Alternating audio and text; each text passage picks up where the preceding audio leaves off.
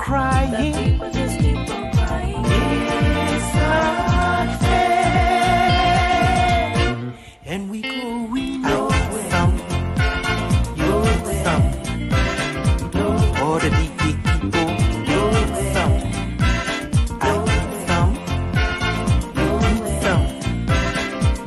All the roadside hustlers. Nowhere.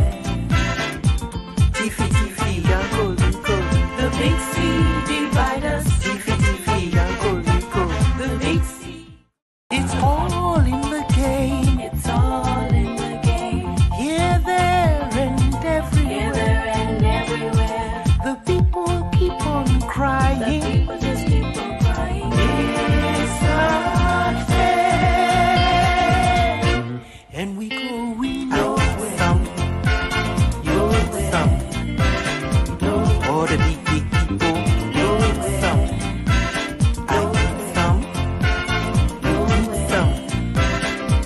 All the roadside hustlers. Tiffy, Uncle Rico. The big sea divide us. Tiffy, Uncle Rico. The big sea. It's all in the game. It's all in the game. Here, there, and Here, everywhere. there, and everywhere. The people keep on The crying. people just keep on crying. It's unfair. And we going nowhere. Nowhere. All the big people. Nowhere.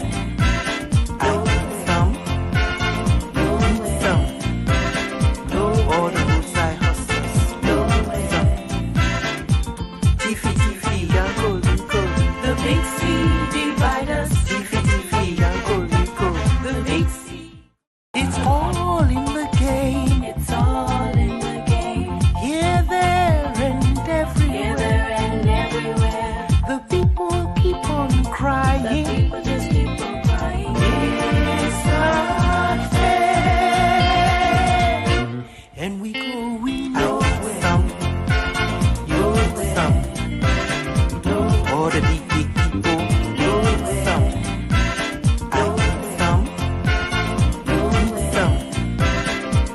All the roadside hustlers.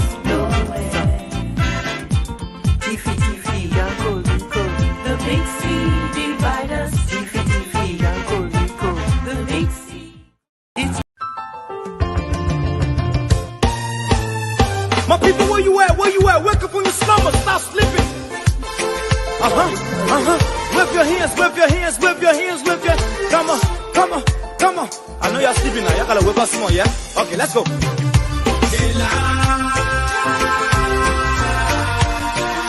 The people who us, the people lie to us.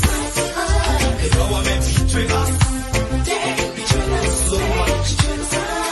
I said they lie. The people who us, the people lie to us. The government betray us. They can lie, they can steal, they will not know. I said we tired with their lies. We tired with their promises that led us to all our damages. We tired with their speech they preach indeed, and now unique they deceive us. The thing we saw, it frustrate us. So why can't you lie? Why can't you steal? Why can't you allow the citizens to be? You see, we just tell you that why we voted you. But you screw us, you screw us, you use us and later on abuse us. So why? The government should lie. Why? But that's the question that we ask. The people screw us, the people lie to us. The government betray us, so much. I said they lie. The people fool us, the people lie to us.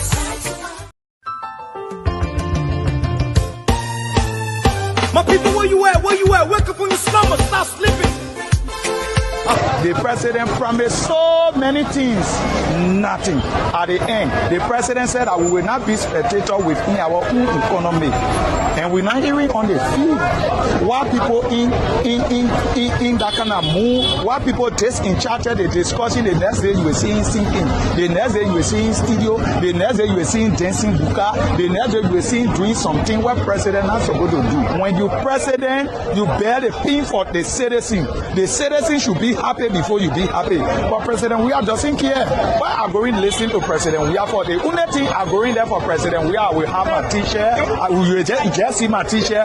Goodbye, Mr. President. Grade the president 10%. Look at JFK. Somebody not get money. $700 government hospital charge the person go jump, running away, the person die. So I'm a praising. My final was that we want a peaceful election. All the fire officials or anybody that was sanctioned by the U.S. government, we are taking protest, maybe February 4th, to the U.S. embassy to let the U.S. government know that no sanction official must partake in our election.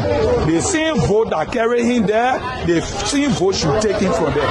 You know, it's slow because the economic system we have in the country. People priority is school, and how to get the money is not how. So how many people want to put money in their school? So to have to work in mass before even getting to what we want to do. And 400 just for sustainability. Yeah, as profit.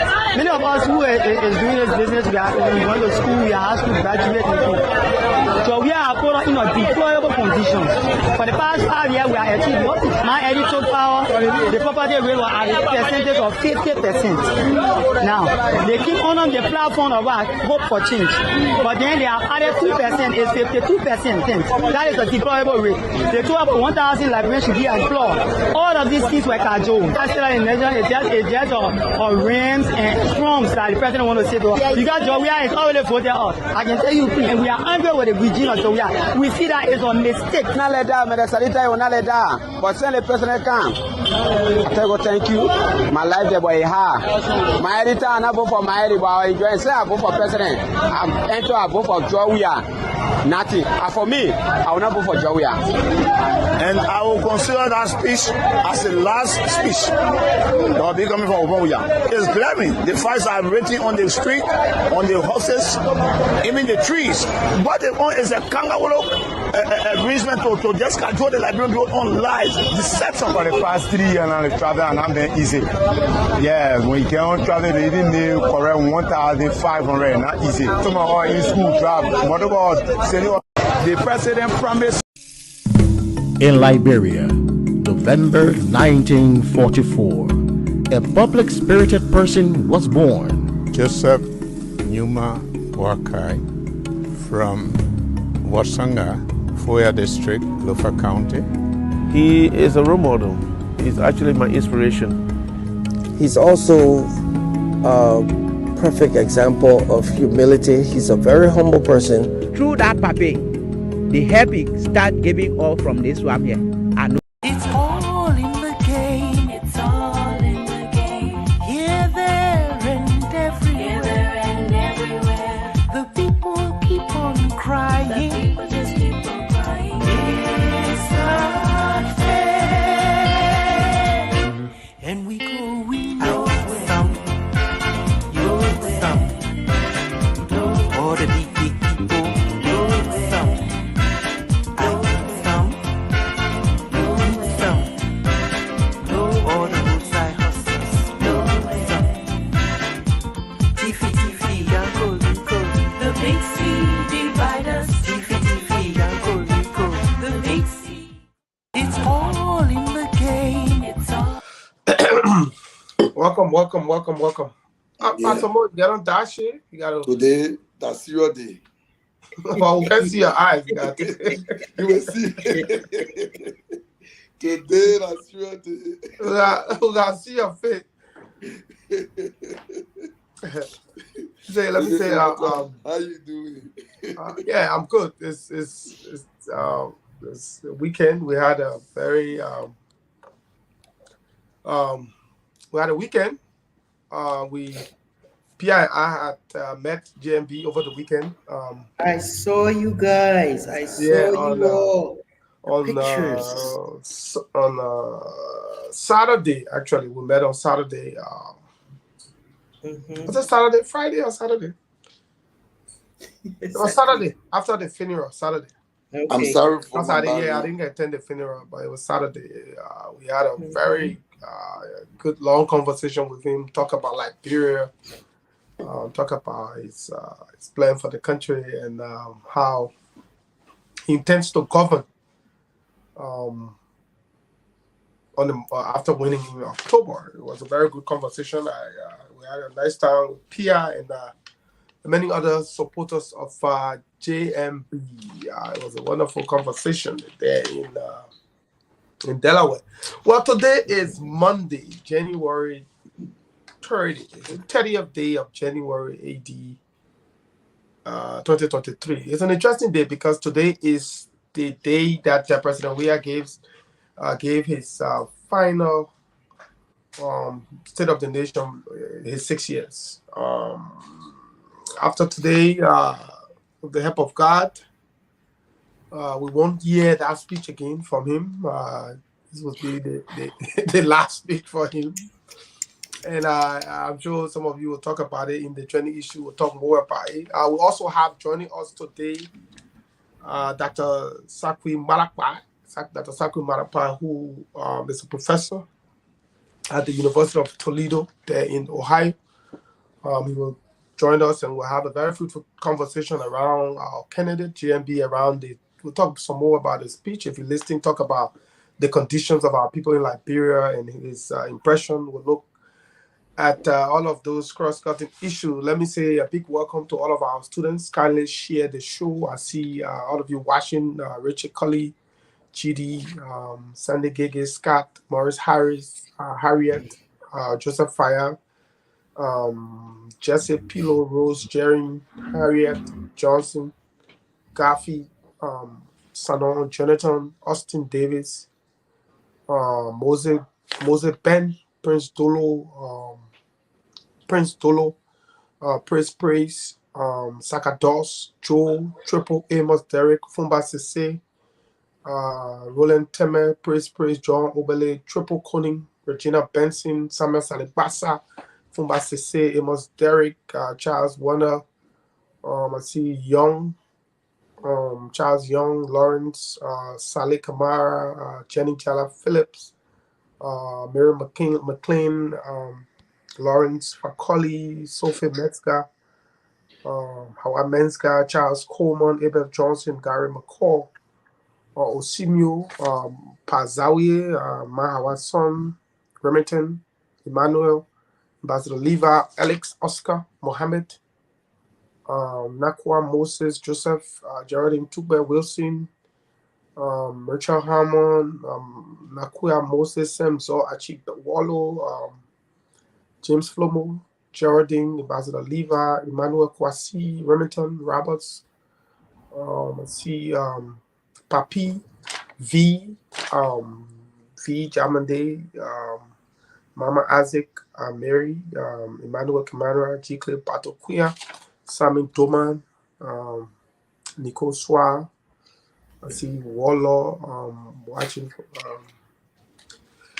I see Isaac Jackson, Kona Koto, Famata Weeks, Dixon Rebel, Cecilia Badio, Bemu Joe, Marcos Semso, James Neal, Raz, Janga Connet, George, Bono Jackson, Julius Conant, Tamba, James Fala, Fumi Masikwe, how are you? Fumi Sidiki Kamara, Rita Temet, Jose Kamara, Jose, I see Jose Davis, Rita Temet, Sam Sie, T Makase, Samuel Kamara, Sondieta Keita, Wilfred, CBO, Henry CBO, Cornelius Hunter, welcome, Mr. Hunter, Lamin Conant, Prince, and everybody, Joshua, and all of you, Rita, and everybody, welcome. Kindly share the show, Tamalami, and everybody, Alfred Jacke, Cornelius Bala, kindly share the show, Benedict, William, and all of you, Rufus, John Green, how are you, my brother, Kit Johnson, Mohammed, Isaac Molu, all of you, kindly share the show. Let's Waka Hina, let's get as many persons as we can here to have our conversation. We come to you live on Bushra Radio FM 98.1 in Monserrado, Premier FM 98.1 there in Banga, Bon County, Radio Tupa FM 89.1 in Grand Bassa County, Voice of Lofa FM 99.3 in Vonjima, Lofa County, Radio Joy Africa FM 97.5 in Margibi, and of course, Voice of Pampa FM 106.5. Guys, one of the major trending issues today, I'm not sure any of you listen to that long-winded, meandering, and useless speech, more like a recitation from the president. We're having feedback from somebody. It's me, I'm sorry. Yeah, let me just mute you a little bit. It's you. You in the studio playing your No, it's not me, man. It's Edemiata getting feedback. I'll stop that music a long time. Except she listened to some device while she on the show, maybe. Yeah. No, it was me. I was trying to. And you know, kindergarten with a machine. You don't want me, man, please. Yeah, I do. Remind me. You know, I don't know how many of you listening to that crap that we are today. That's why I was talking. I said, hurry, finish, let's start our show because it was long-winded, meandering. The president was mispronouncing, really like a third grader. Could barely understand his own nonsense. And instead of it being the state of the nation, he thought to give a report of his stewardship over the last 5 years. We've said it yet before that in the last 5 years, President Weah has only succeeded in 8% of his promises. 24 out of 294, only 8%. If this was in any school, NTR, they give you NTR. You're not going anywhere. It's complete NTR. And this is where they sing the song to you, say goodbye to you, teacher. And I was laughing on Facebook because the flow of different messages coming from people. Some people talking about go Papa, go where your PB lies. You remember that song that came till up time? But I mean, it's fun. Let's talk about it. Let's laugh. Let's go. Let's hear what you have to say. And let me say welcome to Chupo. Yeah, sorry for all the mix up. You know, Pia, I gotta meet you. Let me say welcome to Chupo all the way there in Banga. Chupo, you gotta listen to the speech in Banga there. Yes, actually listened to the show and it was actually on the speech was air? Say that? The speech. Yes, the speech was aired on Premium FM here in Banga, and you always say your data on that recitation. you know, it's actually called to duty, and the management actually deemed it necessary to do that because, the people in the radio land so that they can listen. Exactly. What exactly listen to the lies. But I'll dig deep into some of the nonsense that was spewed by him. That speech was more of a farewell speech, and thank you, Rufus. It was a farewell speech. I think it was his final goodbye. 6 years of I say it was the end of an era. The mistakes we made in 2017, well, the mistakes, quote unquote, that we thought we made. We know what happened in 2017. Finally, 6 years have come and gone. People thought 6 years was more like was 25 years. Many of them lost their friendship, treated people with disrespect, abandoned their constituents, and now they are back 6 years later thinking that they can hoodwink our people into believing that they offer anything better in the next 6 years. October this year, hopefully, and I'm sure we can put them out and bring into leadership a more experienced leader, somebody who has a nuanced understanding about the issues. Joseph Boakai is certainly that man. That's why we're supporting on this platform. We've stated that times about number that he is our candidate and he is the best person who can steer the affairs of Liberia in the next 6 years. So let me begin with you, Pastor Mo, and I know you've been following events across social media. What's trending on your end? Well, I want to thank God first for all of us to be here again. This is the election year. We thank God that we are counted among the living. I want to say good evening to the veterans, lady there, our mom, Auntie Miata. Also, I want to say good evening to Chupo. Welcome back. And the rest of the team, to our many viewers that got us here. As the Dean said, keep sharing until you reach 1,000. You guys are doing well. Keep sharing. I want to say good evening to our many listeners there in Radio Land. I can't wait for the class reload. Somebody can text me on Tuesday. Are you guys coming on today? They can text me on Thursday. Are you guys coming on today? I said, no, when? They say, okay, we're not missing. But I want to say thank you to the rest of you, searching to get the facts, news, and come and deliver it. I think we are doing a great help to our people. There is a lot of training issues in Liberia. It is a lot, but I can't cover all. But I will just say a few that I believe caught my attention. I listened to a video from the police director speaking with authority and threatening the Liberian people and talking about anybody start violence in this election, they will go after them and they will defend the nation with their blood and sweat. I think the police director missed the whole mark. I think he misdirecting his ammunition to the wrong people. Because if we check violence history during the election, the CDC that has been causing violence and who have been arrested. So the police director cannot threaten us, but we can warn him. Because if he think he can threaten us for them to rig the election, they lie because some of us will be in Liberia. And he not more trained than some of us, because when some of us was in operation, he was working, he was assigned in logistic, distributing uniform. That's the job that I know him to be doing. When we were in full operation, when Monrovia was upside down, we were in full operation. So he can't threaten anybody. So there's a caveat to you. It's not a threat, it's a warning. You better rethink on what you said, but we got you on tape. The next one you have to do with Bit 12 in is that River G? River says. River says something interesting took place there. I don't know if you guys read it in a front page newspaper. This guy that should be running against him had his billboard up. Bill 12, this guy name is Andrew Peters. Andrew Peters had a billboard up where Bill 12 went to have his rally, and his people broke down Andrew's Peter billboard, and it created chaos.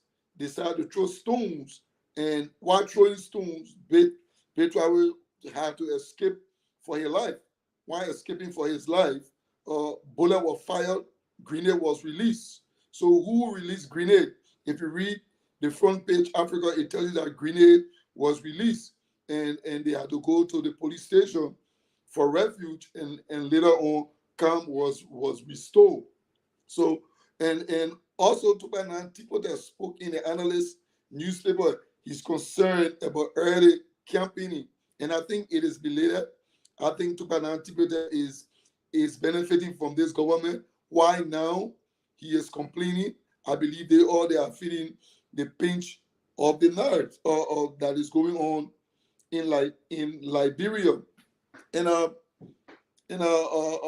most of all, an advocate, a voice that have been speaking against the government. Prince Colley, head of the Yana Boys Association. I saw JMB posted his photo because apparently he and JMB has been in constant contact. And as I learned, he was hit by a vehicle. Up to now, they can't find the vehicle. So this government has the way of silencing critical voices, and it is saddening because I don't care what they do, the people will speak up, but let me start there. I know we'll go into George Weah State of the Nation address. I hope we can go into it. Thank you. Thank you. Chupo.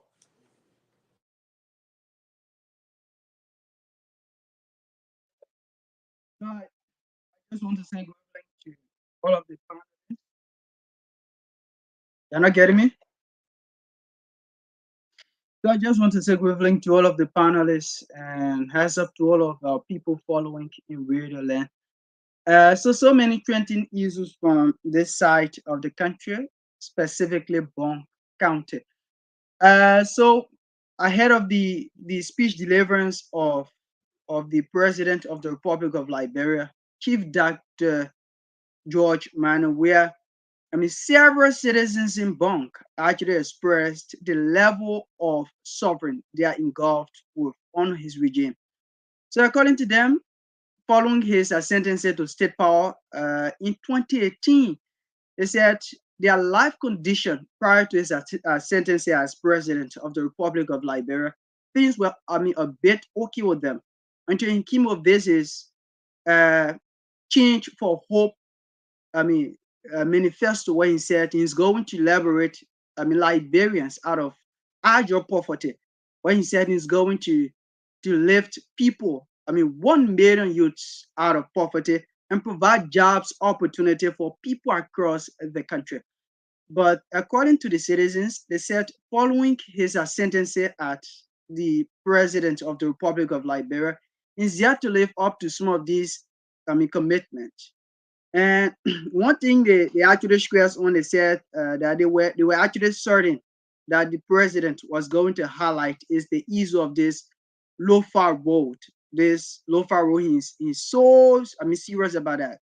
Is actually nearing completion, and maybe in a month or two from now, the road is going to be completed. But citizens who I spoke with on the low-far road, they actually made it clear to me that in fact the dust on that road, I'm talking about the low-far road that he stressed in his annual message, that the road is nearing completion. He said the road is very dusted up, and contrary to what he said that the road is nearing completion, what is there about 65% of the road is yet to have paved cement quota. They say about 65% of the road. So that's contrary to his message that I think 45 plus kilometers of the road is actually completed on his watch and is going to be subsequently turned over. So some of them said, that speech he delivered, that's what they believe, that speech he delivered is actually his farewell speech. Because some of them said he has done nothing, absolutely nothing, quote unquote, because I'm quoting them. He said, they said he has done nothing, absolutely nothing, to alleviate Liberians. I'm talking about the ordinary citizens from agile poverty. Because according to them, there were so many promises he made, and some of which he's yet to even fulfill.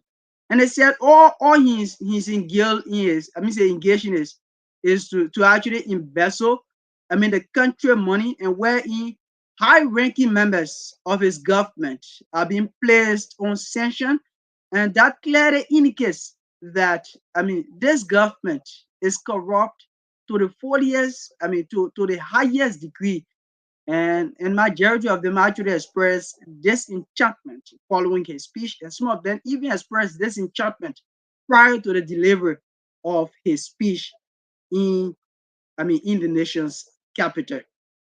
And to just conclude quickly, citizens of Bonk are actually expressing concern over why the Ministry of Agriculture is not being given to citizens in Bonk County. Because a reliable source, I was informed by a reliable source that, the Vice President of the Republic of Liberia, Chief Dr. Joe Howard Taylor, has the power over the Ministry of Agriculture, and another agency, that's another ministry on her watch as Vice President, that she has power over to actually appoint or to make recommendation. that, a particular minister can be taken. But then the citizen said, as a vice president who hails from Bond County, a two-time, senatorial candidate, a two-time successful senatorial candidate in Bond County who won, on a successful two-term election. He said, you cannot be this devilish to your people in Bond. Because you who have, authority over the Ministry of Agriculture, and then you took that position because Osuna Bank was actually occupying that position prior to in recent time. This Osuna Bank was actually occupying that position, and then they actually went against him and took him from there on grounds that he was not having, the required education as per what they said. He was not actually having the required education. And then dozens of the citizens said, okay, if he doesn't have the right education, then I guess another qualified sons and daughter of this county will actually be given that position. But contrary to many of them believe, that position was taken from them and was not given them or any other ministerial position.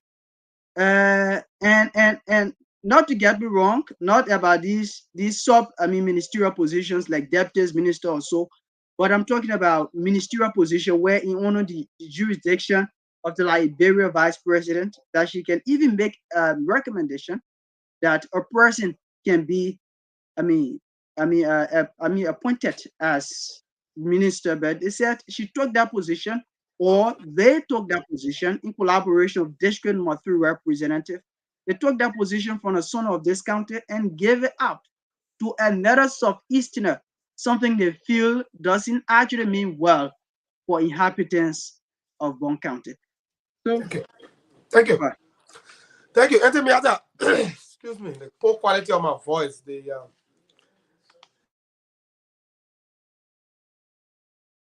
You're muted. Okay, I'm muted. It's good you didn't hear that. Good evening, everybody out there, Africa and Europe, and early afternoon to our friends in the US. My trending issues very, very, very quickly. It's a pleasure to be here, by the way. And I'm very excited about tonight because we're going to host Professor Malakpa, and I'm looking forward to meeting him. I started reading his book. Okay, I've highlighted this before, and I think it's only right that we keep highlighting it. The growing trend of ritualistic killings in our country worries me. It takes me back. It takes me back to the 60s and the 70s. And I keep asking, have we not learned anything? And what even got to me, I'm talking specifically of the 2-year-old baby, information coming out, is that her grandfather was involved. And this is not surprising for me, because as we've seen in the cases of rape and other abuses,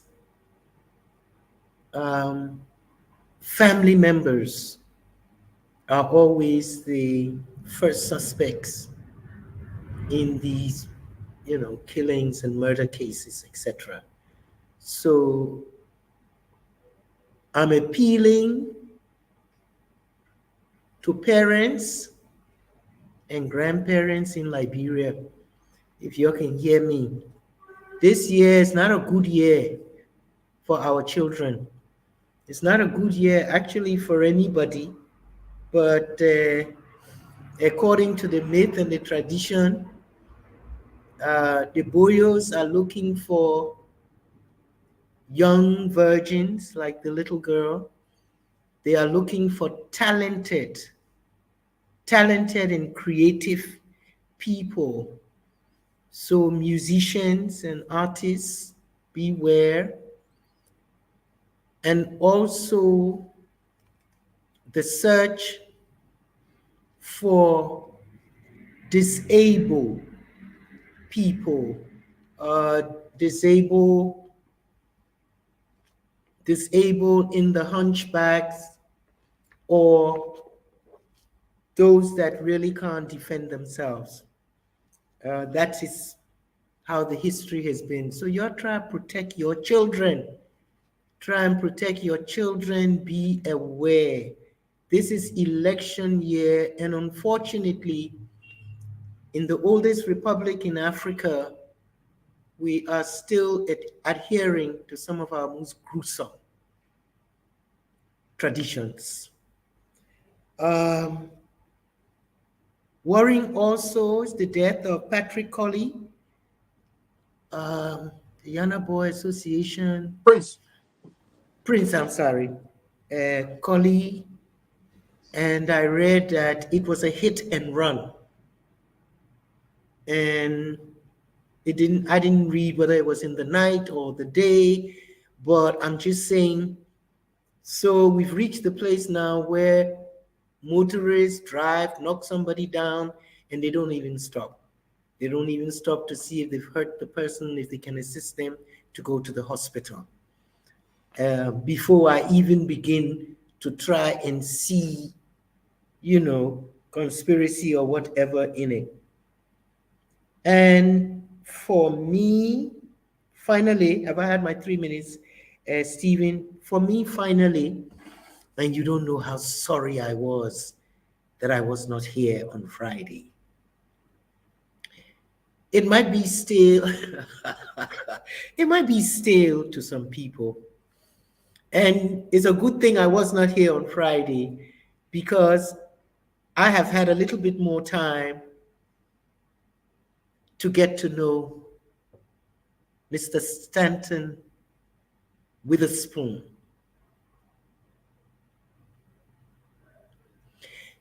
The story of Stanton Witherspoon is not just about Stanton Witherspoon. It is about us Liberians. It's about us Liberians. Because as a Liberian, my country name all over the US in a crime like this, unlike other people who want to pray for Mr. Witherspoon, I'm angry. I'm hurt. My country is now portrayed not only as a shithole country, but as a drug nation. And now our citizens are going abroad and creating and participating in crimes that bring us to the fore. And others say we should pray for him. It is an indictment of us Liberians. No more values, no more standards. Because I asked, I left Liberia in 2018. I keep up with the activities of my country on a daily basis. Before I left, I had never heard the name of Stanton Witherspoon. Before I left. But in a matter of 3 years, this gentleman was able to come to my country, our country, and literally buy up everybody until he had the direct number to the Minister of State, to the President, to the Speaker. Simply because he had money. And I got some other friends there who were running behind him too, but when I called their name, because I know they were just catching hard time. Everybody running. This man comes into our country, buys up radio station, set up information to be an influencer in the politics of our country, and nobody saw anything wrong with it. Nobody asked questions.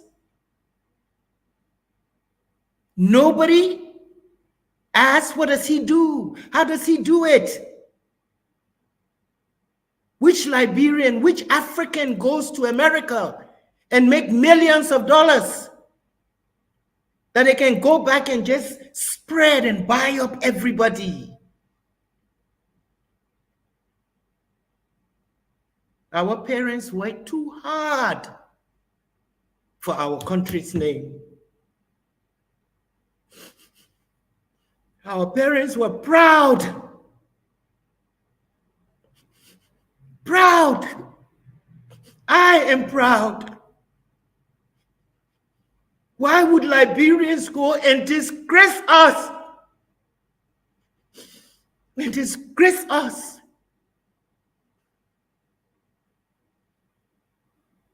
Liberian nurses who went through the system, they're sitting down there now questioning when they will call them in. When did we become so greedy, my people? When did we become so greedy?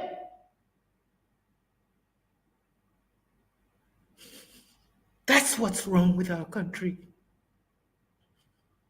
This is an indictment of us, Liberians, to show where we have come.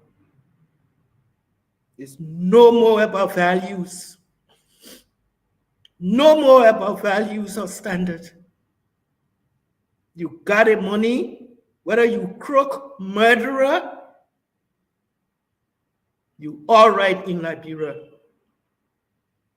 I want my children, my grandchildren to come back to my father's country. And that is not the Liberia we want. So all of us need to check ourselves. Thank you. I mean, any other, you couldn't have said it. You couldn't have said it any better. What we've witnessed in the last year has been something that has brought more shame to our nation than even during the war years. 3 of our officials were publicly disgraced for corruption. We saw that the U.S. arrested, first it was Sheikh Bashir. Yeah. Went to Monrovia, used his wealth to gain fame. Then it was Cassell. Went to Monrovia, established a political party, started making headway across the country only for him to have been arrested. And then came Stanton. But it speaks. Don't forget Ellen Cochran. Ellen Cochran, yeah, Ellen Cochran also. It speaks to how the new dispensation about wealth in politics and how when you don't have money, people don't value you. This is an eye opener to many of us that instead of us valuing earnest people, people who are honest, people who work hard for their resources, we tend to pay more attention to people who we don't know, no trace of how they got rich, but who will go home and just dish out money to people is something that we should all pay attention to. But let me welcome Martin Colley. Martin Colley is an ex-Liberian activist, as he calls himself. Martin, welcome to the... Martin, you need to bring your camera down a little bit. Yeah. We can barely see your face. We can barely see you. That's much better. Yeah, that's much better. Martin, what's trending from your head? No, but we still can't see your mouth, my man. Do that camera. The writing cover your face. He trying to hide the fact. Well, Marty trying to download. Marty, what's trending for your end? You got 3 minutes to talk. Marty, you muted. I actually cut off my other light. I was sleeping. I just woke up to the show. I knew you lost track of the time. Yeah, I just woke up and my light is still off.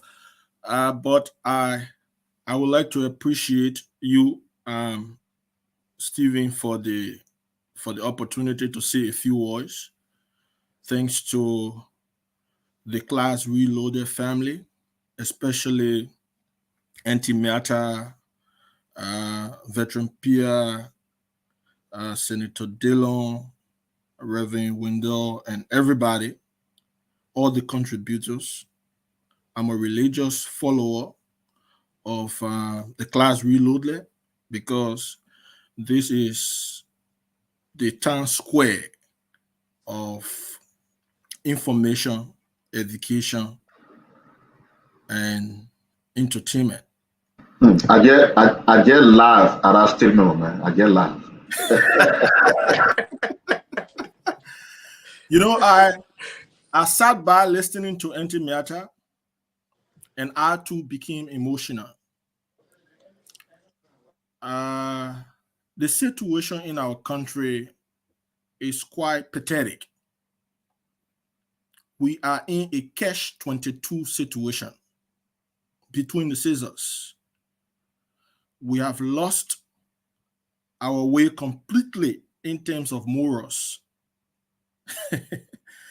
The value system of the past is no more. And we need to bring it back, because if we don't, the next generation risks a lot. I see a lot of people praying for criminals. Prayer now is a commodity in Liberia. It is on sale. It's unfortunate. The other day I checked, it was Nathaniel McGill, an entire prayer band in Magibi. Instead of them praying for McGill to restitute the stolen money, they are praying for the U.S. government to relieve the sanction of McGill. Can you imagine? When did we reach this far? How come? The man stole millions of dollars from you, deprived your children of quality education, deprived you of basic primary health care, and you are praying for him to steal more? You even want to make him senator at your expense?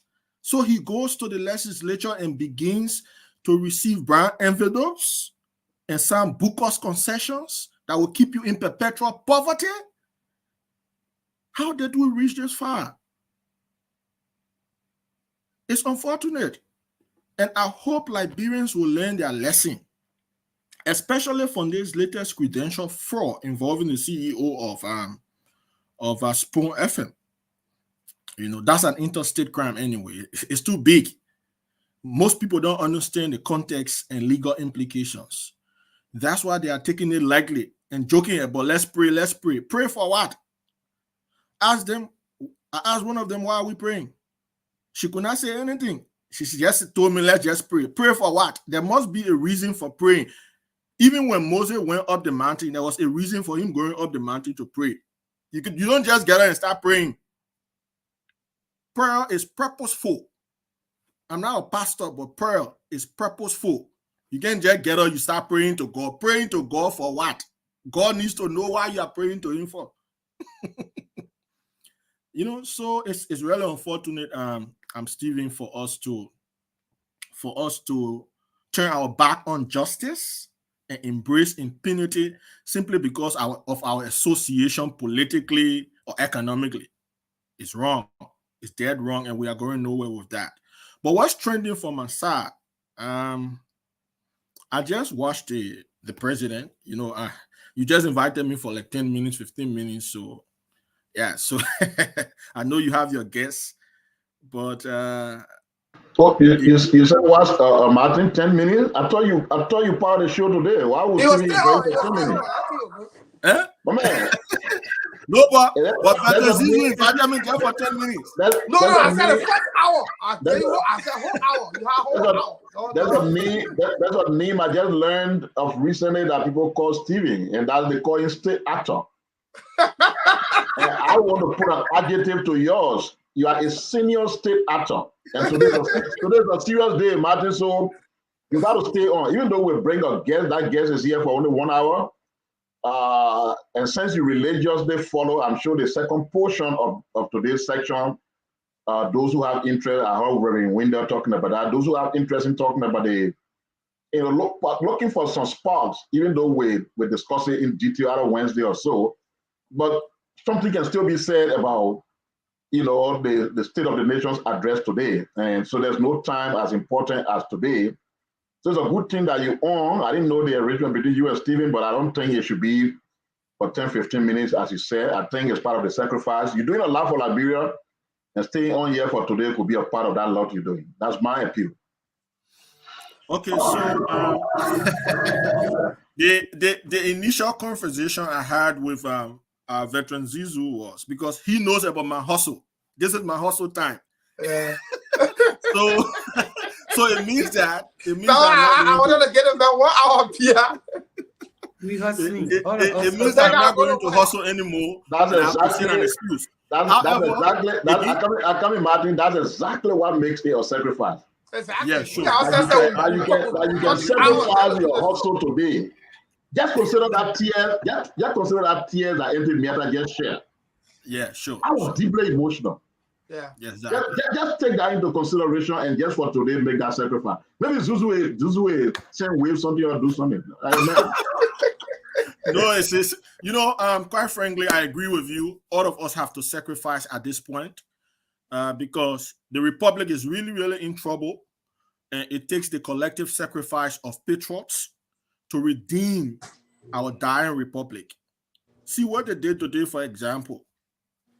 The purpose of the State of the Nation address is to talk serious business, not to go and be clapping and chanting battle cries.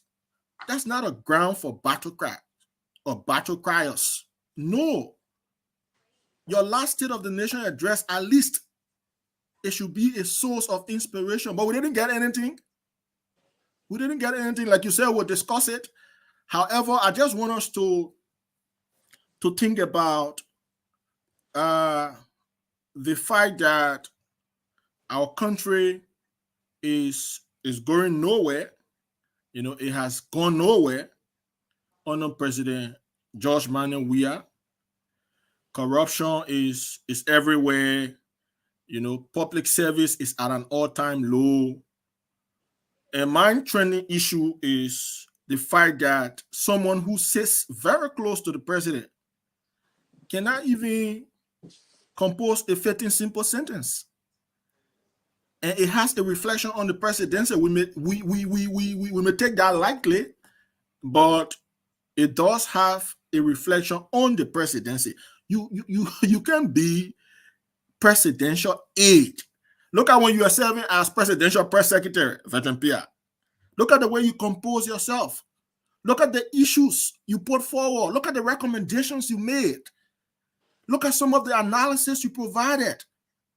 People respected the presidency because of your voice, your intellect.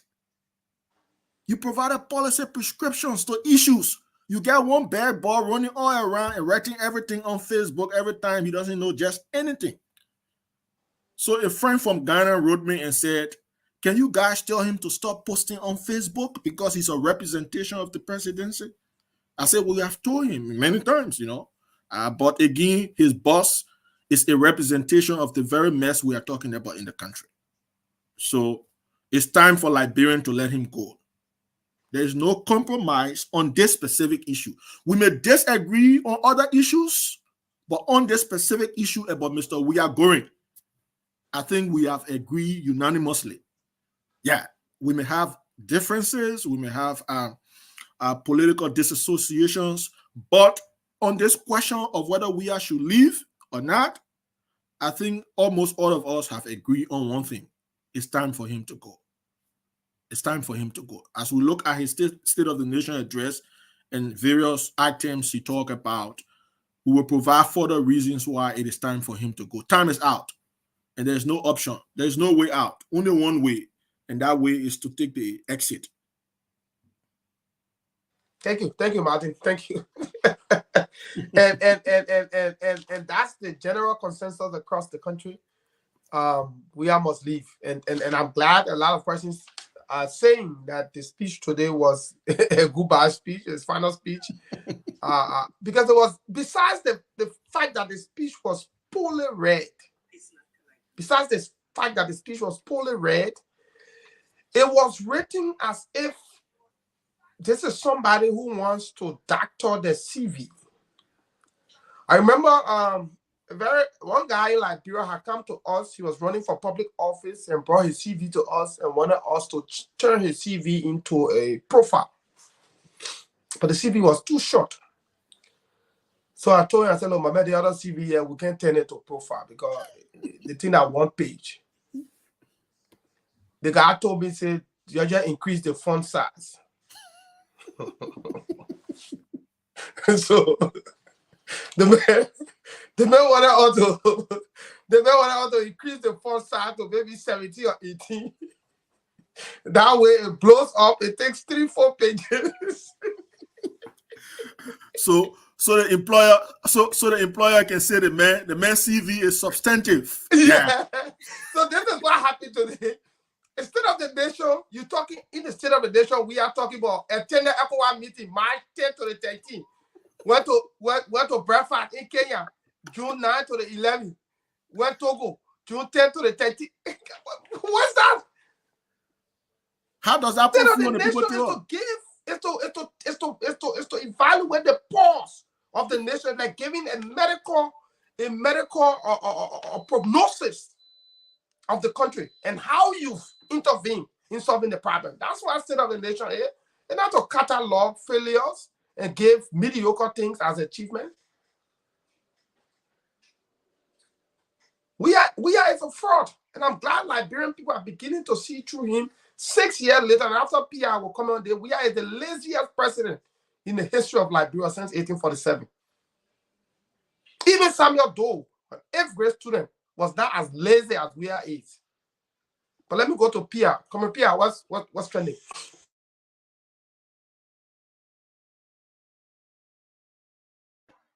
Thank you.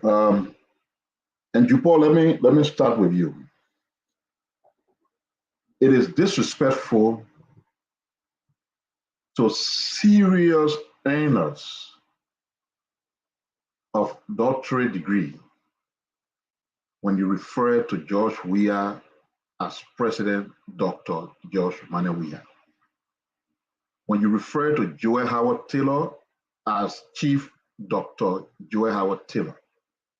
That's provocative, that's annoying, that's disrespectful. Exactly. The guest that is about to come on here, he holds a doctorate degree in education from the Harvard School of Education. They didn't waste it on him. They didn't confer it on him. So when he comes on and Stephen recognizes him as Dr. Sakwi Manakwa, that is because he struggled in not just any school, but a school at Harvard to be called a doctor. If these people have their people dumping tattoo on there, don't help them to elevate it. Nobody with an honorary doctorate degree should be happy to be called Dr. This. That should tell you how unserious these gangsters are. And if we are enabling them, then we are like part of the problem they're creating. So you're a young man. So I just want to appeal to you, stop calling them doctor. They are not. They are not. The people conferring these doctorate degree, the honorary doctorate degrees on Weah, Joel, and others, they're not qualified. They don't even offer doctorate degree at their own institutions. But yet they can just waste it on people and call them doctor, doctor, doctor. And we should not encourage that. Honor this son in the heavens, die, come back. I can never ever refer to anybody, not just about Weah. I can never refer to anybody who carries an honorary doctorate degree at Dr. This. Ellen Johnson Sirleaf, I think, was given one. You never heard anybody calling her Dr. Ellen Johnson Sirleaf one day because she knows better and she didn't want it. That's my first issue. And then after I couldn't board. We had a fee for our country. What I saw you doing shows how hurt many people are about what we see in our country. For some people, all you need is money. Sometimes you get on Facebook and you see people who want to criticize Stephen, they want to criticize me and other people for playing the role we're playing.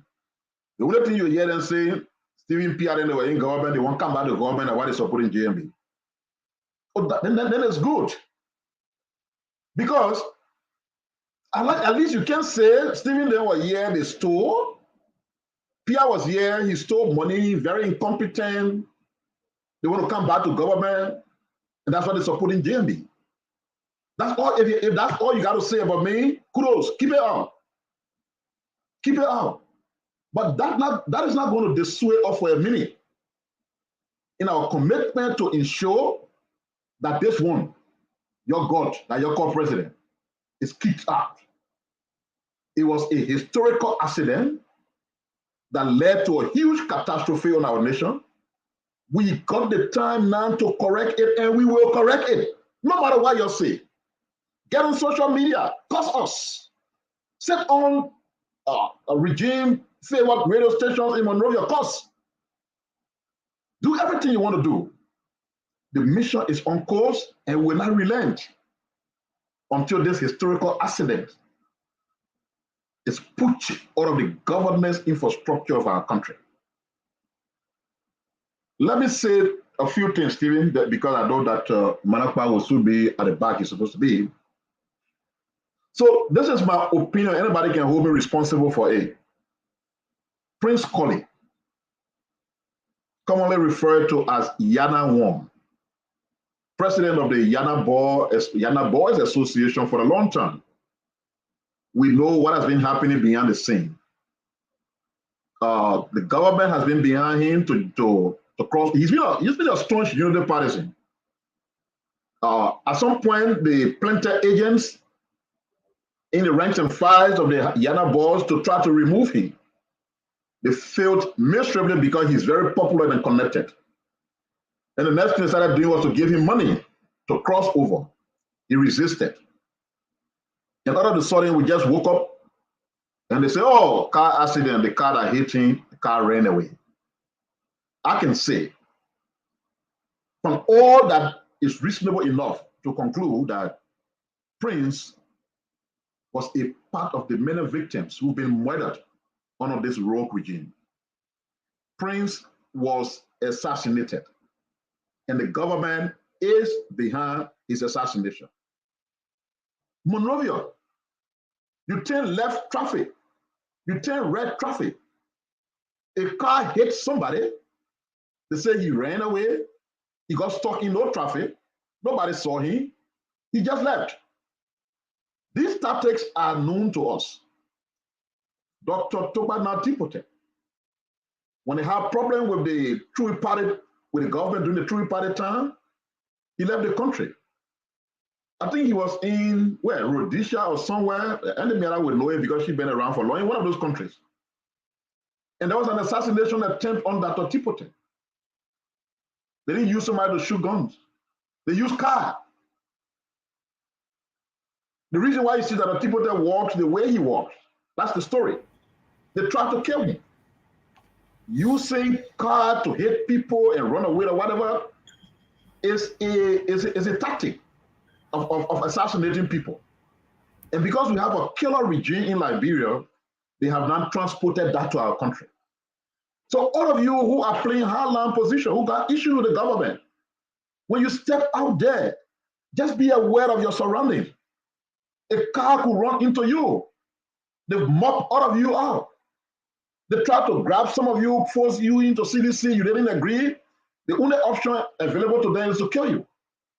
They killed Prince. Prince was murdered. Prince is among the victims and the many martyrs that include Bate Nyesua, or Vamputu, or Gifty Lamar, Abba Peters, Bate. Yeah, just name them. Prince has been added to that list of people who have been murdered by the criminal regime headed by Weah. And it may look that they're gone free, that's what they think. But as I always say to these people, the day of accountability will come. Weah is a demon. Weah, look, if I tell you what Weah has done to some of the kids, which I will not say in detail now because we're not being authorized to, what he's done to the kids of some of the people he killed, how he's lured them into illicit behavior, splashing our taxpayer dollars on them, and kids having no way of survival fell to those nonsense for somebody who killed their father. This man is a demon. If you have a demon presiding over your country, you're in trouble. And that's why we should do everything in our power to get. And that's the reason why most pastors, man, Martin, Stevie, I got no freaking respect for most of these people. You listen to Prince Johnson on Sunday. I always tell people, for me, I don't care about the messenger. I pay attention to the message. Because when truth is being released somewhere, I will not close my ear to the truth because I have a problem with the messenger who is relaying the information. Prince, since the disagreement with the Weah regime has been consistent. On Sunday, he was in a church. He described, and this is why you should take it serious. Prince is part of the people who made Weah. Prince is saying what we have in Liberia, headed by Mr. Weah, is a sword regime, S-A-U-L. Reverend is a pastor. Many of you here are not pastor, but you go to church. You know who Saul was. You know who King Saul was, the kind of leader he was. Prince Johnson now says he's a pastor, a little bit knowledgeable about the Bible. He says what we have today is a Saul regime. And he was giving all the reasons why this regime is a Saul regime. Among some of the things he said, he supported some of the things Eugene Fagon said. He said people are being killed by this regime. He gave a particular example. He said, and when Prince said that, I listened to him. You all know Prince is a rebel. Prince is a fighter. He plays with gun. He fought the war. And he stood in his church on the altar and asked the people. He did a hand like that. He said, when I put a gun to my head like that, when I shoot myself, what will happen? The people say you will die. It's the truth. When I put gun to this head and I shoot it just one time, I'll be dead. He said, but the people said the EPS officer in Nima put a gun to his head, shot himself 3 times. What happened after the first time? Before he could even be able to do it for the second and the third. And then he went to the example again of Gefty and Albert. And he basically confirmed that this government was killing people. He said all the negative things about Weah. It was just this Sunday. If you got a chance, listen to the tape. And he said, what we got. I share all the Yeah, he said it's a Saul regime. And then he outlined many reasons why the regime has failed. No job, everything messed up, no security, no this. And he said all of that. Now, you can have problem with Prince Johnson. But Prince is confirming something that we all agree with. That the Weah government is a disaster. It's a catastrophe. And this is my disappointment, right? This is my disappointment. Let me just chip in. Yeah. You know, we have the ministry. You pay attention in the background. Dr. Marapa is there, so once we. Yeah, we don't be done. I was. So quickly, 1 minute. Yeah. We have the Ministry of Justice. And the mandate of the Ministry of Justice is very clear. To persecute state crimes. Murder, for example, is a criminal offense. To be specific, first-degree felony. Eugene Fagon was the acting minister of information when Gefty Lama and Albert Peter were murdered. He comes to us after a few months or after 2 years. Yes. And tells us, look, I was the minister of information. I had all the information about these killings, these deaths. I'm telling you they were killed. In less than 2 weeks, a certain senator confirms what Eugene Fagon said. But the Ministry of Justice is still quiet. And I can understand why they are quiet. because those autopsy reports were manufactured. They were doctored. The minister was compelled to lie. Senior government officials now are disputing his lies. As a result of that, he's embarrassed. But there should be an investigation into these mysterious deaths. Prince Johnson also talked about the 3 missing boys. How far are we with that investigation, my people? He talked about the other guy, the other police inspector who died in Grand Gide. How far are we with that investigation? How far are we even with the gun, quote-unquote, cache of gun investigation? Right. They created serious commotion recently about cache of gun. How far are we? What kind of country is this? You just instill fear in the people. You use belligerent tactics, Machiavellian approach to create public uproar. So you have your way. You know, we ain't going anywhere if we can deal with impunity. And the Ministry of Justice should be held liable fully for not pursuing this specific case. Justice is required. If democracy doesn't strive, if there's no justice, we are wasting our time. The people need justice, and they will pay Mr. We are the fools in 9 months. Please mute. Yeah, so Stephen, let me just conclude so you can bring out the guests. So what I was trying to say is that all the evils being committed by this government, you see, people who are part of the government are the ones not coming out and confirming them. And we should pay attention to it, even if we have problem with the messengers. I know after that Malapa leaves, we'll be talking to some extent about the State of the Union. Let me make my initial disclaimer. I did not listen. I had no appetite to listen. I got taste for good speakers. I got taste for good writing. That's why when somebody like Martin Colley writes, I go and read it.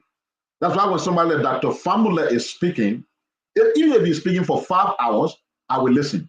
That's why I'm on the internet most of the time, pulling up speeches of Barack Obama and listening to him.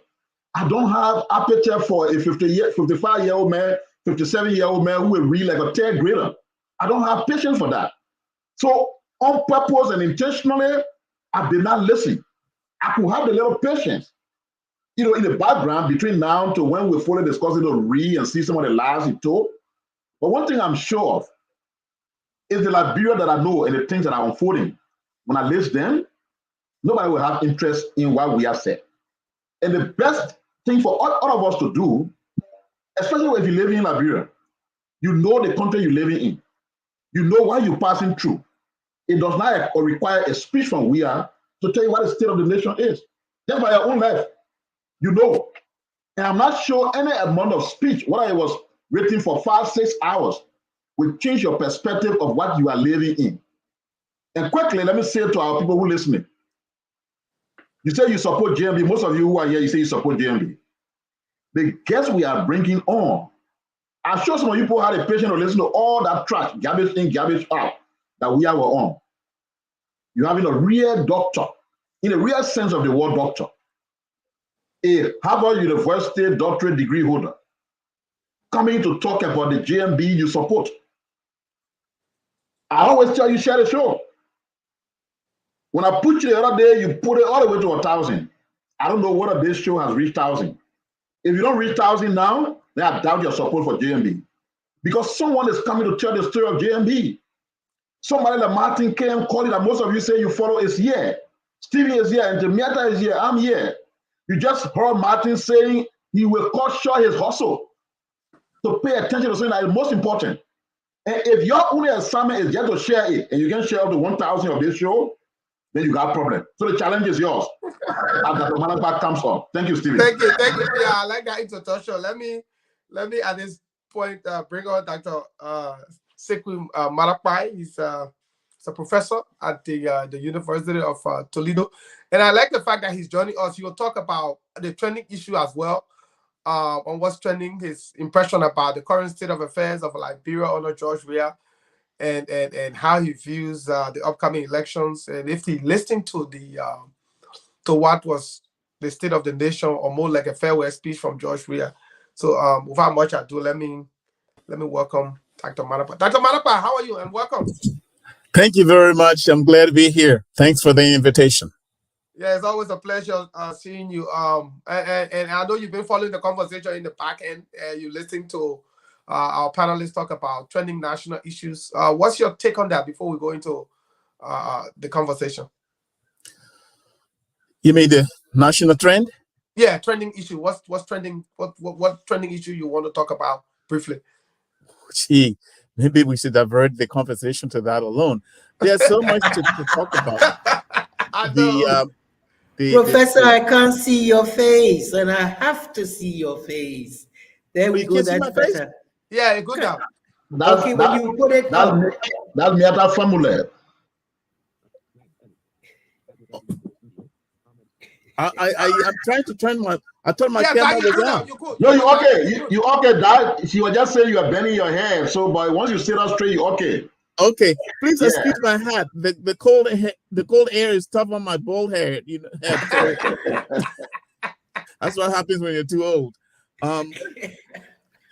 The situation in our home country is complicated. It's pathetic in many ways. It's regrettable in many ways. I've been to Liberia several times. I went to Liberia twice last year. I was there in May to June, and then I went back July to August. And I'm in frequent contact with my family and my folks, my old schoolmates, my friends and colleagues. I keep myself abreast of what's going on through the media, the various pieces of media. My impression is, my understanding is general dissatisfaction among the populace, general regret among the populace as to what is going on. And you don't really need to go too far to see pieces of evidence everywhere, whether it's in the street, whether you're talking about the dirt in the country, in the capital, whether you're talking about the rate of unemployment, unsolved crimes, whether you're looking at schools being dilapidated and the standard of education has dropped so terribly. I don't want to name names, but I was a visiting professor to one of our very prestigious universities, for example, and I was discussing something with the students one time, and I asked them a question that I learned in 5th grade, and nobody in the class could answer it. And I said, don't say you went to college, say you went to high school, because this is not even a college question. So the level of education has dropped. The school system is in, in a horrible situation. You don't need to look too far. So to answer poignantly, there is general dissatisfaction, general agony among our people.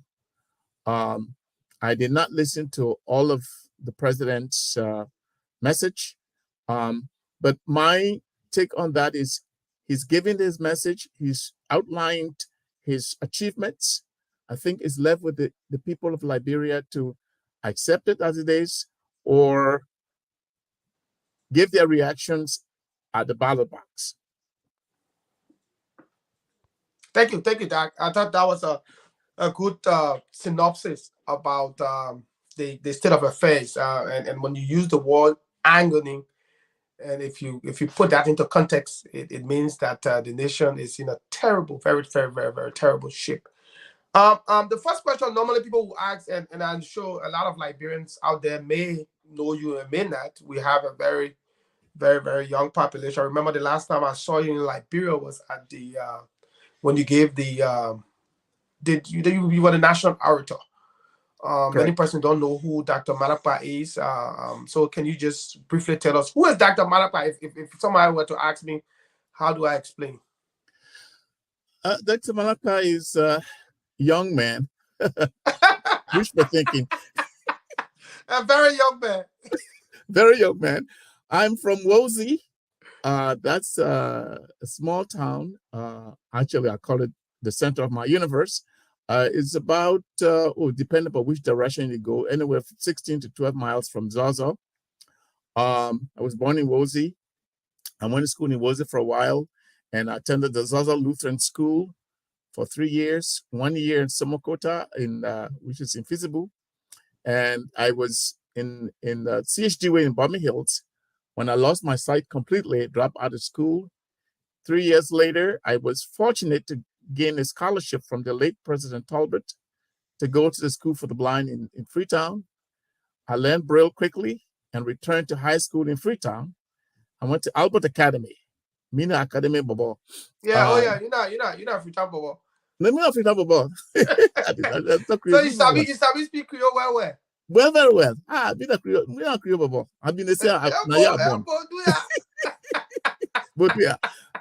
So I graduated from Albert Academy, fortunately, as the top of my class of all sighted students. I got another scholarship. I went to Florida State University in Tallahassee, Florida. I got my first degree in 3 years, cum laude, and finished my first master's degree in 1 year with a 4.0 GPA. I went to Harvard University. I got my second master's degree and my doctorate from the Harvard Graduate School of Education. I landed a position here at the University of Toledo as an assistant professor. I am now a tenured professor with full professor with tenure. I wanted to say full professor with tenure. I have published. I have traveled around the world. I was visiting professor to South Africa, visiting professor to Cotton University. I presented papers in different parts of the world and certainly the United States. I am blessed among all the blessings I have. I'm the father of 3 children. I can't say that in Liberia because I have many, many other children in Liberia. You know our culture. But this show is air in Liberia. Okay, but they didn't hear that. They didn't hear that. Oh yeah, I like the disclaimer. It's off record. They didn't hear that part. They didn't hear that. Yeah, part. that was off record. Exactly. I love Liberia. I've served twice as the president of the Liberian Studies Association, the most professional organization on Liberian studies. I served in various Liberian organizations, from the Lofa County Association, which I was first president, to the Zaza District Association, to the Loma Association. There are all kinds of associations. And of course, ULA, the Union of Liberian Associations in the Americas. And so I'm active in my Liberian community, whether here or in Liberia. And I love to write about Liberia. I love to talk about Liberia because that's my home. Like I said earlier, I call Wozi, my hometown, the center of my universe. No matter where I go, that's my route. Very impressive. And that, I when you talk about your education and how you coming from a small town in Lofa, not too far from Zozo, and your own rise to coming to one of the best schools on the planet, Harvard University. It is, and your own ordeal as a young man coming up. I know the challenges at the time in Liberia and other places. It's a story of I don't know how to describe it. It's a combination of faith, miracle, blessings, and dedication, and being focused and wanting to achieve something for the best of your country. When you look at your own rise, and then you look at how mediocre we've become as a country in terms of and you spoke about the education, in terms of how we select leaders, in terms of the people we put into position of trust to control our governance structure, those who we rely on in terms of national governance, our public bureaucracy, the quality of people in our public bureaucracy, and all of that. And then you being a friend to former Vice President JMB, Ambassador Boakai, draw for us what that kind of leadership that Ambassador Boakai brings to our politics that you think has been missing in Liberia. Let me first say that VP Boakai traditionally is my uncle. He's Kisi and I'm Loma. all Lomas and Bandis and Peles and Mandingos are nephews and nieces to the Kisis. But that relationship is particularly strong when you talk about the Kisi-Loma relationship. Anywhere a Loma man sees a Kisi man, he'll call him uncle. Anywhere a Kisi man sees a Loma man, he'll call him nephew. Anywhere a Loma woman or Loma man sees a Kisi woman, he or she will call her auntie. It's not a relationship to play with because it's blood related. The Loma ethnic group was founded by a man named Faluobo, and he was the son of a Kisi woman. And that's why, Kumba, that's why the Kisis are our uncles. It's not a relationship to play with. That's the first thing. But that relationship has nothing to do with the truth as to who I think and I know Vice President Boakai to be. I've done the biography of this man entitled From Foya to the Capitol, biography of His Excellency Vice President Joseph Boakai, Joseph N. Boakai. To do that work, I not only spoke with him and his wife very lengthily, but I went all over the country. I spoke with his former schoolmates from CWA. I went to Bummy Hills, where he grew up. I spoke with people that went to school with him in elementary school. I went to Foya. I went to his hometown, Wasonga. I spoke not only with his relatives, but I spoke with people who grew up with him. I spoke with people who were against him and still praised him. I spoke with people who work with him, who worked for him. I spoke by phone to people on 4 continents. So I did a thorough research, that's what I'm trying to say, to find out not only my own impression of JNB, but the impression of others. I have many examples, but I'll give you a very good one. There was a Lebanese man who tried to bribe him in Liberia when he was Minister of Agriculture. There was a grant that was to be given to a Liberian or somebody with a business in Liberia with roots in Liberia, blah, blah, blah. And this Lebanese man wanted that grant, but he didn't really qualify. And so JNB said, no, he can't get it. He cannot get the grant. He can't get a contract. 2 or 3 other people, including one Liberian, tried to bribe JNB. It didn't work. This Lebanese man became so impressed with this man. Even though he didn't get a contract, he knew he didn't deserve it. So to this day, the man is one of the greatest admirers of JNB. I interviewed him for the book. That's how I know. He lives not too far from where I live. I live in Toledo, Ohio. He lives in Dearborn, Michigan, which is part of Detroit. So I know he knows who this man is. He said to me in my interview with him, if we had 2 or 3 people like Boakai in Liberia, it would be a much better country. He's a good man. This is the man who lost the contract because JNB was so strict. He is not just somebody who is, a 2x4 administrator. In my book, I outlined several qualities of this man. Anything from an even temper to one who has an incredible sense of humor. Many people don't know that. Yeah. He has an incredible, I've sat with him at his house and he would crack from one joke to the other. To the next. Every minute you'll talk something. But he has to know you. He has to feel comfortable with you. You and he can sit in a room for 2 hours, he may say 2 words.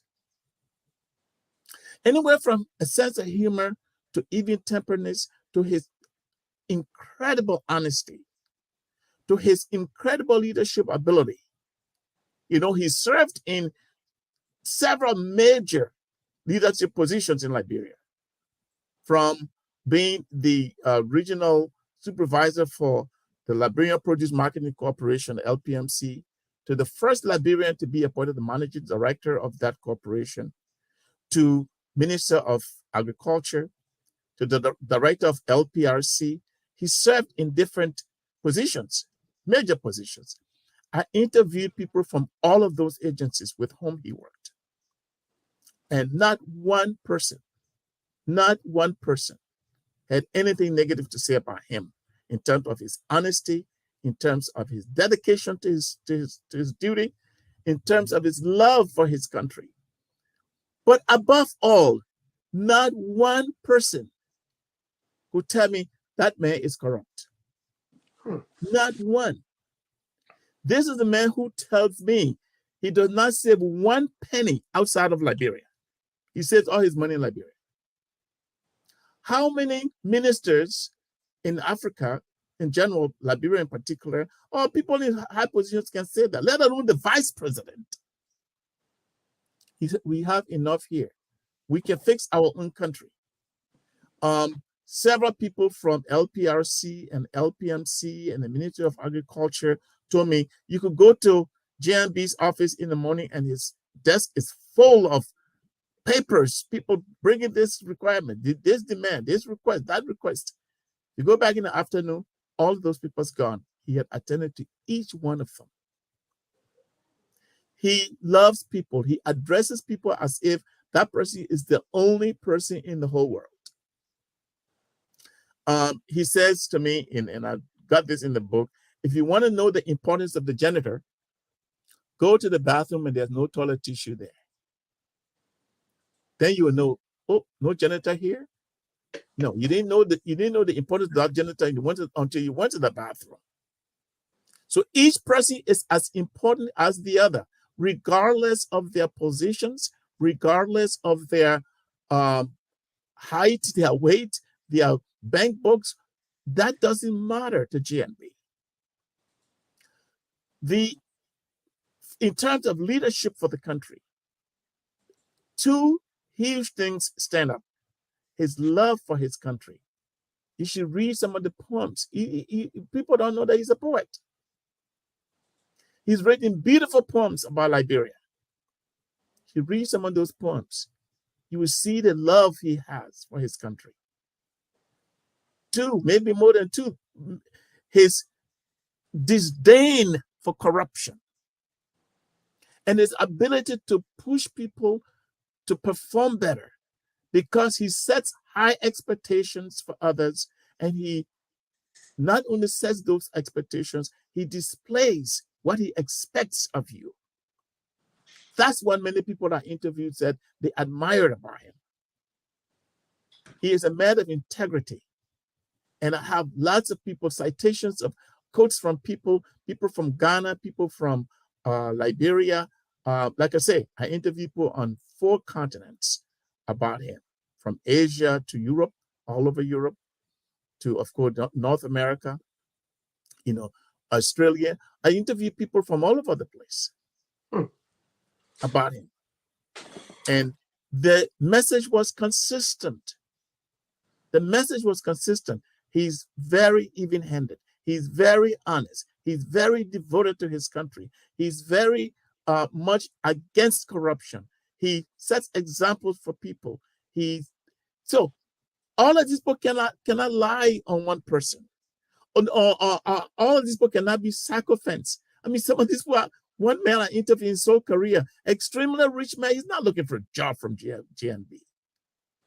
He's not looking for favors, but he respects the man incredibly because of his devotion to his country, because of his sense of honesty, because of his level of integrity. This is the man we're dealing with. I don't support GNB because I'm looking for a job. I don't support GNB because I want, his favors. I support him because I know his level of integrity. I know his level of dedication to his country, and I know his disdain for corruption. Something that he not only demonstrates, but he will expect of anybody who works for him. He is not a God who's going to wave a magic wand and everything for Liberia turns into a day. But I assure you, he's a man given the opportunity to become president who will make incredible changes for the better for the country, because he believes he's destined to do that. Thank you, Dr. Malapa. I very, very strong word. It reminds me, when you read history, and then I'll go to our panelists to ask you. I just want to say this: Martin Luther King, when he was called up to give a speech, and his friend Ralph Abinati was called to introduce him, and when Ralph Abinati got through introducing Dr. King, one of the first things Dr. King said, he said, when I listened to Ralph introduce me and say all these wonderful things, I wonder who was he talking about. That's how much incredible thing. But it's good to have a friend. When he was introduced, he said he felt like an old maid who went to work one day, and her boss said, "And I hear you're getting married." And she looked at you and said, "No, I'm not, but thank God for the rumor." So let me go to you, Marty. Marty, you up next. Let me go to you, Marty. Yeah, Stevens, quite frankly, I listened to the DA, and my first time listening to him, though, and my first time seeing him, his thoughts are really, really impressive, inspiring, and scintillating. I sat back and he kept flowing, about who JMB is. Perhaps he could make a better spokesperson for JMB's campaign. Because the thing is, he gets at the very root of JMB's truest characteristics. Listen to him talking about the number of people he's interviewed across continents, not countries, but continents.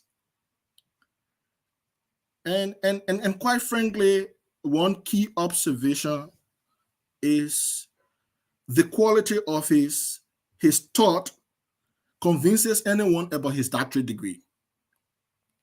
I sat by listening to the quality of his thoughts convinces anyone about his doctorate degree. You don't need to ask whether he has a doctorate degree. Real doctor.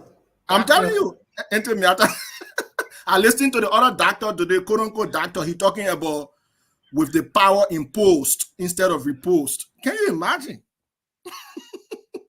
The country is in trouble. And I guess Dr. Marakpa knows about the ongoing work of the CACC. I would like to extend an olive branch to him with his experience and expertise, his qualification. I think it is about time that all of us focus on weeding out fake credentialists. The other day I was on this show, Stephen, and I recommended one important thing. They need to establish 3 codes in Liberia. The War Crimes Code is of essence to our collective progress. The Economic Crimes Code is also of importance to our collective well-being. And the Academic Crimes Code. We need those 3 codes, right?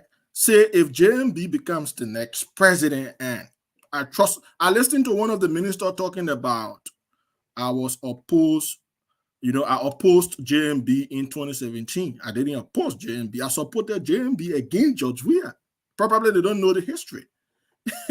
I will support JMB any day against a George Weah. There's no debate about that. No argument about that. George Weah is a fraud of historical proportions. There is no argument about that. How can a George Weah even lead a community as chairman, let alone president of a country? That's an accident. historical accident. A man who could not even manage his own business, to even manage King's FM. Why is King's FM today? He brought Cloud TV. Where is Cloud TV? The ultimate interest of Mr. Weah is to loot. He did not come to lead. He came to loot. He did not come to serve. He came to steal. The pieces of evidence are preponderant. Nobody needs to tell you that the government is a rogue regime.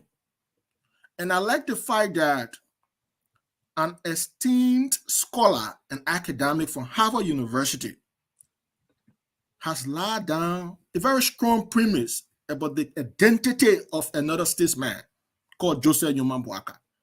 And very soon we'll open up the debate. Then we'll defend our side. I'm an activist. However, I have interest in the national politics. I can say down here a man like George Weah gets another 6 years at the expense of our people. We will be en route to dystopia. If you give George Weah another 6 years, the country is damaged totally. So I can say here because I'm an activist and I fold my hands and say, oh, I'm an activist and I'm supposed to, and I'm not supposed to identify the contradictions. No, my duty is to identify the contradictions and tell the Liberian people, look, this side is the worst. Considering this side who lead you to this end. So do not, because the downside of re-electing Weah is costly. It's very costly. In less than 6 years, Stevens, look at the country. Nobody wants to do business with the country. Even our international friends are running away from us because of the quality of leaders we have. And I like a very key trait that Dr. Marakpa mentioned about JMB. His urge, his anxiety, his passion to fight corruption. And corruption has been our greatest evil, our greatest nightmare in that country. We've killed a number of presidents as a result of corruption. And corruption continues to eat up every fabric of our country. It is because of corruption our health system is in ruins. It is because of corruption our education system is messy. It is because of corruption our young sisters are in the street in search of survival. It is because of corruption incidents of rape, sexual gender-based violence. These things are on the increase. If we don't deal with corruption from the very root, the country goes nowhere. Corruption, the fight against corruption, it is not just about establishing the LACC, establishing RAA, FIU. It is not just about establishing the GSC, Good Governance Commission. No. The fight against corruption begins with political will. This president that's in power lacks the political will. In fact, he is an epitome of corruption. A man who comes to power, breaks down almost all his properties, begins to build new ones in less than 6 months. He even refused to declare his assets, which is in accordance with Section 10.2 of the 2014 Code of Conduct Law. He has violated almost all the laws, including the very constitution he took oath to protect. Can this be a president of honor, dignity, and respectability, Stevie? Liberians need to press the reset button on governance. Any attempt to go otherwise, like I said, we are en route to dystopia. We are en route to hell. The country will sink in hell. We are almost in hell. But the question is, can we redeem ourselves? Can we save our country? Can we salvage the next generation? My response to these questions is yes. October 2023 is a defining moment, and I want to speak to our people across the country. Some of us escaped that country midnight, even whilst in exile. I am still fighting along with the people because the people are suffering.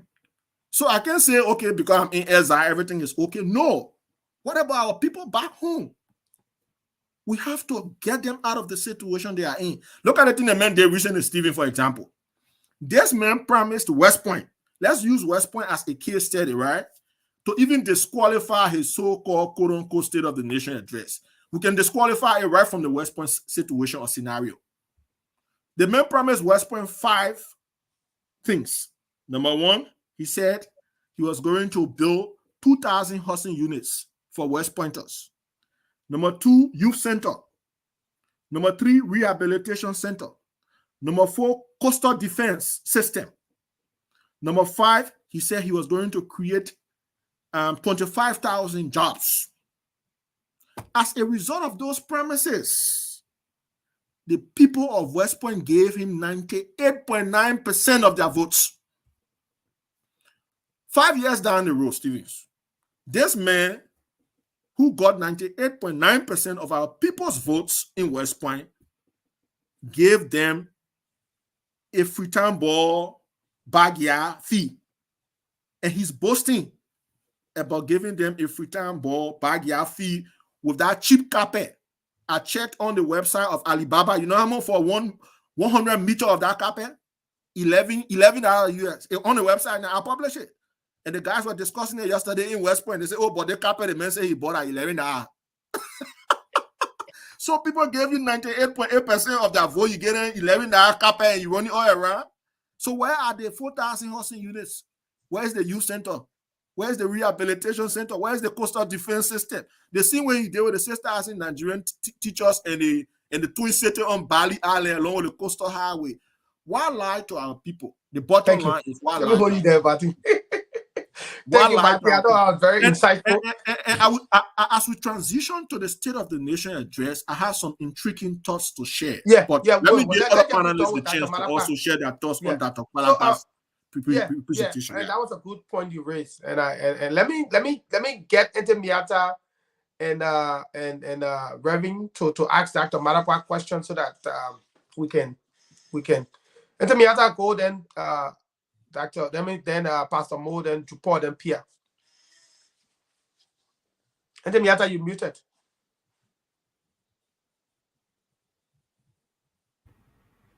Good evening, Professor. I am so honored to be on this program with you, and just to get an opportunity to hear your mind, your thoughts, and so forth.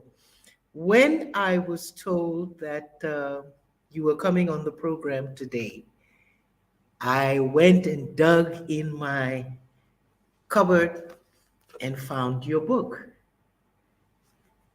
Signed, autographed, and sealed by His Excellency Joseph Boyka. So I said, Miata, now you got to read the book. The man is coming on, so you will know what he said. And I have not finished it. I'm almost finished, but I have to tell you, thank you so very, very much. And I would like to ask the panelists to give me maybe 3 minutes. Sure. Before I put my question to Professor. When I picked up this book to read it, page 1, page 2, blah, blah, blah,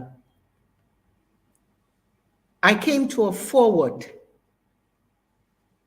The foreword of this book, the biography of Joseph Boyka, was written by Ellen Johnson Sirleaf. And I want to read it.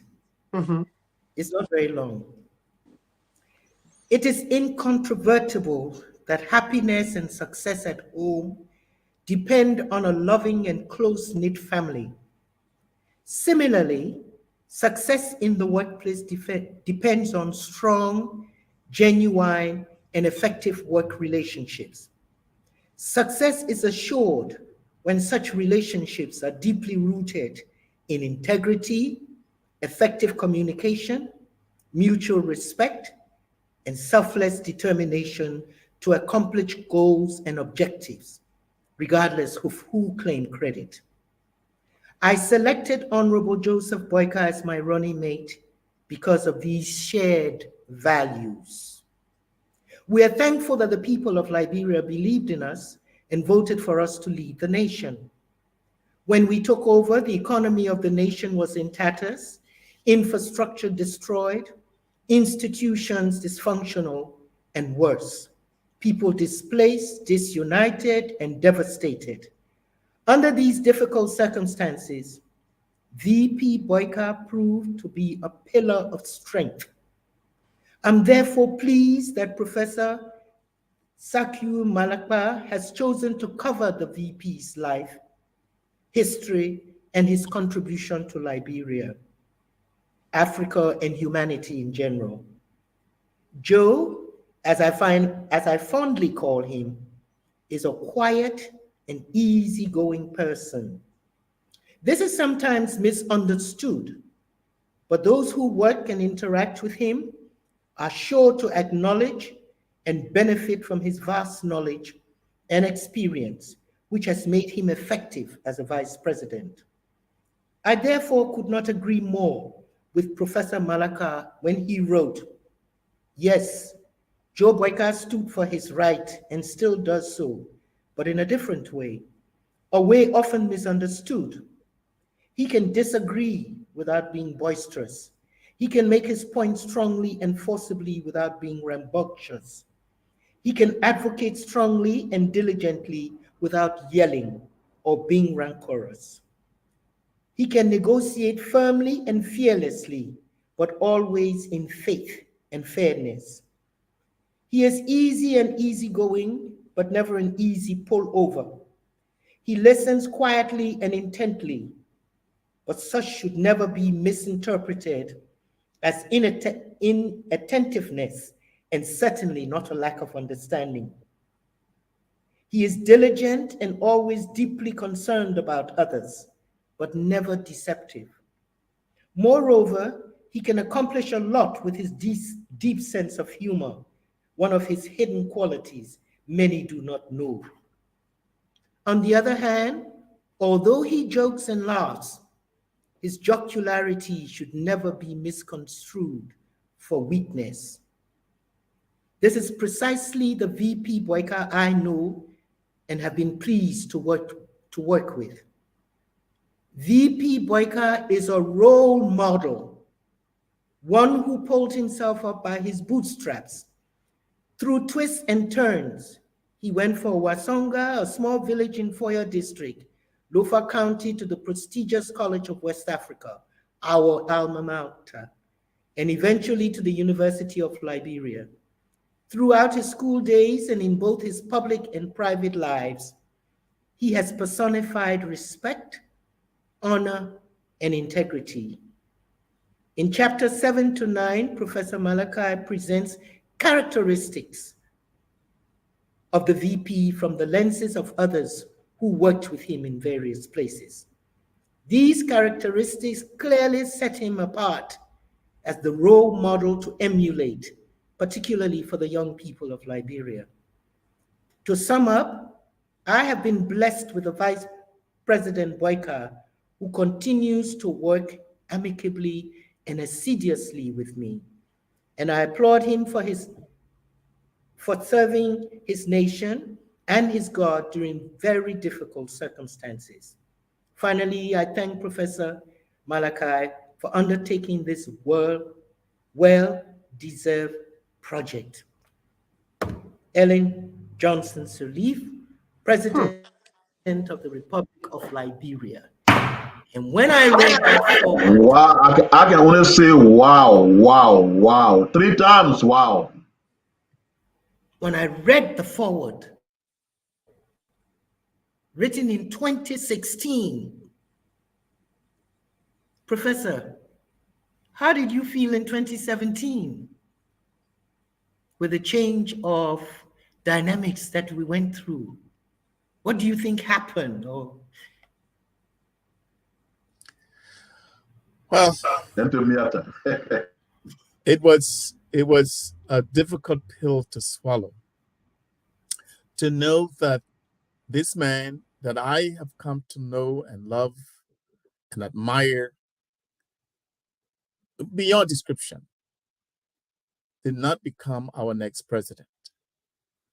One of the things I didn't touch in my introductory remark was I talk about his role as an administrator, but I didn't touch on his family background, how he grew up from a small village, his closeness to his mother, how he went to school in Sierra Leone, how he battled ants for a piece of peanut, how he endured hunger and beating. All of those things molded him into what he became. And some of the events that got him to be so honest to this day. I knew he was prepared, more than prepared, to spearhead our nation to, as Talbot used to say, to higher heights. So it was a chilling effect to know that this man did not become our next president. In Loma, we say Ezekalaga Edewuni, which means it just tilted. It has not wasted. We still have time to straighten that pot so that we can get the soup we need and deserve. Again, as we look at the prevailing circumstances, we have no choice, like the previous speaker said, but to fight in every way we can. I also didn't mention that while at the University of Toledo, I went back to school and earned a law degree. And so I look at the prevailing situation again from a legal perspective, and how some of the things that happen in the country make us a laughing stock, a lamentable situation on the world scene and even within our own borders. The murders have taken place without investigation. There are a lot of legal irregularities. This is the only country that I know where a sitting justice of the Supreme Court was removed. How can you explain that? Friends come to me and say, this happened in your country? I almost want to say, no, that's not my country. I'm from Sierra Leone. But this is my country. This is my home. This is where I was born. This is the pride of my whole being. So, my friends, we have to buckle up and do the best we can to ensure that this land of liberty, of which we are also proud, regains its place on the international scene among the Committee of Nations. J.N. Boakai has the ability, he has the will, he has the vision, he has the push, he has the temerity to lead us in that direction. I don't speak out of envy of other people. I don't speak out of hatred. I speak out of the interest of my nation. I speak out of love for my country and for my people. I speak out of sadness for what they are going through undeservedly. I speak out of regret for what would have been, but it's not.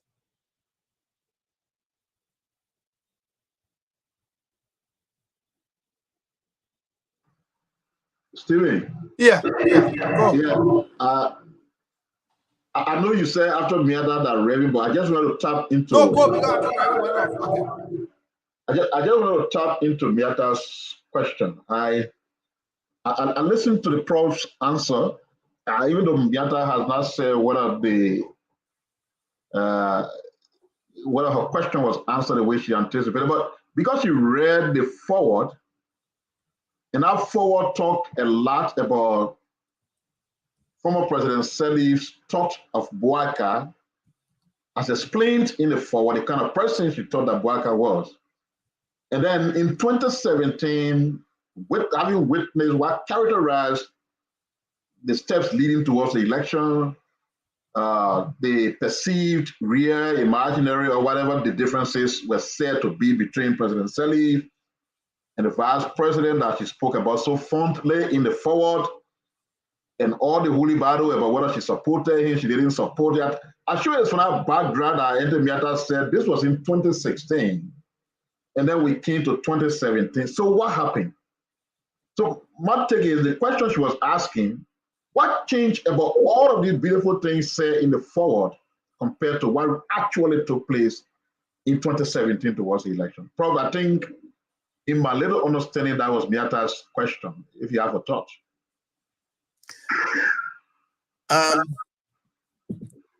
I would rather not touch that because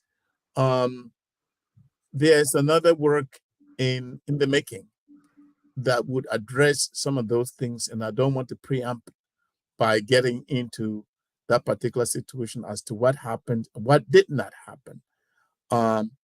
But I do know for a fact, talking with VP, the former VP, that there were numerous occasions where the former president indicated that she wanted the VP to replace her. That's the fact. Where the change came in after those proclamations, I could say is another work in progress. I'm not the author of that one, and I'm not going to say who's the author, but it's I'm working with the project, and rather not say. Okay, Stephen. So that was tapping into Miata. Let me ask my own question, and then I get convinced that indeed we are dealing with a Harvard-trained doctorate degree holder, and not doctor, whatever Jupol will call them. So, but I support Vice President Bouakai uncompromisingly. And those who know the history, they are aware that even when I was press secretary to President Sirleaf, and all that was happening around the time of the elections, whether real, imaginary, or whatever it was, about some conflict between the Vice President of President Sirleaf, whether it was real, whether it was perceived, I was unbending, even as a sitting press secretary to President Sirleaf, with regards to my support for JMB. And I still do so today. But I do so based on the things I know, which may not be enough compared to somebody like you who have written an entire book for the man called Joseph Bouakai. But we have had different engagements with people. And one thing some of his detractors have said, which I want to put to you, some say some say he is a kind of tribal person, pays attention to tribal interests. I have always argued I don't see that. Some say he's vindictive, and they say that's part of the reason why some people who obviously knew that he was the best person to lead the country would choose to sacrifice the entire country and vote for an empty shell just on account of those kinds of perceptions about the VP. You know him. You've written about him. What do you have to say about those perceptions that probably those who don't like him are spinning around all over the place? Tribalistic is not. If VP Bouakai were to vote against any group, it would be against the Kisis. Because, quite frankly, one of his largest set of opponents come from Foya. You will not believe that. He was to have become the vice president to Doe instead of Moniba. But his own people went to Doe and said, this man was not born here. He's a Sierra Leonean. He was born in Sierra Leone. That's how Otto went to Doe and said, I have somebody else from Lofa, not Bouakai. So that would not make him to be Une in favor of the Kisi people. He's done a lot for Foya district, no doubt about that. But tribalistic is not. You look at his staff, for example. You see people from all walks, all ethnic groups in Liberia. You look at the people he has assisted. I'm not cutting you off that, but you're right. His chief of staff, who was the highest person in that office, was from the southeast, Sam Street Kuya. Yeah, you're right. Yeah, about yes, from the southeast. The other guy, Tunis is from the southeast. You look at his staff. You look at his office staff. You look at the people who work with him, whom he has chosen. You know that he's not. First of all, this man is Kisi. He speaks Mende fluently because he lived in Kenema. He grew up in Balmy Hills, so he speaks Gola. His wife is Gola. Most of his interactions are with people of the Americo-Liberian, if that's the term we want to use, background. He went to CWA. But most of the people, his classmates there were from the southeast or from parts of Montserrado. That is his upbringing.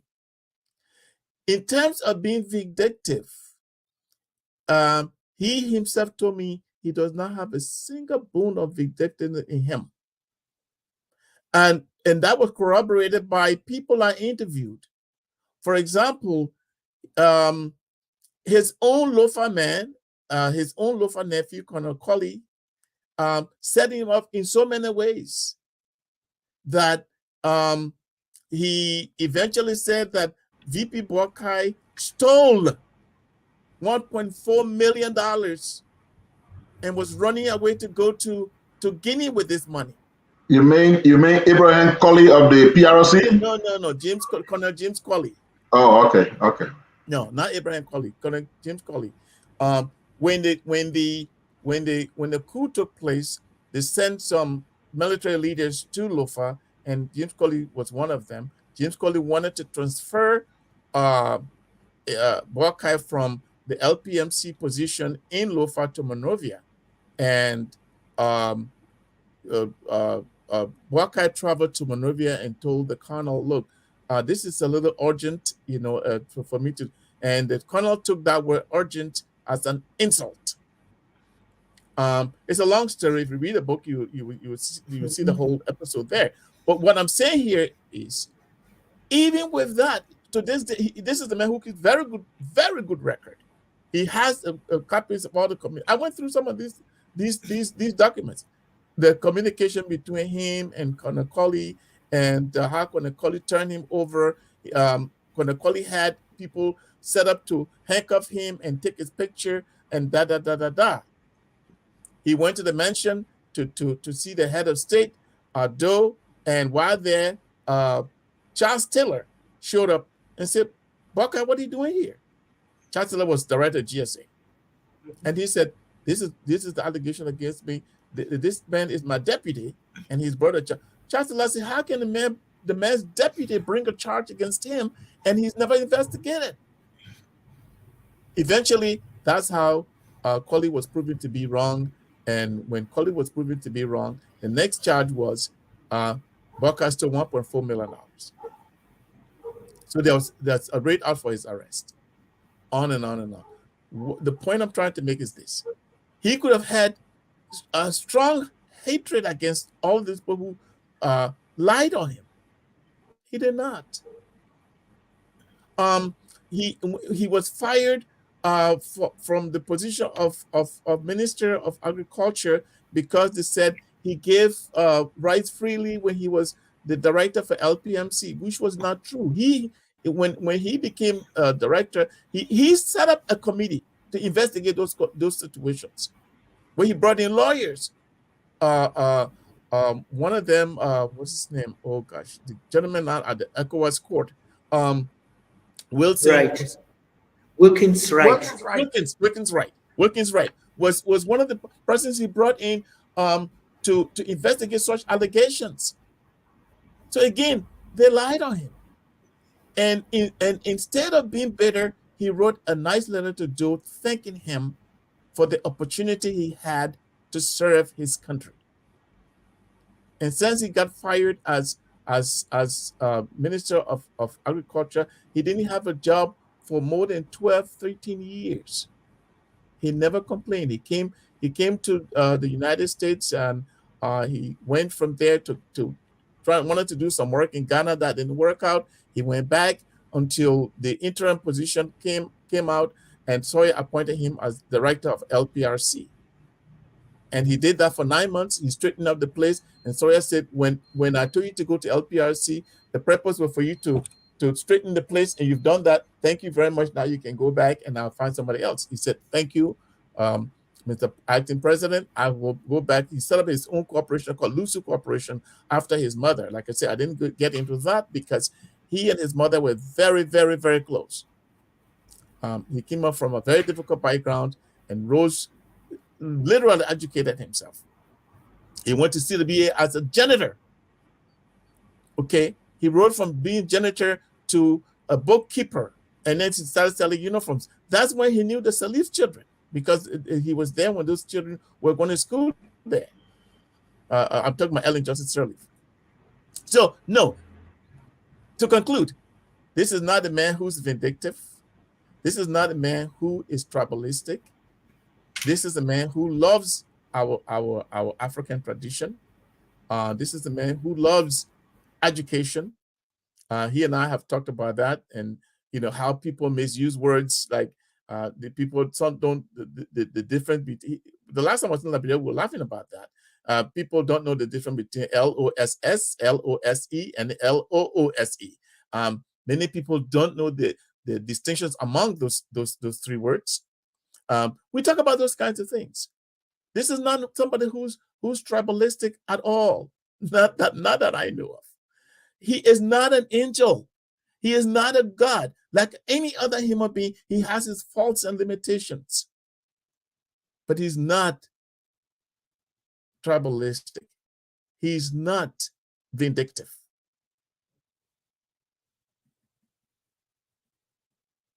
Thank you, Doc. Thank you. Thank you very much. Thank you. Pastor Mo. Doc, good evening.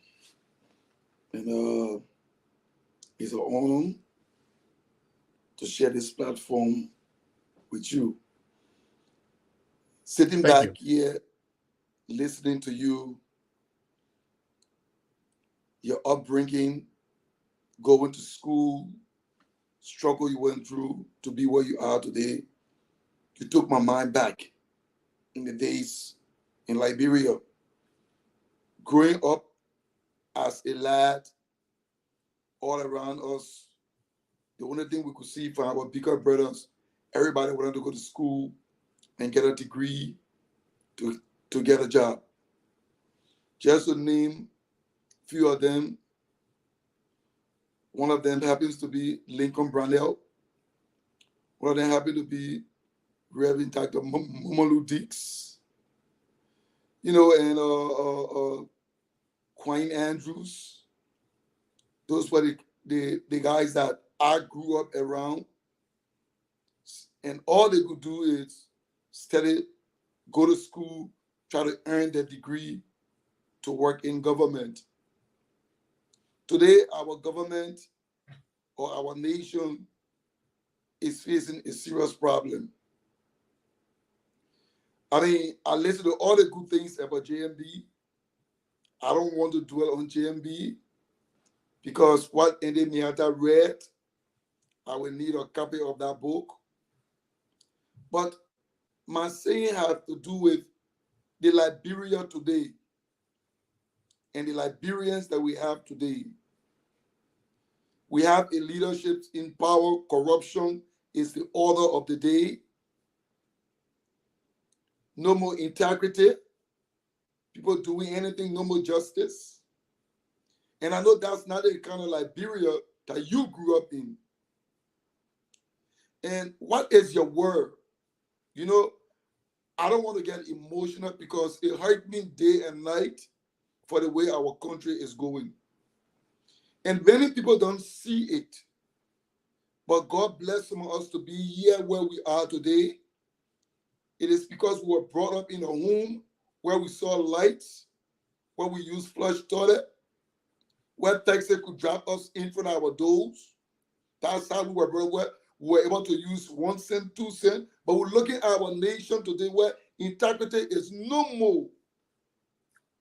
What is your advice to those that listen to you by way of radio, to those that are watching on Facebook? What can you tell those parents that are struggling or trying to find means to educate their children?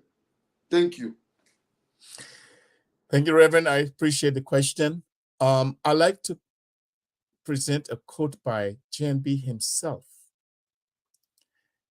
in response to your question.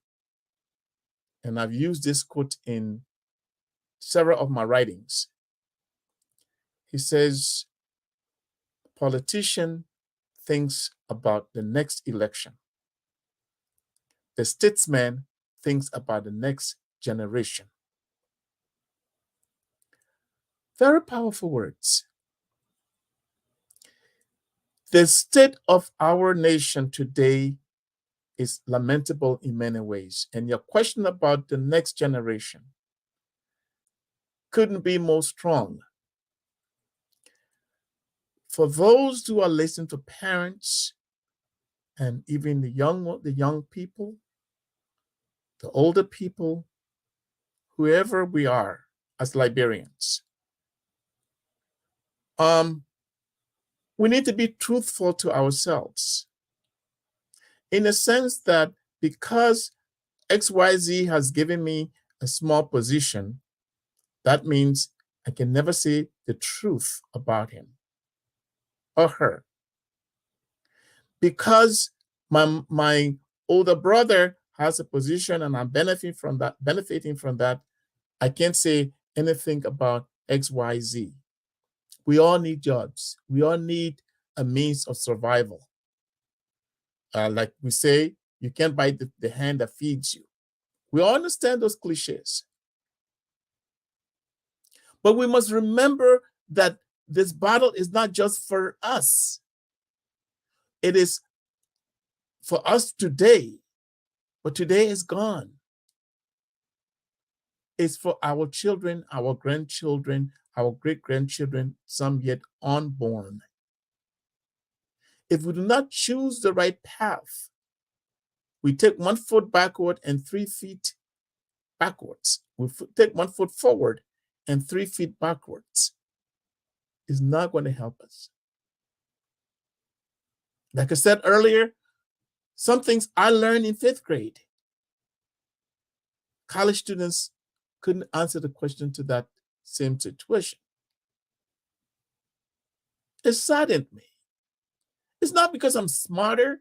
It's because I had great teachers. I had great opportunities. I had good learning atmosphere. And that's why I look at the people I went to school with and see how many of us have made it in one way or the other.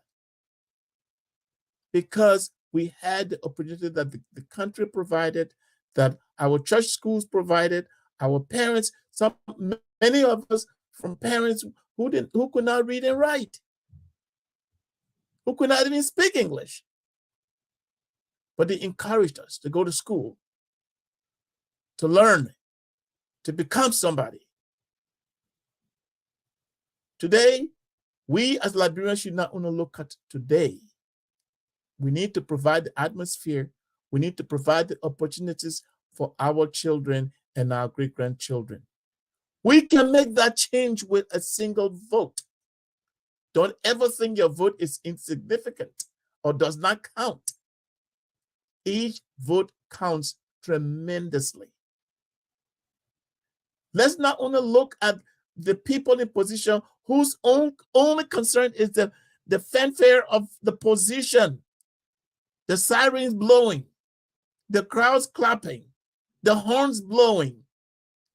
Leadership is far more than that. Leadership is one who can administer the country, who can lead by examples. Leadership is about setting examples. It's about perspicacity. That means being able to look into the future and think, what does my country need? Leadership is about people's concern to leave a legacy. When I go tomorrow, what legacy would I have left behind? Is it the big cars that I ride? The many houses that I built? Is that my legacy? Leadership is about concern for each individual. When I was in graduate school in Cambridge, one of my professors wrote that if a country cannot build its human resources, it can build anything else. Not a fine market, not even great roads, nothing. Our greatest resource are our human resources, our children, our educational system, our health system. Those things that make human beings what and who they are and should be. Not people roaming the streets as the only means of survival. Not people who have no ambition because they have no role models, no examples. Not people who think that the best thing I can do is to stay and snap to people's telephones or watches or whatever, and that's my means of survival. Education, my friends, is the road to the future.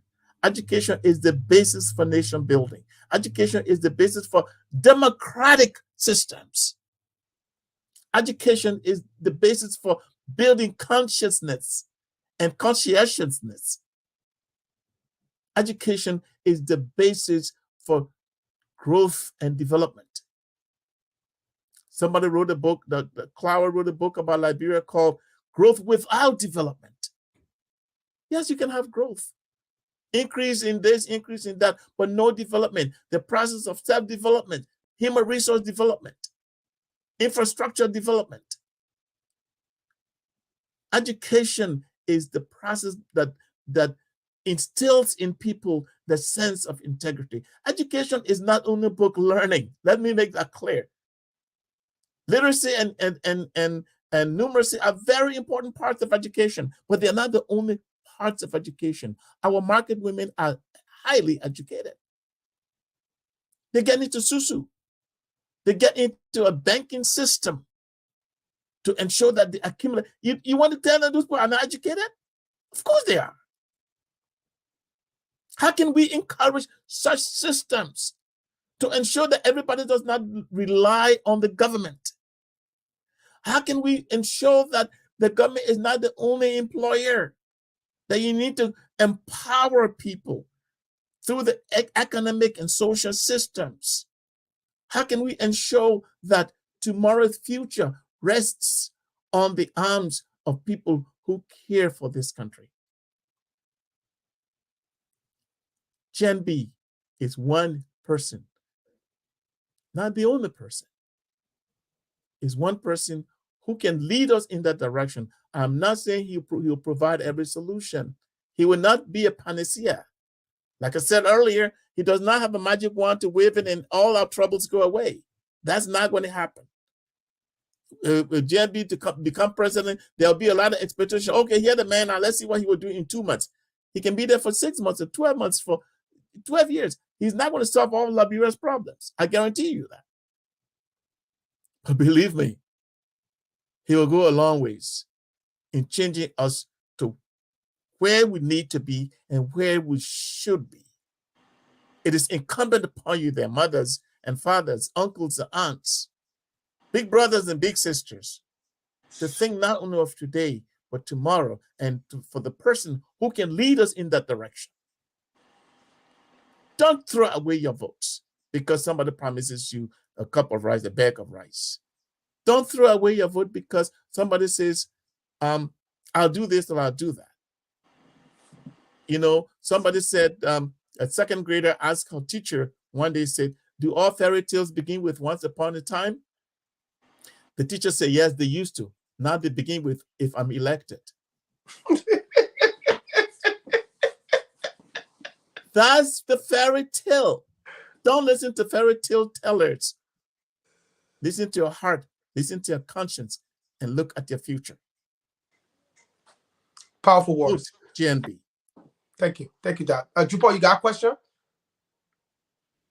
Well, I don't really have question. Just want to say, being with Doctor on the program tonight is a privilege, and I'm deeply honored, and I'm touched by all of the words uttered tonight.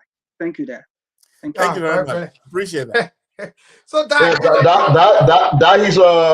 he's a young man, still a high school student. He's in Bond County with the community radio station, and he's been joining us of late. And I'm sure just that brief comment he made will give you a kind of impression about who he is. We're proud of him. He's smart. We are helping to develop him. He's a very smart young man that we're proud of. And I'm sure just those few seconds of comments he made will gather some kind of impression yourself. Definitely. Stephen, can I ask a question to the dad? My man, you not there your time. Oh, moving forward. Stephen. Martin, we can see you. You will come on. We can see you, my man.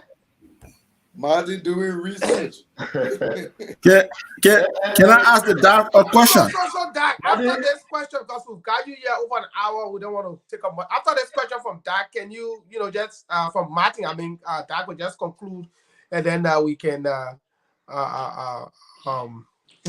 thank him for his time here with us. And I hope you will not be a stranger. I know I'll bring you back here as we go in towards the elections, as we get closer towards the elections. I want to bring you back here on many days. And if you have the time, just let me know. We can bring you here as a guest panelist to talk about some of the trending national issues. But let Martin go ahead then. Martin, anytime. And Martin, after your question, please talk a little bit about what you asked Dr. John. You talk about your commission. I'm not sure he clearly know what you are talking about. Yeah, you know what Yeah, exactly. Yeah. Exactly, Veteran Pierre. I like the fact that you had to re-emphasize that. So before I ask my question, Dad, we are actually running this organization. It is called CACC, Campaigners for Academic Crimes Code in Liberia.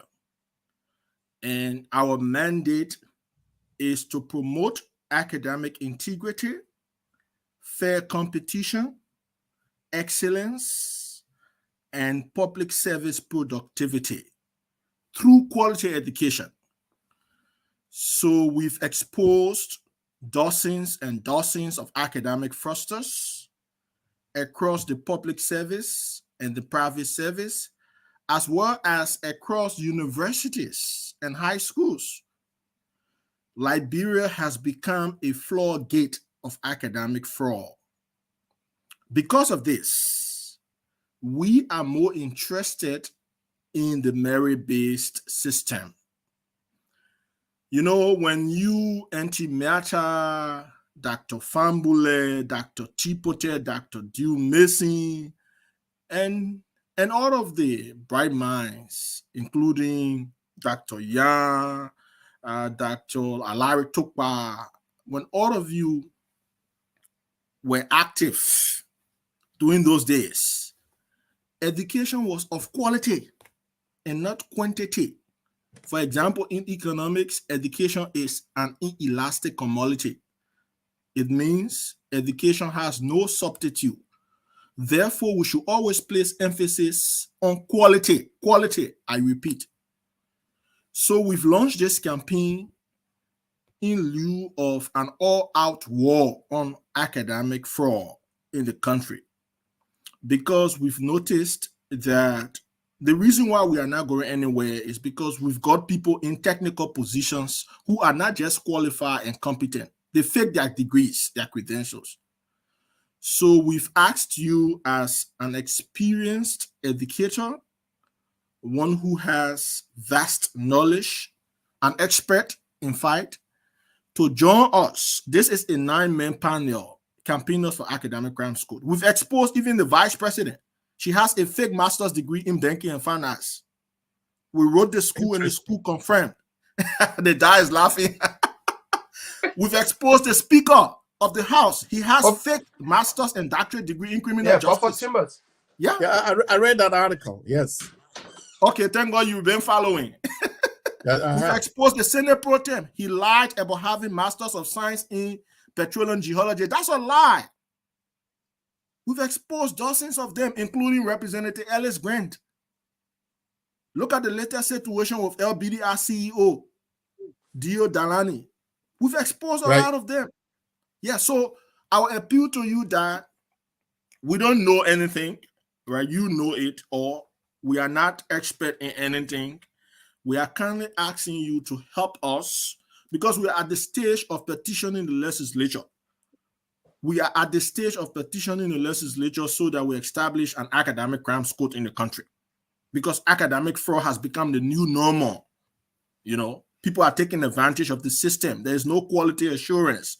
There's no due diligence, even at the level of the legislature. The president appoints political nominees and they are not vetted. They are not verified. Their credentials are not verified or scrutinized.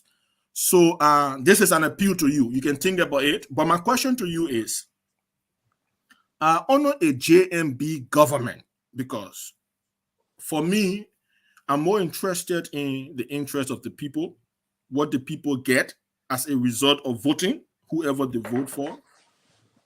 So honor a JMB government. What is your vision for the education system of the country? Because human capital is very pivotal to growth and economic development in any country. So what do you envision as an educator from Harvard University, an Ivy League school like Harvard? What is your vision for the education system of the country? Thank you very much. First, it would be a delight to work with your campaign against academic dishonesty. And secondly, if I were to advise the GNB government regarding education, it would be a very brief advice in the sense that there has to be an emphasis on quality education. And one means to that process is insisting very strongly on producing quality teachers, in the sense that teacher training has to be strengthened. We have several institutions that train teachers, and those should be updated, increased, and expanded, so to speak, so that they are teachers trained from pre-K to kindergarten, elementary school, middle school, high school. Those are the fundamentals that have to be strong for a nation to produce quality students. There has to be an emphasis on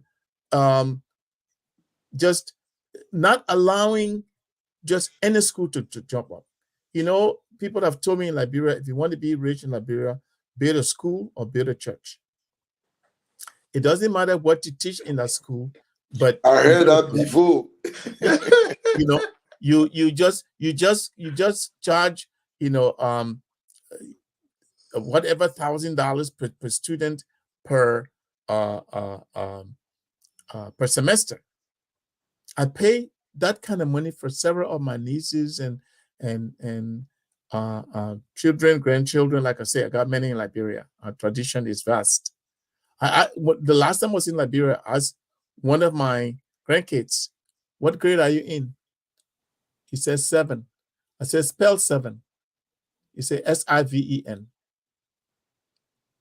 This is a 7th grader. Okay, so there's got to be an emphasis on discouraging just any school to grow up. It will hurt people because many people use this as an income, not so much for human resource development, but as an income generating facility. There's got to be an emphasis on those kinds of things. There's got to be an emphasis on not only producing quality teachers, but also insisting that teachers get paid. You have some very good teachers still in Liberia, but they are going away from the teaching profession into other places where they can make more money because they have families to feed. They have projects to take care of. So there are many aspects of the education system that need to be streamlined, strengthened. Others need to be strengthened. Others need to be, eliminated. One mark of a good administrator is you have to make strong decisions. Somebody said, I do not know the recipe for success, but I know the recipe for failure. Try to please everyone.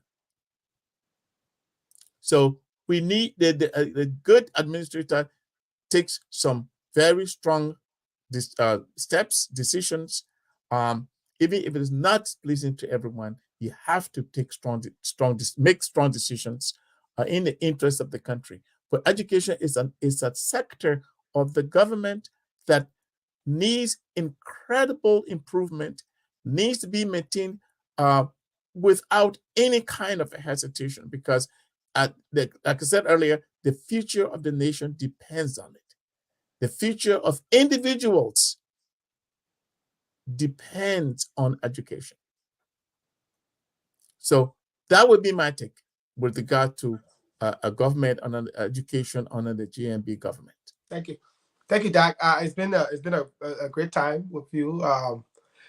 I'm overwhelmed, if that's the best way to describe it. By your, I'm overwhelmed by your brilliance, your eloquence, but most importantly, your vision for how we can move Liberia into a prosperous nation under GMB. And I have no doubt in GMB's ability to transform Liberia. I've seen an honest man. We've talked about integrity on this show many times. We've also spoken about honesty.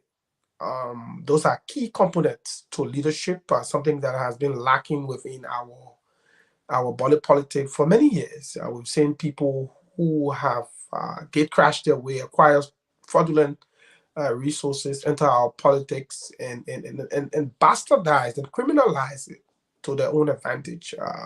And so when we support GMB, we're supporting a man of integrity, a man we believe based on his history, and you outlined it very eloquently and brilliantly in your book, about a man who come from humble beginnings, a man of humble beginning who managed to work his way through hard work, pull himself up by the bootstrap, based on honesty, based on integrity, became the vice president of the country. And in October, we are voting for him to be president of Liberia. I think that is an inspiration, not just to us, but to our children and to our children's children, that we're part of a society in which people from all walks of life, once they aspire to be great, once they fight to be better, can achieve whatsoever God's given potential they have. So that, in closing, I'd just like to thank you for joining us and your parting words for joining us today. And we hope that you'll not be a stranger here. We want to see you here more and more.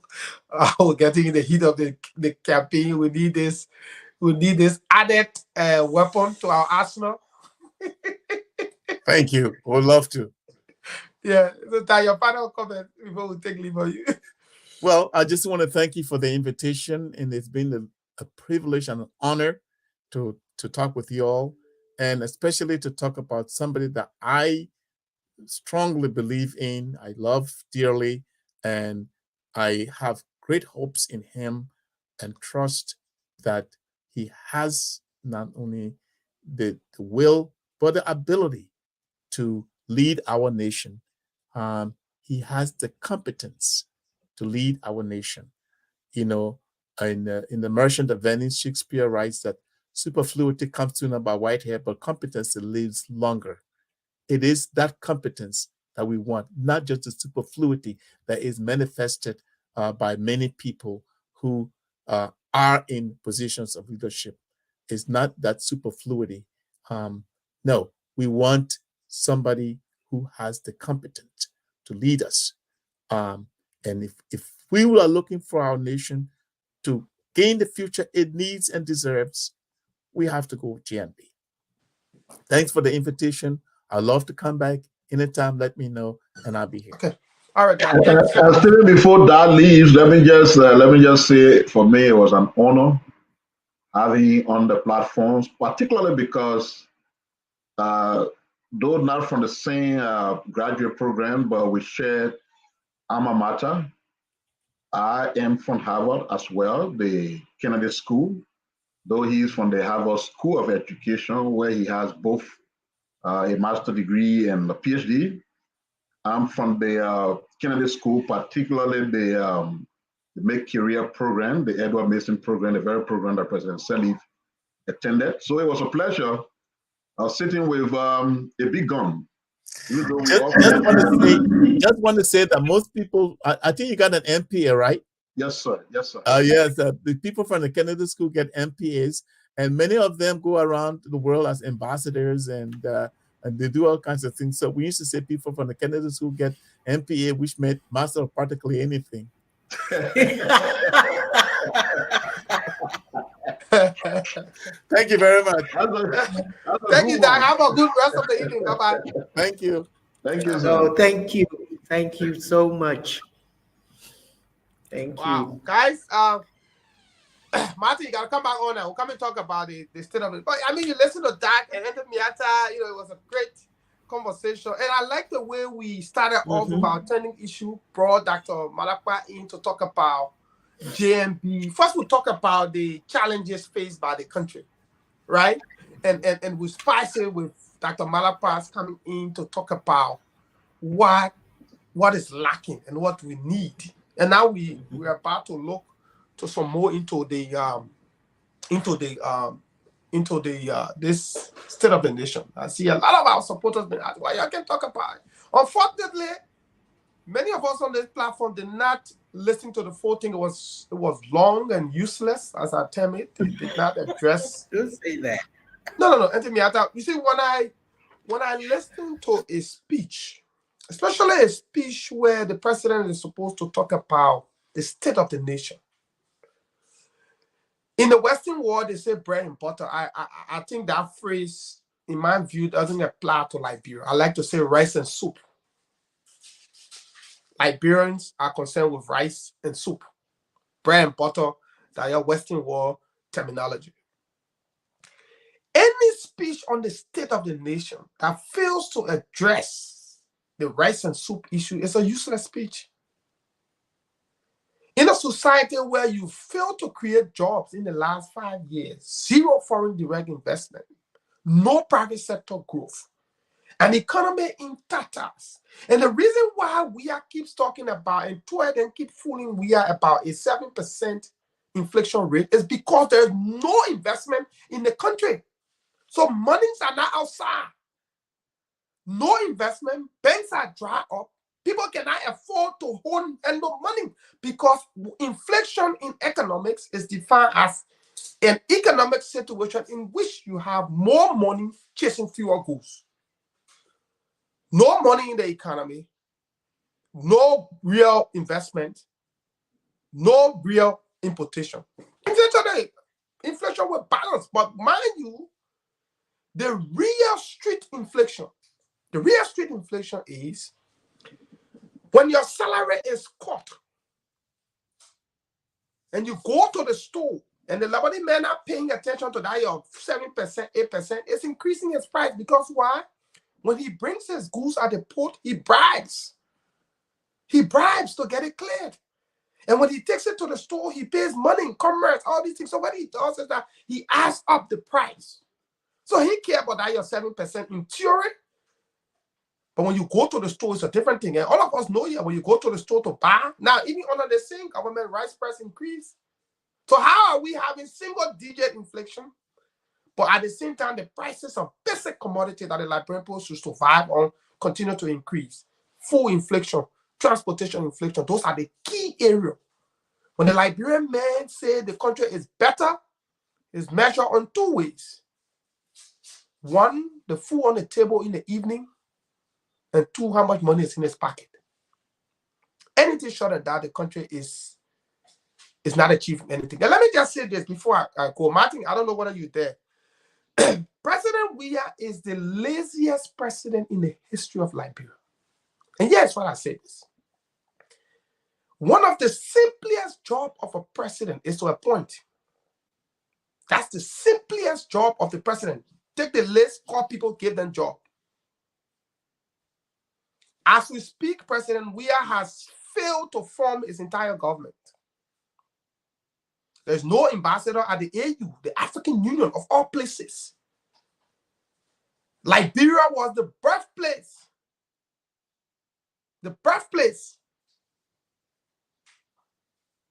of what later became the African Union. Liberia played a significant role. Today, we don't have an ambassador there. We also do not have an ambassador in Guinea, Kuwait, France. The government is incomplete. The Ministry of Finance, somebody died there. Up to now, cannot even appoint somebody in those places. Just the simplest thing of forming your own government, you fail to do it. You cannot call a cabinet meeting. You cannot form your government. What else can you do? And this is why I particularly frown people like Jeremiah Slaughter, and I'm glad we're all in Bond County. We have recruited Slaughter, humiliated him, put the red beret on his head, wasted water on their hair in the name of initiation. They could not give them job. Even with all these vacancies, we cannot give him job. Is it because he's a fellow man for Bond County? But you get somebody that Blamo Nelson job. He's an ambassador to Japan. Because he's your Southeastern brother. This Bond County man who joined you, supported you, you can't get him job. Because he's not from the Southeast. You don't value him. You don't need him.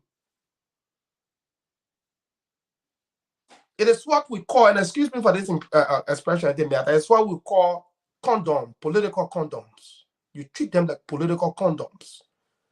You use them before they act and flush them after they act. That's what you've done. You've used them like condoms.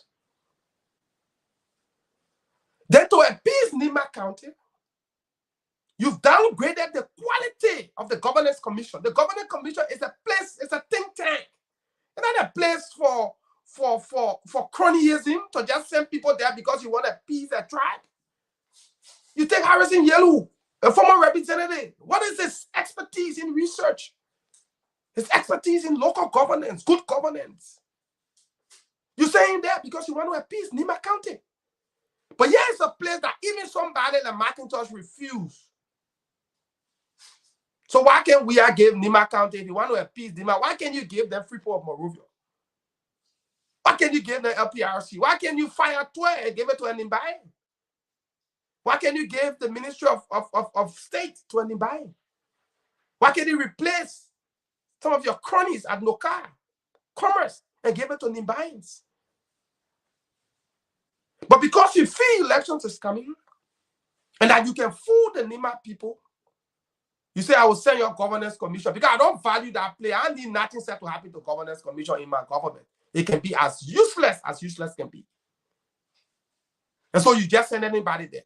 Since Dr. Sawyer died, the Governance Commission has lost its essence. You send Togagewi and McIntosh, he refused the job.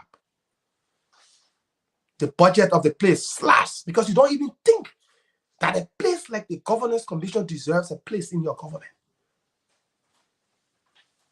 And then the audacity to come today and lie to the Liberian people. I've said it. I said, to summarize the speech today in percentage, 83% lies, 9% we intend to, and 8%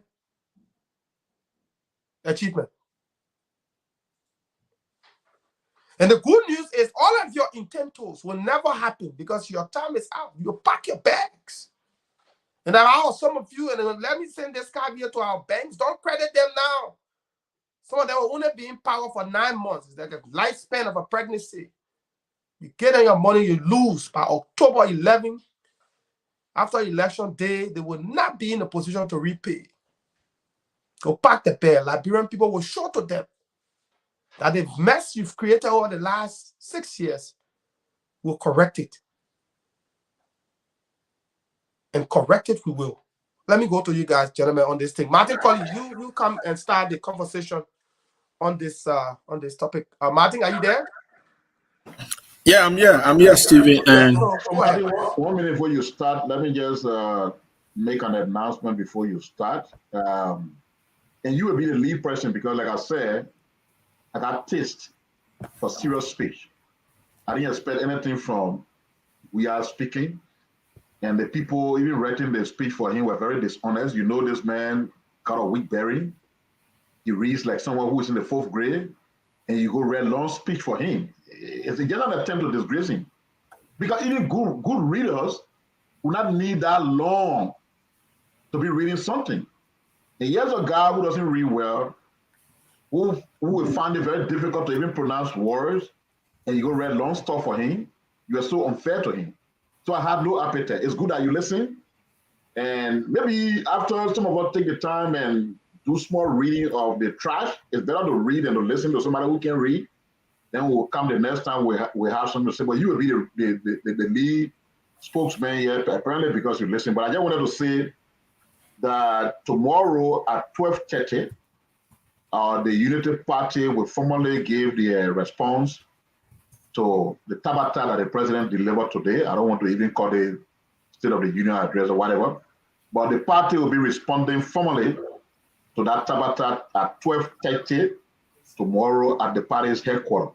Also, tomorrow at 11 a.m., the political leader of the Liberty Party, Senator Nyobli Kanga Lawrence, will be issuing the response on behalf of the Liberty Party at the Capitol building at 11. So at 11 o'clock, the Liberty Party through Senator Kanga, and then 12:30, the Unity Party at their headquarters. I just thought to announce that on the platform before we move into the discussion. Yeah, great information, Pierre. Yeah, and quite frankly, I think those information are really important because a lot of people are following the show, so they can also monitor tomorrow some of the important reactions from prominent politicians and state people in the country. I listened to Stephen, and he was very unequivocal in his thoughts about the SONA State of the Nation address. And quite frankly, I agree with you and Veteran Pierre. There's no other way to describe it. You know, like I said this morning, it is no longer the State of the Nation address. It has become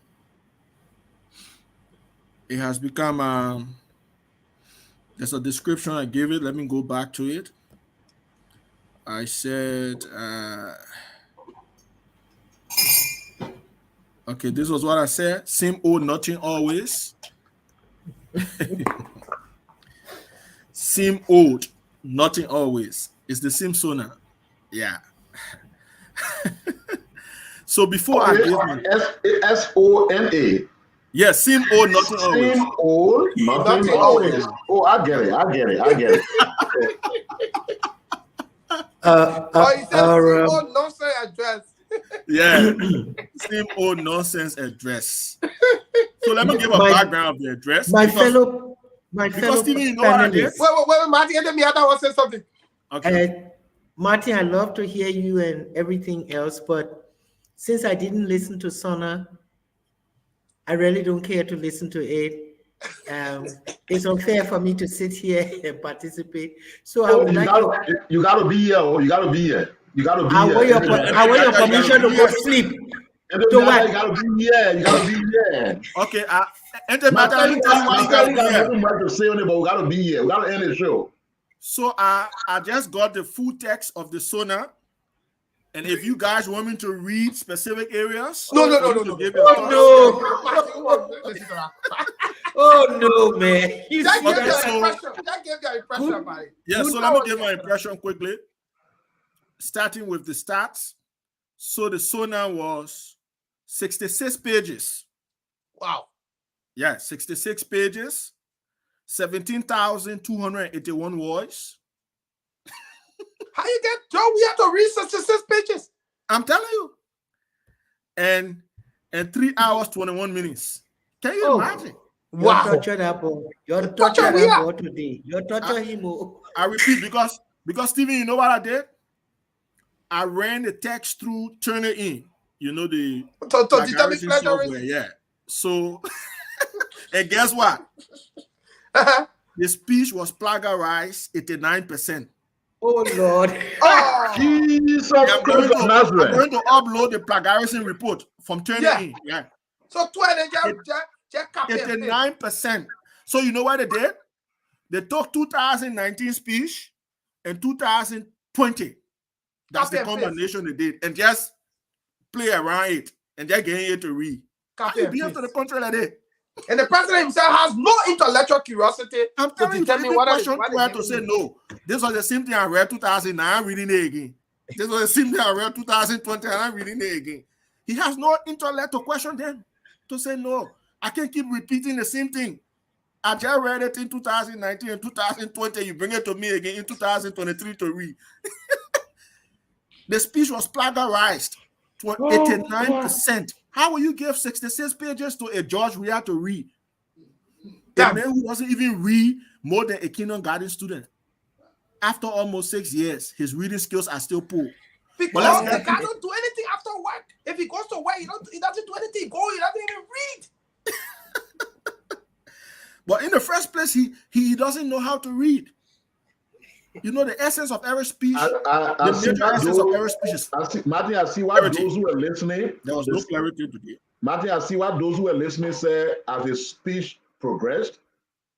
The heavy clapping started from the beginning, started dying down, and eventually everybody got tired of clapping. Because 3 hour plus speech, you got tired of clapping. But you know one funny thing about the speech, Pierre? And the government key and their harmonization, right? When they did the harmonization, they put people they put a lot of civil servants below the minimum wage. They put their own people below the minimum wage. Then the president came back and told I noticed that nobody in the country want to make money below the minimum wage. I have instructed the legislature to add that money up because campaign coming. Oh, but these people were making way more above the minimum wage. When you took office, you cut their pay. You started paying somebody as low as $45 a month. Far below the minimum wage. And now, 6 months to election, you're talking about, you worry about them. But President, 5 years ago, you're doing your harmonization. We warned you. We told you it was a failure.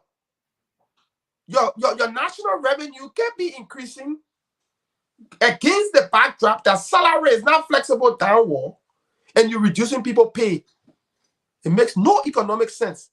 What it does, it kills morale, it undermines productivity, and this is why government ministry and agency are practically dead in Liberia. People don't even go to work. No productivity. It's just a few handful of people who can go to work and do their job. So then Martin continues saying he gave us some good style. Go ahead, Martin. Yeah, but listen to what the man said relative to what you just said, Stephen. He said in 2019, we also set out to fix the broken and unfair wage system in which government workers were paid without any set rules or pay grades. To end this unfairness, we had to abolish general allowance system that was allowing this to happen. You know, so like you rightly said, right? The man came to power. For example, I talked to one of the public school teachers. In fact, he's an executive of the National Teachers Association of Liberia. He said under Ellen Johnson Sirleaf, they were actually getting on the average up to 60,000, 70,000. Mm-hmm. Now they are getting like 30,000. So what is he talking about? Talking about increasing the salaries and allowances of teachers. The man has failed. Besides that, he downsized a lot of teachers, qualified, competent, without replacing. I thought when you downsize qualified and competent people, there should be a framework to replace, because you're getting people out of the workforce in a particular sector without replacing them. And the demand for such service is very high. So how does supply meet demand in that regard? You just getting people out and you are not putting them back. You are not replacing them with qualified, competent people. So he miserably failed. Howbeit, where are the 6,000 teachers? One thing he also talked about, renovating schools and universities across the country. He could not say which schools, which universities he has renovated. He could not even name 2, 3. Look at the University of Liberia, for example. Let's go right to Capitol Hill, where he was delivering his so-called State of the Nation address. The University of Liberia is still in tatters. He still owns one building, the GH building. He's still renovating it for almost 5 years. Even though his mansions and estates on the highway are finished. What kind of president is this? If you are serious man, you donate to university. In less than 6 months, the man had a duplex up on 9th Street. His wife is building an entire city in Marshall. Yeah, but GH building, just GH building alone, he's been renovating it since 5 years ago. He can't finish. You know, so you can talk about investment in education, for example, when a lot of teachers, lecturers, professors are demotivated as a result of your quote-unquote harmonization process. Look at inflation. Inflation is very high. Whilst wages are sticky. Yes. Yeah, wages of public servants are not going up. No. You know, it's even coming down. So how does that correspond? They didn't reduce it against the inflation. Exactly. Then I heard them talking about bringing inflation down without understanding or explaining the rationale behind quote-unquote the bringing down of inflation. It's simply because you are in the programs of the IMF, the receivership programs of the IMF, and you are drawing down on your special drawing rights. You are depleting your foreign reserve assets, right? Because the point in case is inflation will go up if you do not have foreign currencies in the market, right, to create the stability and make sure that it is in a balance to your own local currency. But the point is, you're getting more US dollars from the IMF, you know, to create the kind of stability in the market without understanding the impact. Stability. Yeah. Because to deal with inflation, your economy has to be productive. You import almost everything. There's no plan Let me ask you a question, Martin. Manufacture. Martin, let me ask you this question. You are an economist. No, I'm a student of economics. Oh, okay. You are a student of economics. So you're still in that range. So as you're discussing inflation, let me ask this question because I'm not an economist. Neither am I a student of economics. On the question of inflation versus your local currency, in terms of value against a foreign currency, in this case, in the case of Liberia, the US dollar. So in 2017, just before CDC took office, the exchange rate between the US dollars and the Liberian dollar was $125, meaning $125 LD to $1 USD. When Mr. Weah came to power, remember there was a time the rate went to over $200 per dollar. Right now is $155 to a dollar. So in 2017, before they took power, it was 125. Even though it went above 200, right now it's 154. So you will see that the local currency was much more stronger in 2017 than what it is now. And the record says that in 2017, inflation was at 12.42%. At $1 USD to 125. Now they are at $1 USD to 154, and they say inflation is 7%. So I'm not an economist, like I said, so I get confused, and I will want somebody like you to explain how is that happening? You know, so, and when I was doing calling out for you, one of the things I said, one of the things that just came to my mind is that after 5 years as president, the president still don't know, for example, if you wanted to call certain figure and you say 132 point this million, that you may correctly say 132.26 million and now 132.27 or 26 million. After 5 years, as a president, you don't know that, and the people who help you with the speech, they didn't rehearse you that whenever you see figure coming after the whole, don't announce it at 36, 35, or say, but just say 132.16 or 132.36 instead of saying 132.36 million. So I just want you to clap on that only because 7% inflation, the rate is 1 to 154. It's a 160 now. Okay, 160. And then there it was just 125. And then they say the inflation rate was 12 point something percent. Talk to us, economists, talk to us. So one of the major drivers of inflation is the fact that the money supply has increased, right? So if you increase the supply of local currency in the market, there's a tendency that consumers will have increased purchasing power, and increased purchasing power can put pressure on the supply side, right? So if there is pressure on the supply side, demand is high, right? Because people have more money. So if demand goes up, obviously those supplying the goods and services will increase the price. And inflation is the general increase in the price of basic commodities. So one of the best ways to solve this problem is, for example, from the monetary perspective, you increase the interest rate, right, to reduce the supply of money in the market, right? They are not doing that. They are supplying the market with more Liberian dollars. They're printing more money. So the more you print more money, Veteran Pierre, right, people have access to more money, local currency, they will go for more goods and services. And the goods and services we have in Liberia, they are not as equivalent as the supply of local currency. So obviously there will be disequilibrium.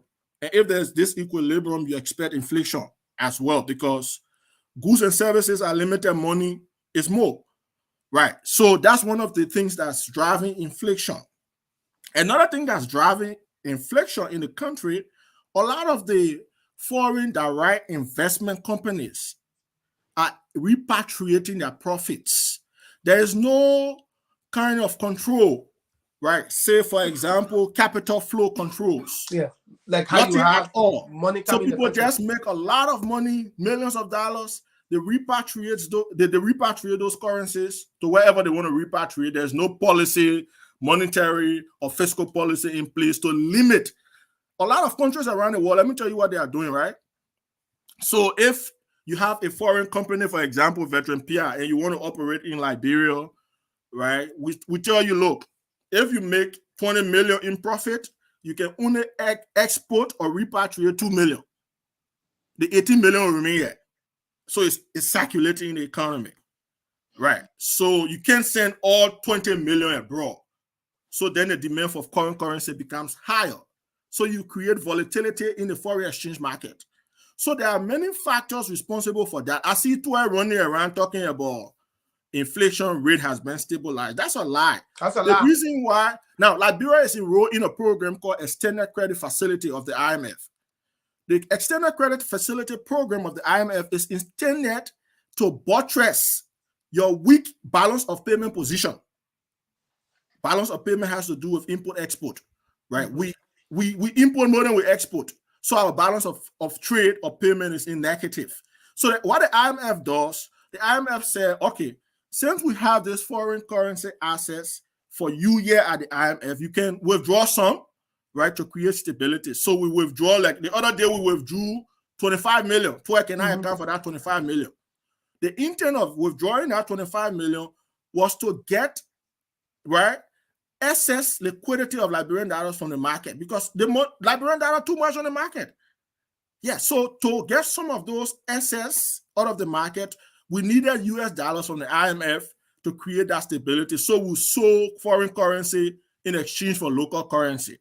Right, that was the strategy they used. To add that 25 million today, he cannot account for that.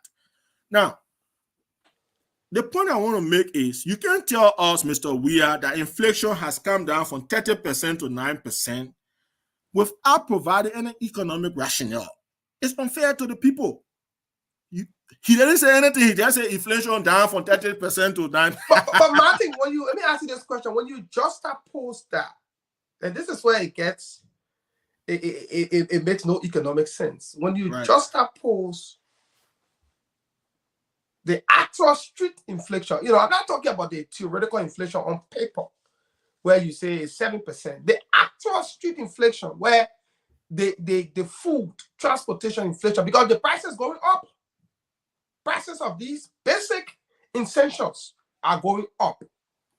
When you just oppose the theoretical inflation on paper to that of the actual inflation on the street, where the price of rice, for example, has increased from a bag of rice from $13.50 to $17, a gallon of gas, a bag of coal that was once $150 going to $500, $800, a cup of bread that was $40 going to $100, $160. So the actual inflation out there that our people are feeding in the pocket, can you convince them based on these numbers that 12 will write for we have to regurgitate? So the first thing is we need to be honest to our people, Stephen. For example, let's take civil servants as a case, right? A lot of the civil servants, nominal wage, right, is $150. So you can come to us, you tell us today civil servants are receiving $150 minimum. No, they are not receiving $150 minimum. And let me provide some economic sense to this. There is something called nominal wage and real wage. Real wage is equal to nominal wage minus inflation. TWE has to stop lying to our people. So you can say the nominal wage on the average for civil servants in Liberia is $150. But if you minus inflation from there, it is no longer $150. So it is real wage equals nominal wage minus inflation. We have to stop lying to our people. So if you minus the inflation, because if inflation is 9%, obviously it has an impact on your gross, which is the nominal, right? You can't just say 150. No, if you minus inflation, it can be 150. So it reduces from 150 to probably 120 or 130 or 115. If that happens, then you have to also consider the prices of basic commodities on the market. What's the price of rice? If the person takes out, like for example, $30 from the 130 or 115 after minusing the impact or effect of inflation. Literally, if that person has a household size of 5 as per standard, legit standard, right? You ain't got anything remaining to pay your children's school fees. No. Because just food and transportation will kill you. Exactly. Food and transportation finish the money already. Food and transportation, you need to do anything. Just food and transportation. No. So the reason why the people are suffering, say, okay, inflation is down, but prices are still sticky. Exactly. Sticky prices. How can inflation be coming down and prices are sticky? Prices going up. Yeah, prices going up, inflation coming down. But that's voodoo economics. That's economics. Yeah, I am not an expert of economics, but I'm a student of economics. You can say inflation coming down. It almost looking like Veteran PR, you're saying prices of goods coming down, right? But we're still paying more. You guys see, that's contradiction. Look, I think so. All the but things. You in the state when inflation dropping, you will go to the pump. You can see it at the gas pump. Yeah, the pump price still high. But you say inflation coming coming down. Dropping. If the pump price is like going up, you say inflation dropping, back on red price going up. It's basic essential. A family that makes 150 or 5, you can't survive 9 like bro on 150. You will die. But all I think that George we are read on today, TWE wrote it and gave it to him. He exactly. Don't understand. To regurgitate. Yes, and if you really listen to his speech, he was jumping here and there. It was not. We are exhausted after 3 minutes. Look, we had an attention span of 3 minutes. Yeah. And you gave him 3 hours for the 1 minute. But there is a man who doesn't make sense even in 1 second. Yeah. Then you get 3 hours. And you're telling him to make sense in 3 hours 21 minutes. We are finished after the first 3 minutes. Are you killing me?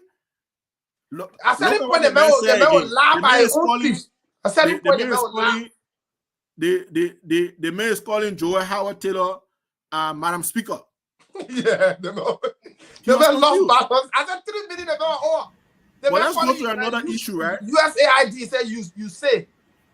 Yeah, he talked about, for example, energy. He talked about energy.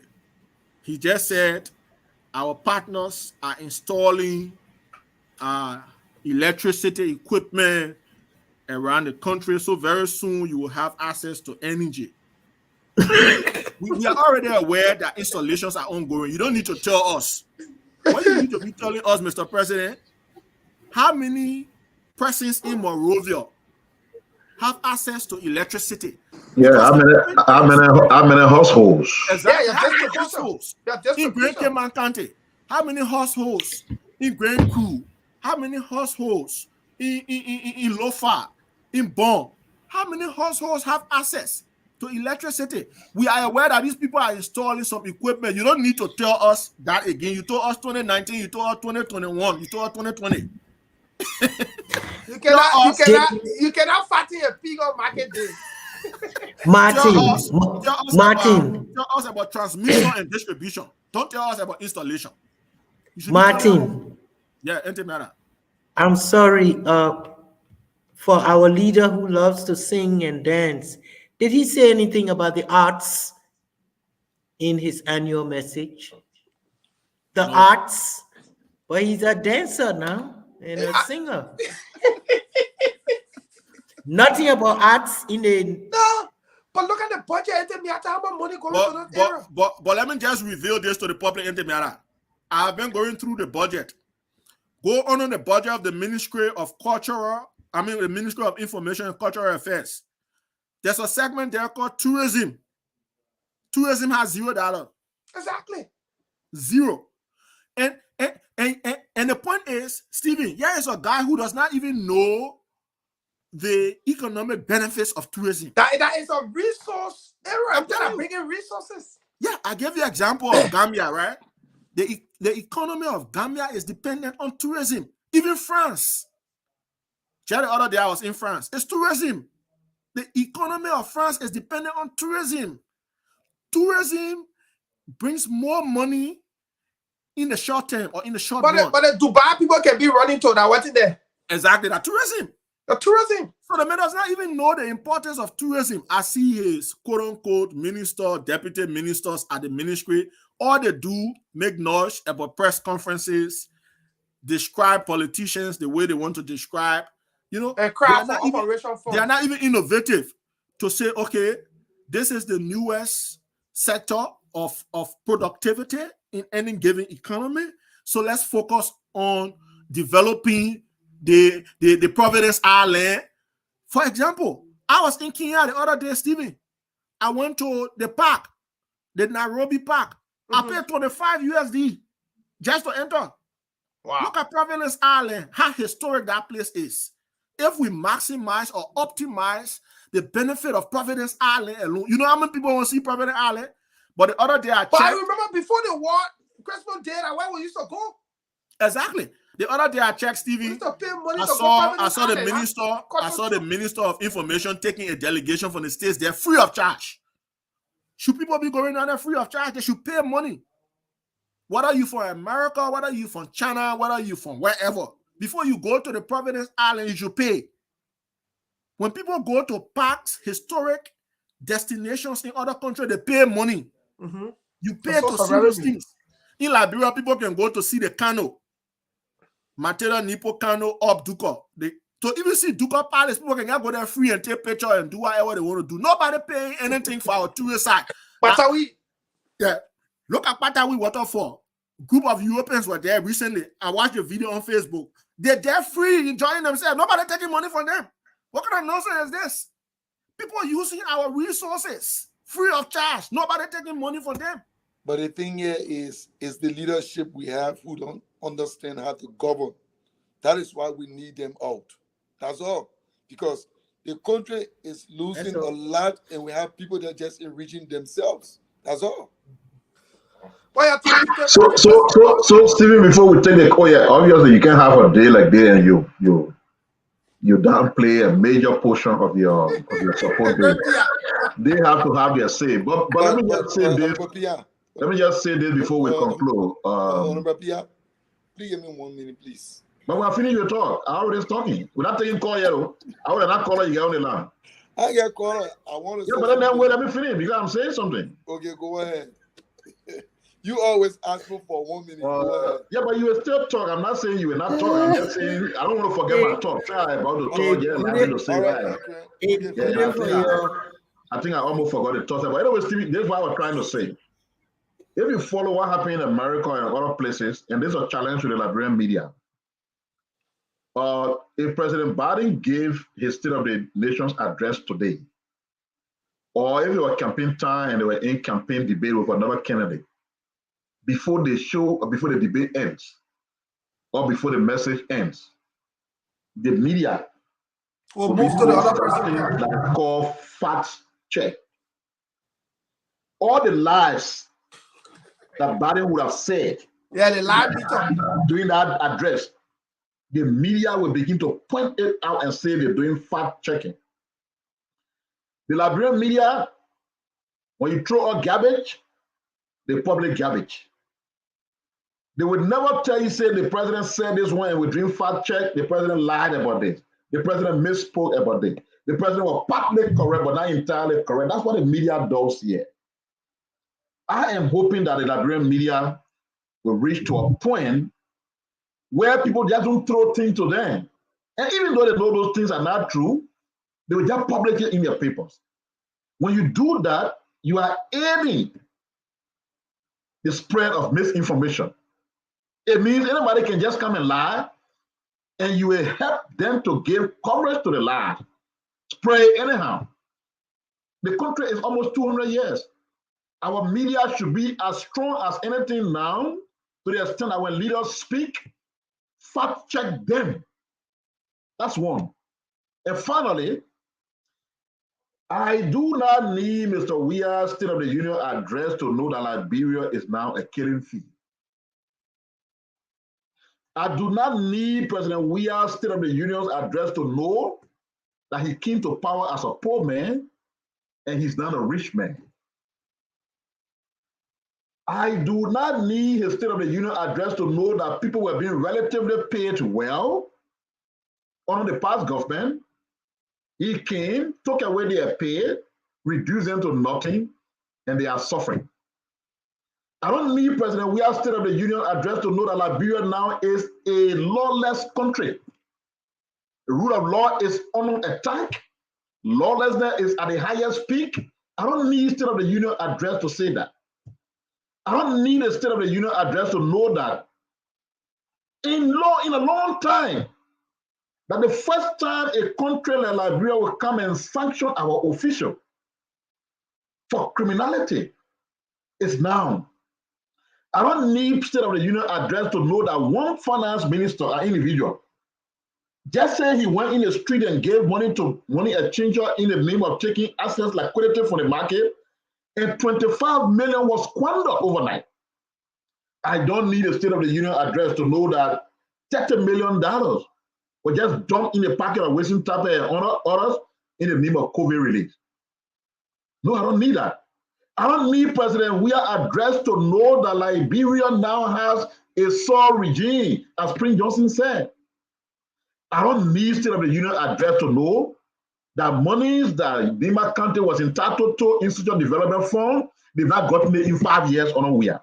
That Grand Bassa similarly did not get theirs in 5 years. That Bon County did not get theirs in 5 years. I don't need State of the Union address to know.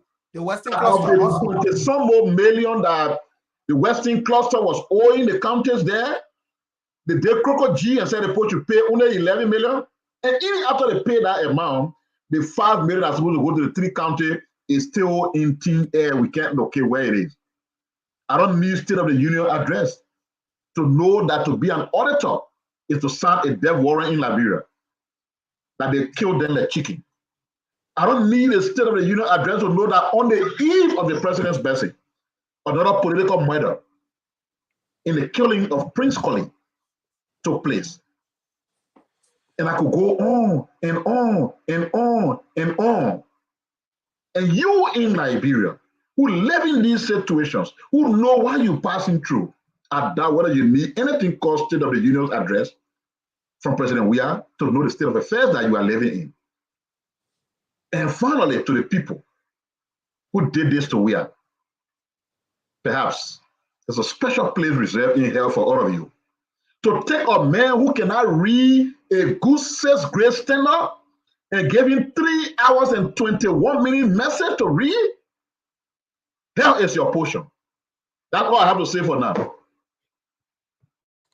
Yeah, Pastor. Pastor finished before you went down. But the message is clear.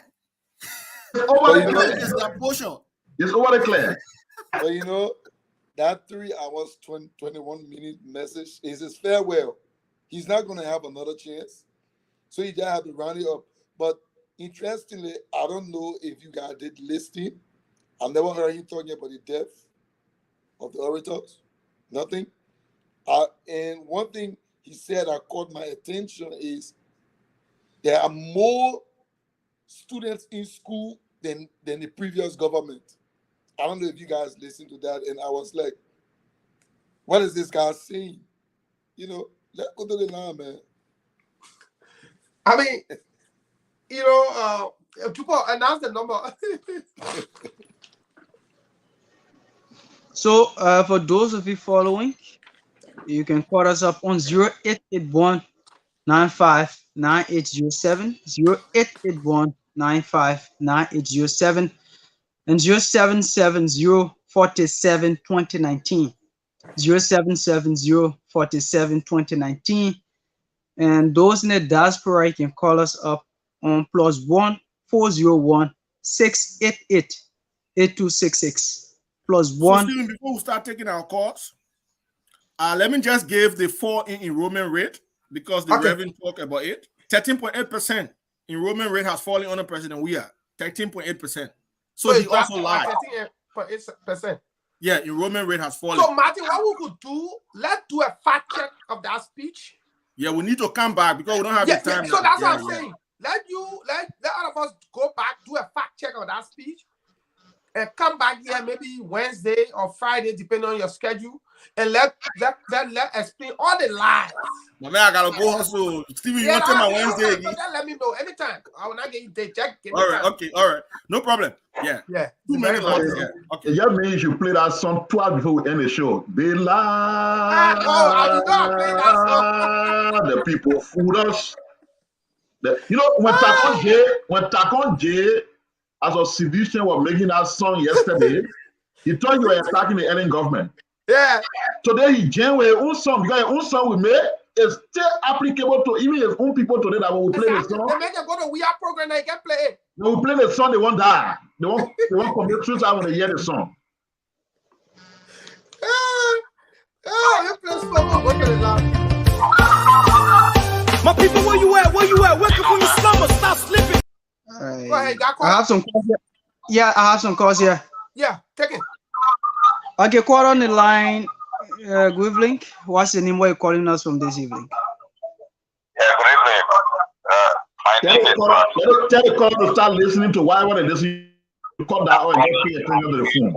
Yeah, so please turn down your monitor, please. The device you're using to get the program. Please turn it down. Okay, please go ahead. You have 1 minute. Well, I would say good evening to Dr. Pia, TV, and Pastor, and Leata, and Mayor down there, you call him Martin Colley, who is actually reawakening our spirit when it comes to the education of what issue. But you know, today was just about waste of time with the economy, everything just went down to go and listen to, I don't even know, because we could have generated more money today, but the whole country was just locked down, listen to nothing. You know, the waste that was done. Can you imagine even the football projector and pay thanks for people to come and watch this sooner because nobody was there. That was really disappointing. I had the photo. I will inbox you guys with the photo. That was disappointing. You see, people are unlimited resource. What is better you get from all of it? Nothing. So we just pray that our old man is strong, because this alone, this sonar alone, the entire country knows that those can never be reached at the trust. Thank you very much. Thank you. And this person is already on the line. Hello. Hello. Yes, sorry. Live on the program. What's your name? This is Cody Monta calling from New Jersey. Please go ahead. You have 1 minute. Okay. At this thank God, some of us, we are students of economics and mathematics. So I'm going to speak on the perspective on which the president said they have stabilized the economy or they have reduced inflation. I think he was speaking in the context of the monetary value, that the exchange rate. But the real inflation is on the market. This government has failed. I want to say this, they have failed to stabilize the prices. They condemn or they criticize the other government because the past government, because they said they couldn't control prices according to them. They have failed to regularize and stabilize prices on the market. So you have the monetary aspect, the exchange rate on the market at 150 for some point in time, whereby the commodities, the price has skyrocketed on a daily basis. One the mathematical aspect of it, not the economic aspect. One the mathematical aspect of it. I did math, I'm not going to another school for foreign studies, but I did math at the University of Africa, so I understand mathematics. There is no way I challenge to any other person where you will be reading a number, the decimal power of it, call it as a whole number. Every number has the decimal part in the whole number side. The whole number side is 1 to F. When you say point, you call the numbers by numbers. You can't give a decimal numeration, a whole number numeration to the decimal number. So the person was in complete error. I hope people keep it in the present can read and what have you. He can read, okay, they will take it, but he doesn't know number. So they still have to go and teach you how to read. Thank you. Thank you so much. This person is live. Hello. Good evening. Good evening, Chief. You're live on the class Reloaded. You have 1 minute. What's the name? Yeah, my name is God Tibok. I'm calling on division number 6, Mozzarella County. Please go ahead. You have to be snappy. All right. I want to take the time to say thank you to your studio guest, Martin Kim Koli, and thank you to the peace-loving people of the Republic of Liberia. In my own thinking, I think the State of Nation addressed by the president today was waste of time, waste of energy, and waste of taxpayer money. Your president, we have lacked the leadership ability to lead Liberia. It's very sad that you are making fun of the State of Nation address, and citizens were there clapping for him. So it's very sad. He needs to go, and we're voting on 2023. Thank you. Thank you so much. This person is live. Hello. Yeah, good evening. Good evening, Chief. You're live on the class Reloaded. What's the name you're calling us from? Thank you. I joined from District 6, and this is the voice of Lovely, Augustine, Sagacious Wisdom. You have 1 minute, Chief. Yeah, thank you. We listening to this quote-unquote Sonan address on today. My brother, the clear definition of Sonan is the same old nonsense again. The reason why? President, we have to ultimately do that the government has allotted $10 million all in the needs of the country 12.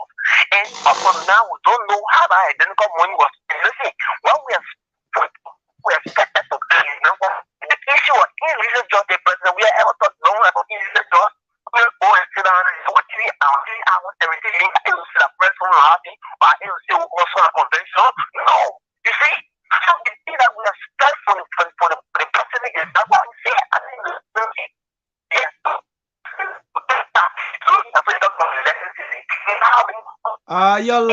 your line is cracking, Chief. Your line is cracking. Okay, let come on the other side, Dupont. That's full call. Let's take the other people who on the line on the side. So caller on the line from the US, go ahead. Yes, hello. How are you? I'm good.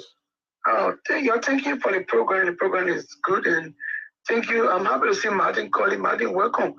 I'm calling because we have to be serious, man. We have to be serious and talk to our people to move the joker from Empower, call himself President George Weah. It's making joke and mockery or every day. It's like a joke. We are like a complete laughing stuck on the wall stage.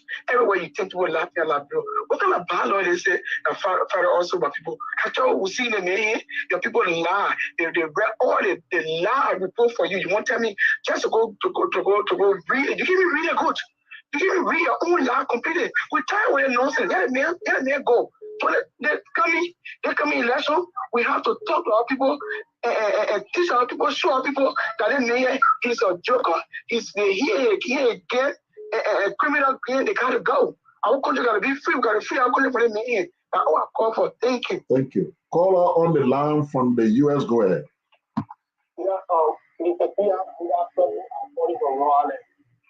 Make your point. Yes, a game that playing and we're going to play in the favor of opposition, but just for all the states and locally, right? This is a CDC last term. And Prince Johnson, knowing that in CDC last term, because they don't want the international community to put it on here, they might coerce him to turn it over after their last term, because Georgia last term, just want to vote, and after the vote, he's not obligated to accomplish anything that he promised people. Now, Prince Johnson is going to support the opposition, but under one condition that he's going to tell them that in the second round, they're going to take part in the first round. In the second round, they are bargaining chip going to vote. If I support you, you're not going to discuss my journey over blah, blah, blah. Because the international community don't want Georgia, they're going to play a blind eye to Prince Johnson like they did on the 2-year marathon. And that's what Prince Johnson is doing. If Prince Johnson supports Georgia himself, right after the election, he's going to renegotiate and turn it over. But he's going to use that as a bargaining chip for the next government that's coming in, that you will not discuss my turning over. Okay, thank you. We're talking the same thing over and over. Caller on the line, go ahead. Good evening, guys. My name is Emmanuel, and I'm calling from the US, Minnesota. Go ahead, sir. Thanks so much for the topic on the discussion today. For me, I'm not surprised, actually. 40 minutes just we are into the office of the presidency. I'm not surprised of what he's doing. The guy doesn't have what it takes to be a president. But a few guys that decide to use his popularity to actually enrich himself, stood behind him and put him there. So the Liberian people need to make a change and make it now.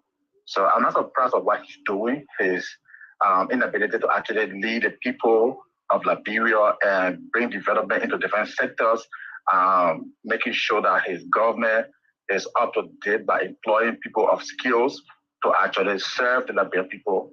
I'm not surprised of everything that he's doing because he doesn't have the ability to do them. And that's why he's doing what he can do.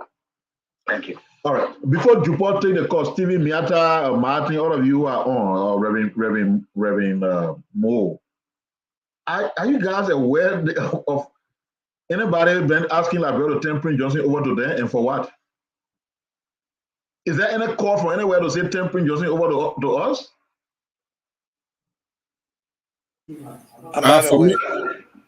For me, I'm not aware. I don't know why the caller taking all these things.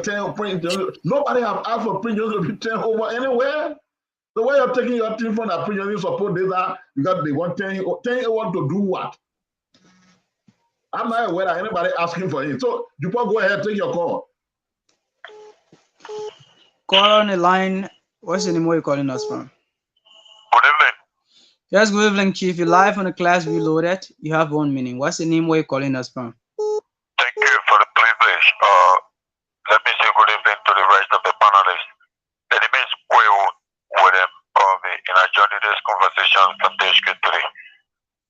Let me appreciate all of you for the analysis, for the farewell message of our president. You know, as the pastor already said, that is a farewell message.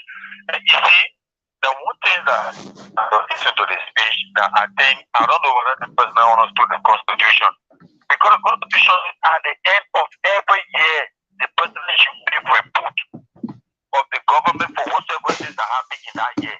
And we see the president going back to Abdullah Kamara, press freedom. Was it done in 2022?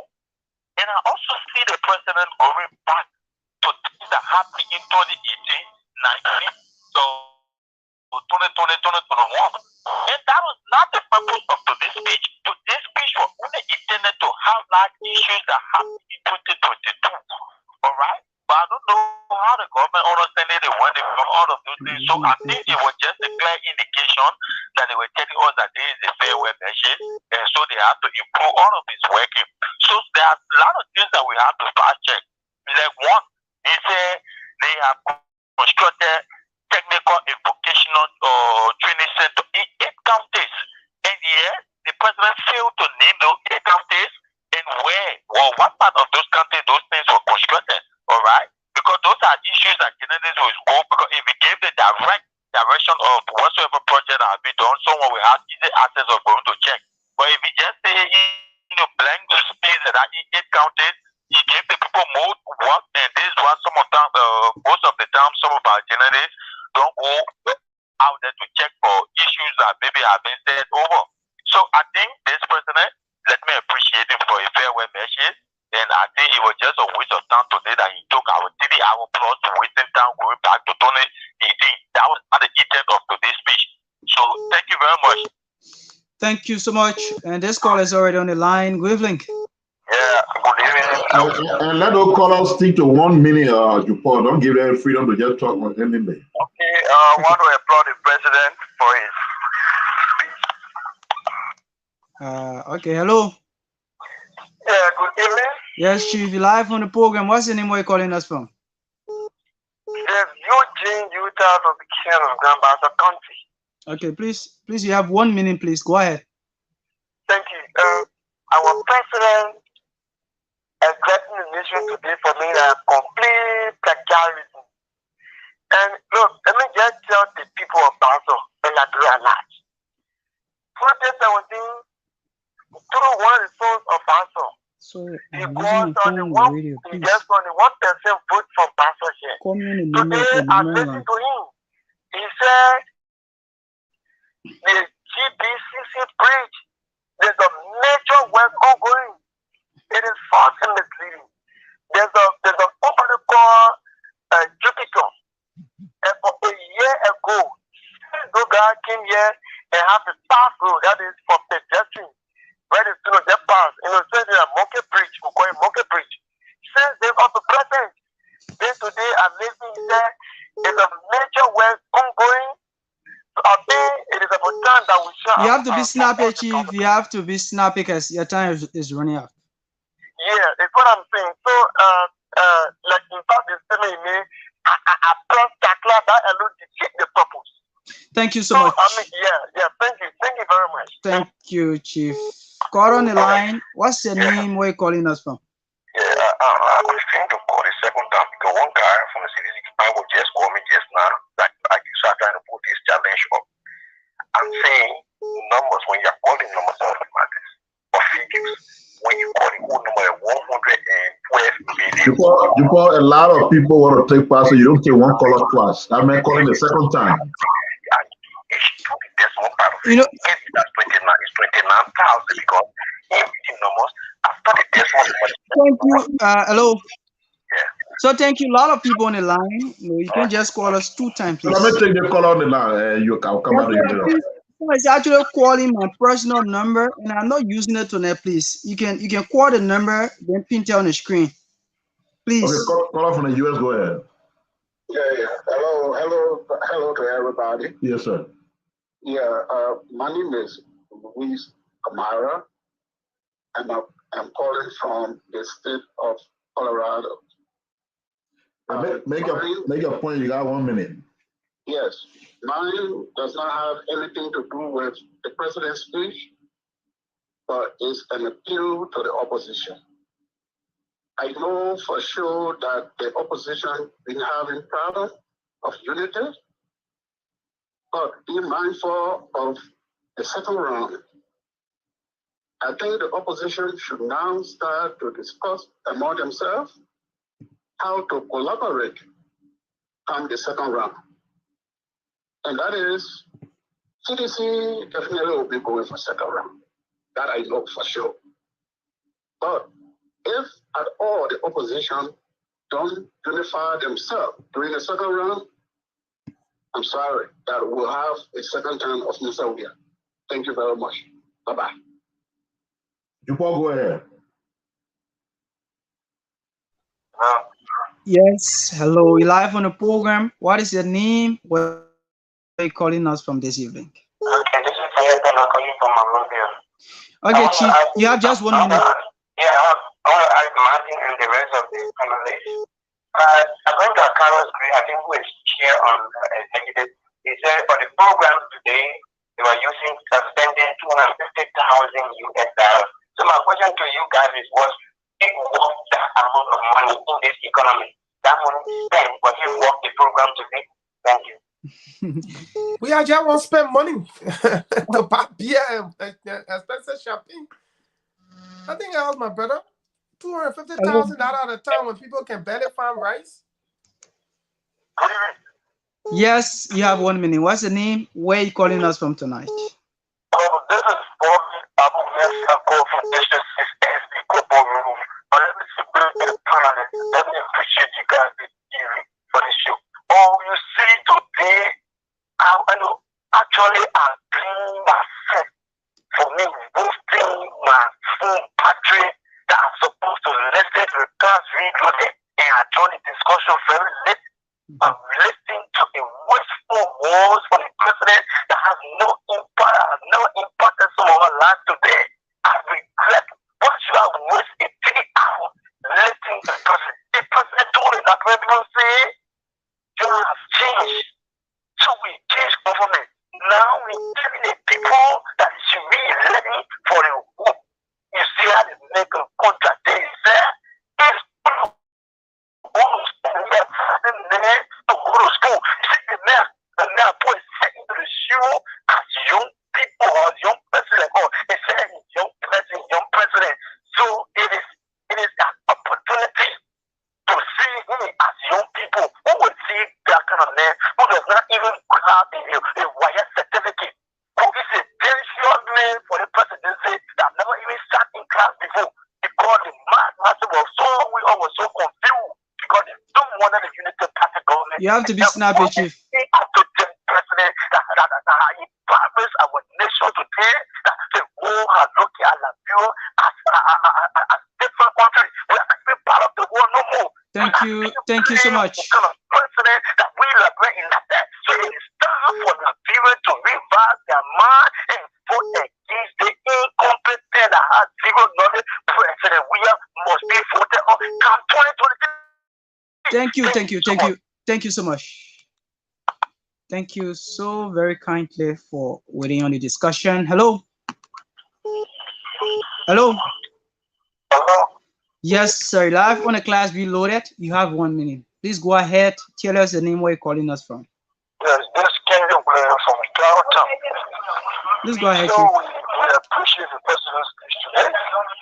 Even today, it was very surprising that you could see citizens were called to the radio station to know the better living condition of Liberia today as a civil servant. We were all glued to the radio to listen to the president's speech.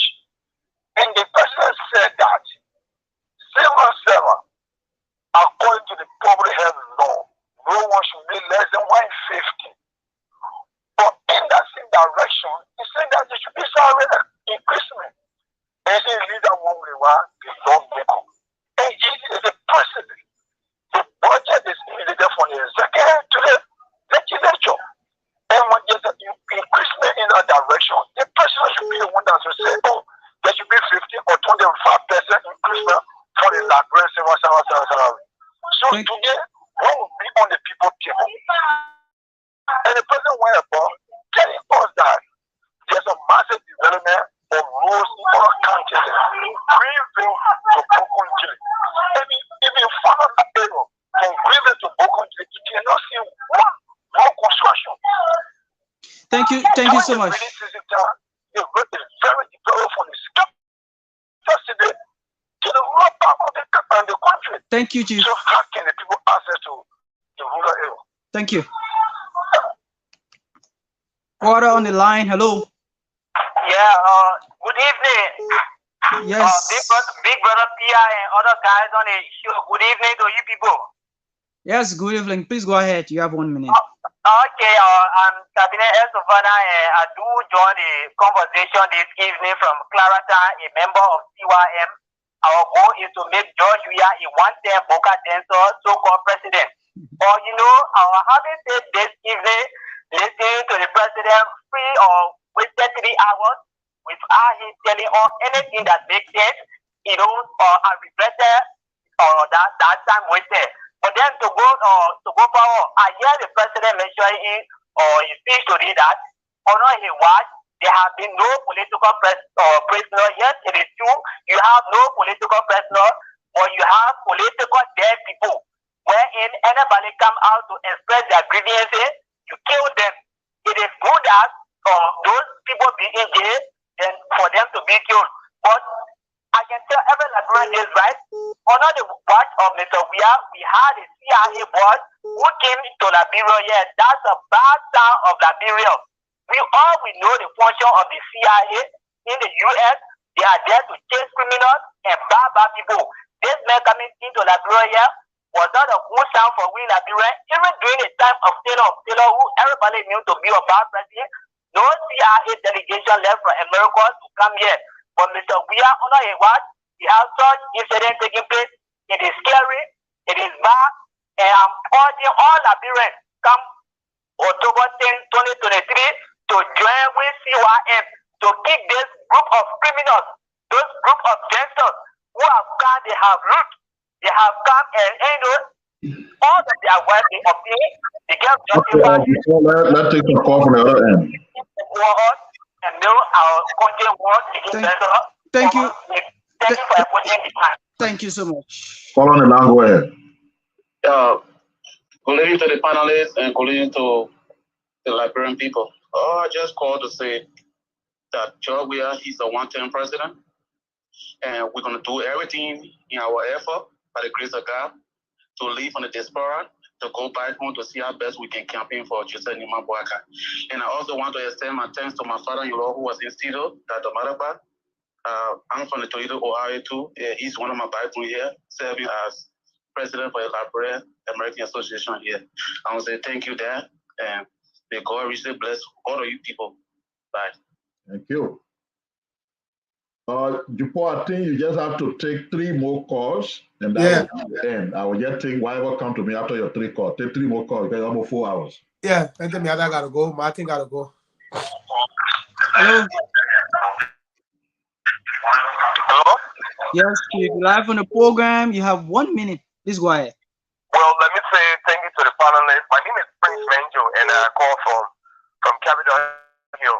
You have 1 minute, please. Well, I listened attentively and religiously to the president address to the nation. I think it was all about deception to the Liberian people. You know, this coming elections in October, Liberia will be at a crossroad. This is no time for play, no time for joking. We must unseat President Weah democratically because it will be in the interest of the Liberian people. There are many of us, many parents, many families who go to bed with hunger. There are many people can afford even rental fee. There are people who are struggling even to get something to go to school. I listen to the president's deception. The president is deceiving the Liberian people. We must end this nightmare. You know, the one child birthday said that the country is pregnant with an evil baby. Liberia is pregnant also with an evil child. Come October, let us abrogate this evil baby and not allow the child to be born. Thank you for affording me the opportunity. Thank you so much. And this caller is on the line. Hello. Hello. Hello, Chief. What is your name and where you join us this evening?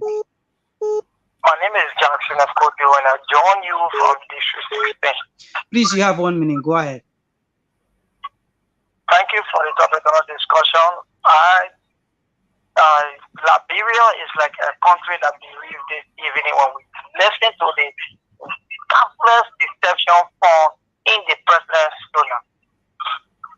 We start after all, we noticed that we saw a lot of deception, but we thought that those things were something that we should believe. But when we follow the president, sometimes some of the things are our personal experiences. Now we hearing the president giving all these lies. We start to think of where we are going. Liberia is at a crossroad, and the Liberians are following. Most especially we, the young people. How are we going to make our decision when we are being played on by our stomach? Today, we were stoned. Until then, our decision in October, we are stoned. Liberians was right now to deliver our country. Thank you so much. Thank you. So, my last call for tonight. Hello. Hello. Yeah, this is Okay, Ms. Chief Vani, please go ahead. I want to comment that it's a best feature for the Liberian. The thing about experience is a best feature. That people have experience and past what they are going through. So other countries doesn't come over the facility, they come over to a generation. A generation is being mortal and people. So you are in a year, so weapon you count, you got ask for the day of that thing about people. Send people to educate our people to the mess that we are going through. Not a put in what last year. Oh, like people who can be what can say something correct. You see, it's a bad accident that we never did yesterday. For a dog, we have never done yesterday. So that your big accident is it. So the boy three after the one, the starting on Nancy, from former in the city captain, the educate our people. Because they are here, wherever they say, as well. So this is what I understand tonight. Thank you so much, Chief. It's a pleasure having you tonight. Thank you. Thank you. Hello, on the line, go ahead. Thank you so much. This is Alfred Kunowa, and I joined the conversation tonight from my Waterloo resident. Yeah, you got 1 minute. We've been here long. Want to close? You got 1 minute. Thank you so much. I just want to say this quickly. I think the president's son now was another big speech, and I think there are so many things in there that we can capture that he failed to tell the Liberian people. And I would just like to name a few. This president failed to tell us how much money was raised under the period from the airport from COVID-19 testing. The president failed to tell us under the period how many corruption cases he adjudicated in his government and how much money was recovered. This president failed to tell us how many crimes that were committed under his period and what his government did to deal with those crimes. This president failed to tell us. Your 1 minute part, we gotta go. DJ Lomé, go ahead. Thank you, Honorable Pierre. Let me say good evening to the class we do their family. And you know the president shot himself in the legs today. You got 1 minute, sir. So thank you very much. He said, when last the president get to know for the past 5 years that Liberian civil servant were on pay. So the president shot himself in the legs today. Thank God. You know that God continue to expose this guy. And thank you to Honorable Korba today. Honorable Korba was the only man that rise in our house today and say, you need party, ANC, all the opposition was sitting down, but they were picking this man to come back and he walked for a moment and continue to shout, unity party, Lord, Yaka Korba is a man. To the opposition, because this man went to campaign today. It's a campaign speech that I may carry on. But Honorable Korba left there and making to know that the Liberian people are brave. And Honorable Korba is a brave man. I hear Honorable Korba today for what he did. Because saying he went to campaign, Honorable Korba showing the way. Thank you to the Liberian people. And this is the time that God exposes these people who are exposing that not going to take another 6 years because the Liberian people go down the drain. That today, President, we all know that the civil servant will not pay. But because you want to play politics, okay, thank you, sir. Will be used use a motorcycle. Thank you. When come to election, but soon election feeling off the street. Thank you. Sarah is Sarah on? Over.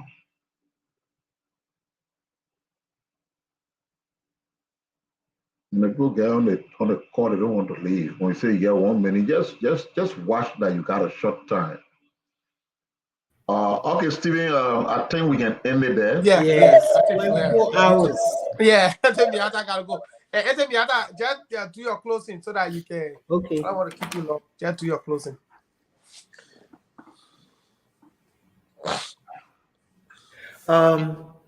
It was a pleasure, and I really and truly would like to recommend.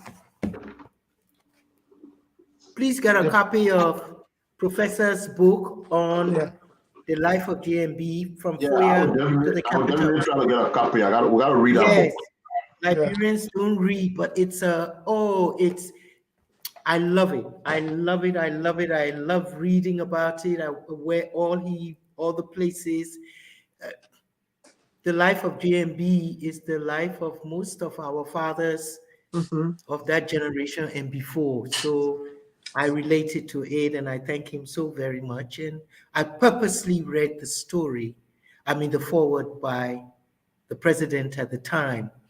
How do you say such glowing tributes to a man, and then the next year, it was mind-boggling to me. So that was it. Every opposition, to the caller, every opposition in the country is divided.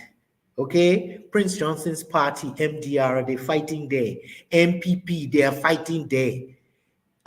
So people should stop pretending that it's just, Unity Party or whoever. Everybody's in confusion and everybody's trying to sort themselves out.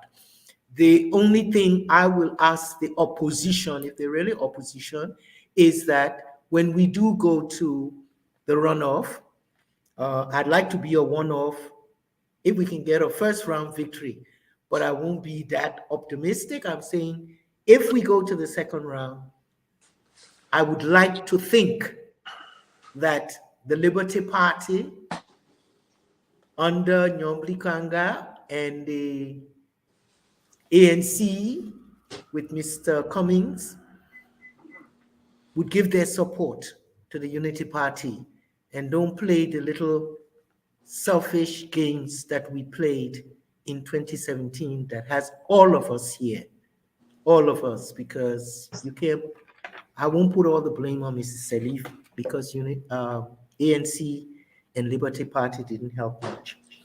And I make no apologies for my emotions. I'm a very emotional person. I'm very proud of my emotions. I love my country. That's where I was born. That's where I was nurtured.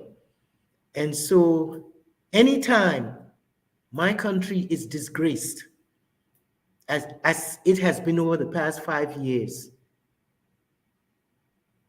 I will step up and say something. And to all of the mothers, the women in Liberia, I saw a whole lot of them today outside the Capitol in their lapa, singing and dancing, etc., etc. You give 6 more years to George Weah, all of your children will become drug addicts. All of your daughters will become prostitutes. They will not be able to give you any grandchildren in the future. More guns will come into the country, and more criminals will come into the country, as we've seen. Under the Weah government, all kinds of nefarious people have come in, wielding influence. We've got to rescue our country. It's serious. Thank you all. Good night. Be here next Monday, inshallah.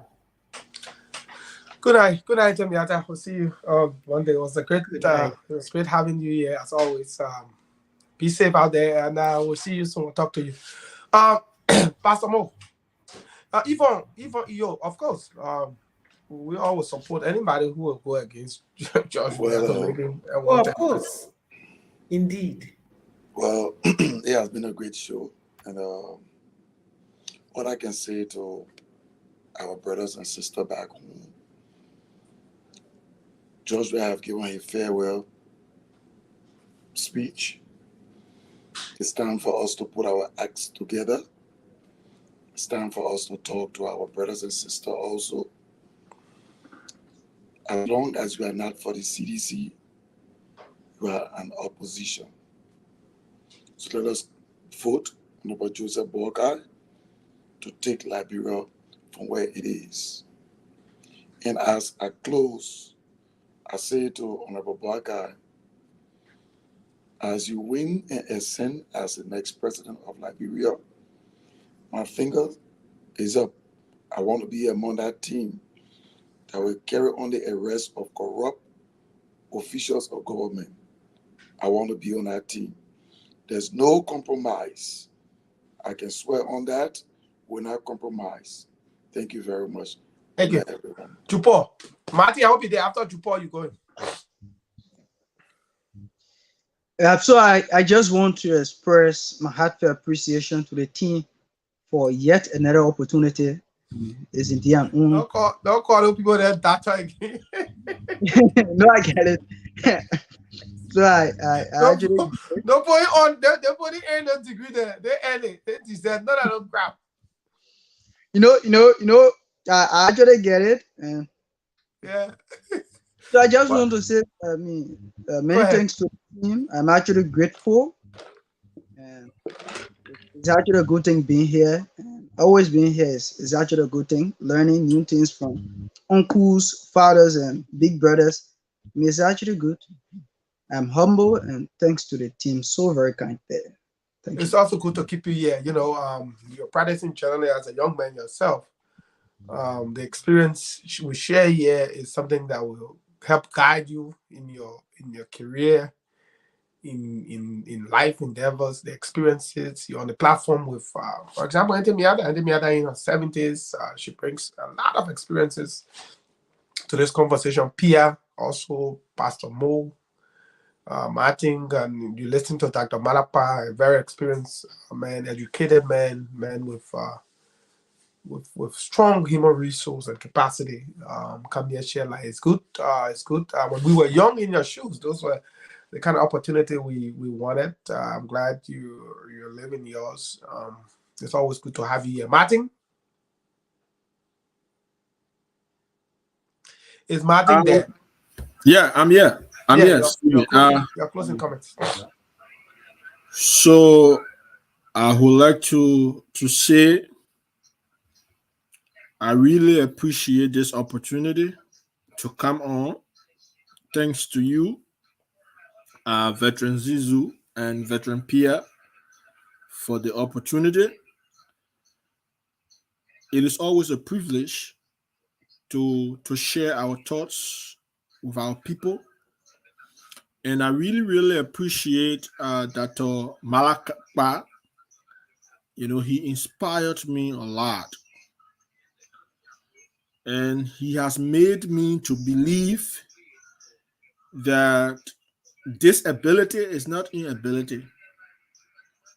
Imagine graduating from Harvard University with a doctorate degree, Doctor of Philosophy. Indeed, disability is not inability. Come again, Stephen. You are I think you was tapping a class among people who could see. Exactly. And I would like to encourage the community of PWDs, persons with disabilities in Liberia, to emulate his example. He is the truest example of how a person with disability can invoke real change in any society. He really, really inspired me, and I hope, Stephen, you were giving me his WhatsApp number for CSCC to talk to him. Yeah, I'll get you and tap into his knowledge and expertise. Yeah, for a new Liberia. But quite frankly, I say thanks to Jupo. My first time seeing Jupo. He's a very brilliant man.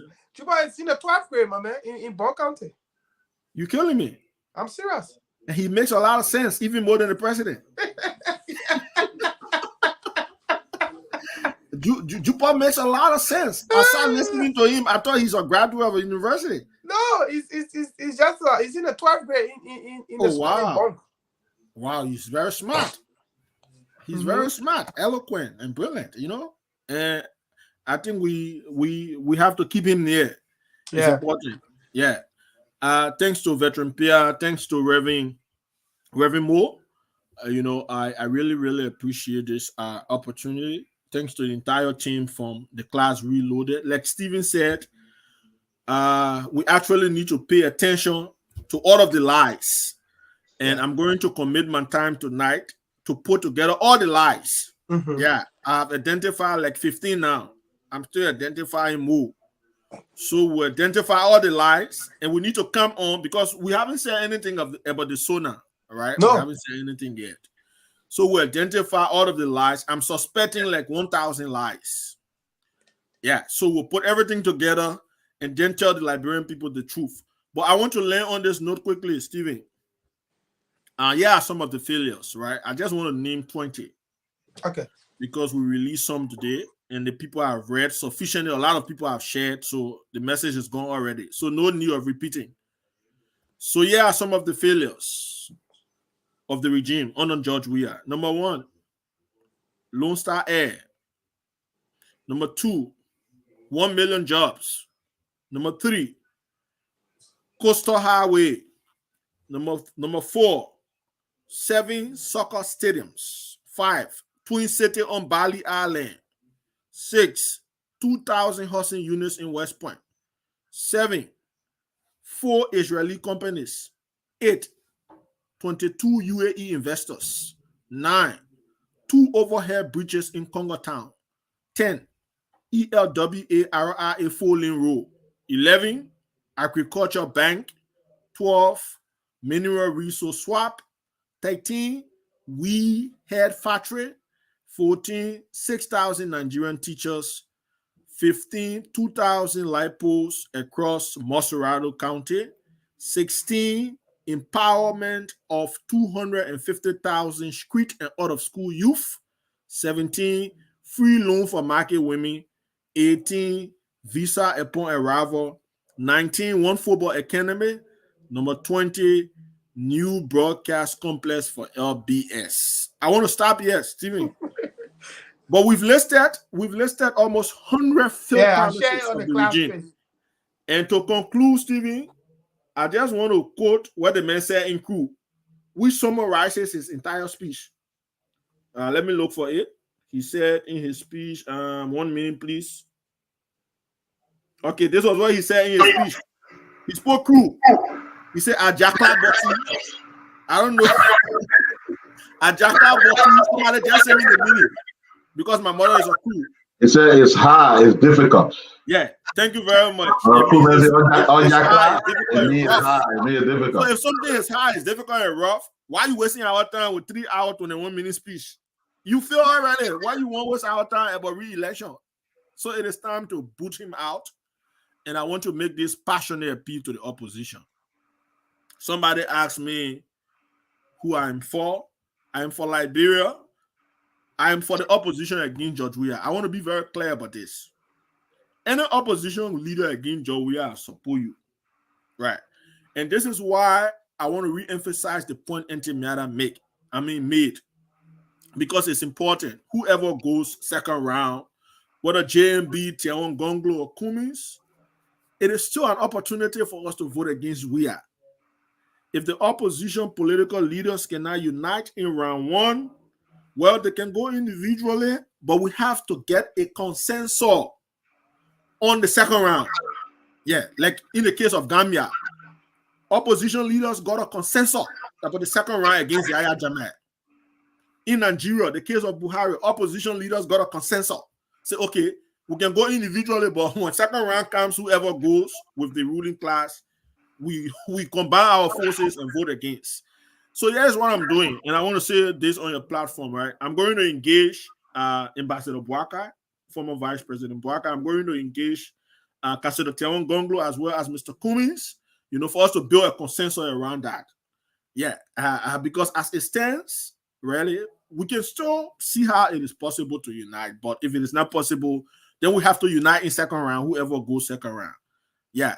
Worst case scenario, if the election is free and fair, Weah might not go second round. But if it is not free and fair, he goes second round, we have to unite our common frontier and put this man out once and for all. He is a nightmare. He does not have the skills, the capacity, the competence, the qualification to lead even a community, least to mention a country. Nowhere in this world a WIA can be voted as community chairman. What more about president? This is a national disgrace. So I'm calling all Liberians listening to me across Radio Land. Think twice. Think about your children's future. I want to beg you. This is not because, say, for example, Martin wants to come back home. Do I want to come back home? Yes, I want to come back home. And I can't come back home when we are empowered. But it is about the people. Because at the end of the day, if we are gets second term, the country is damaged. The future of your children is damaged also. Your future is damaged. I 6 more years to your age, my people. Our people in Bon County, your are 6 more years to your age. Let's speak simple English now. Our people in West Point, your are 6 more years to your age. And see the damage that will be caused as a result of the incompetence in this particular man.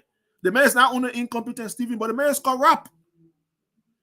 Yeah, it's the case, right? At least if the men are incompetent and transparent, then it's manageable. But the man is not only incompetent, but the man is very corrupt. In less than 6 months, look at what the man has acquired at the expense of the poor people in West Point. The man rose to power on the back, sweat, tears, and suffering of the poor people. And he treated them the way he treated them. I heard the students complaining just 2 days ago in Nima.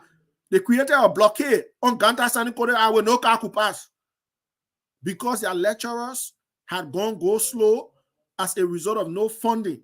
So they were at the school, and access to education is a universal right.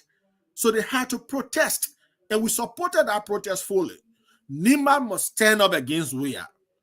Grand Jida must stand up against WIA. He promised you to connect the road from Ganta, Saklepie, Tapeta to Zweju. Where is that road today?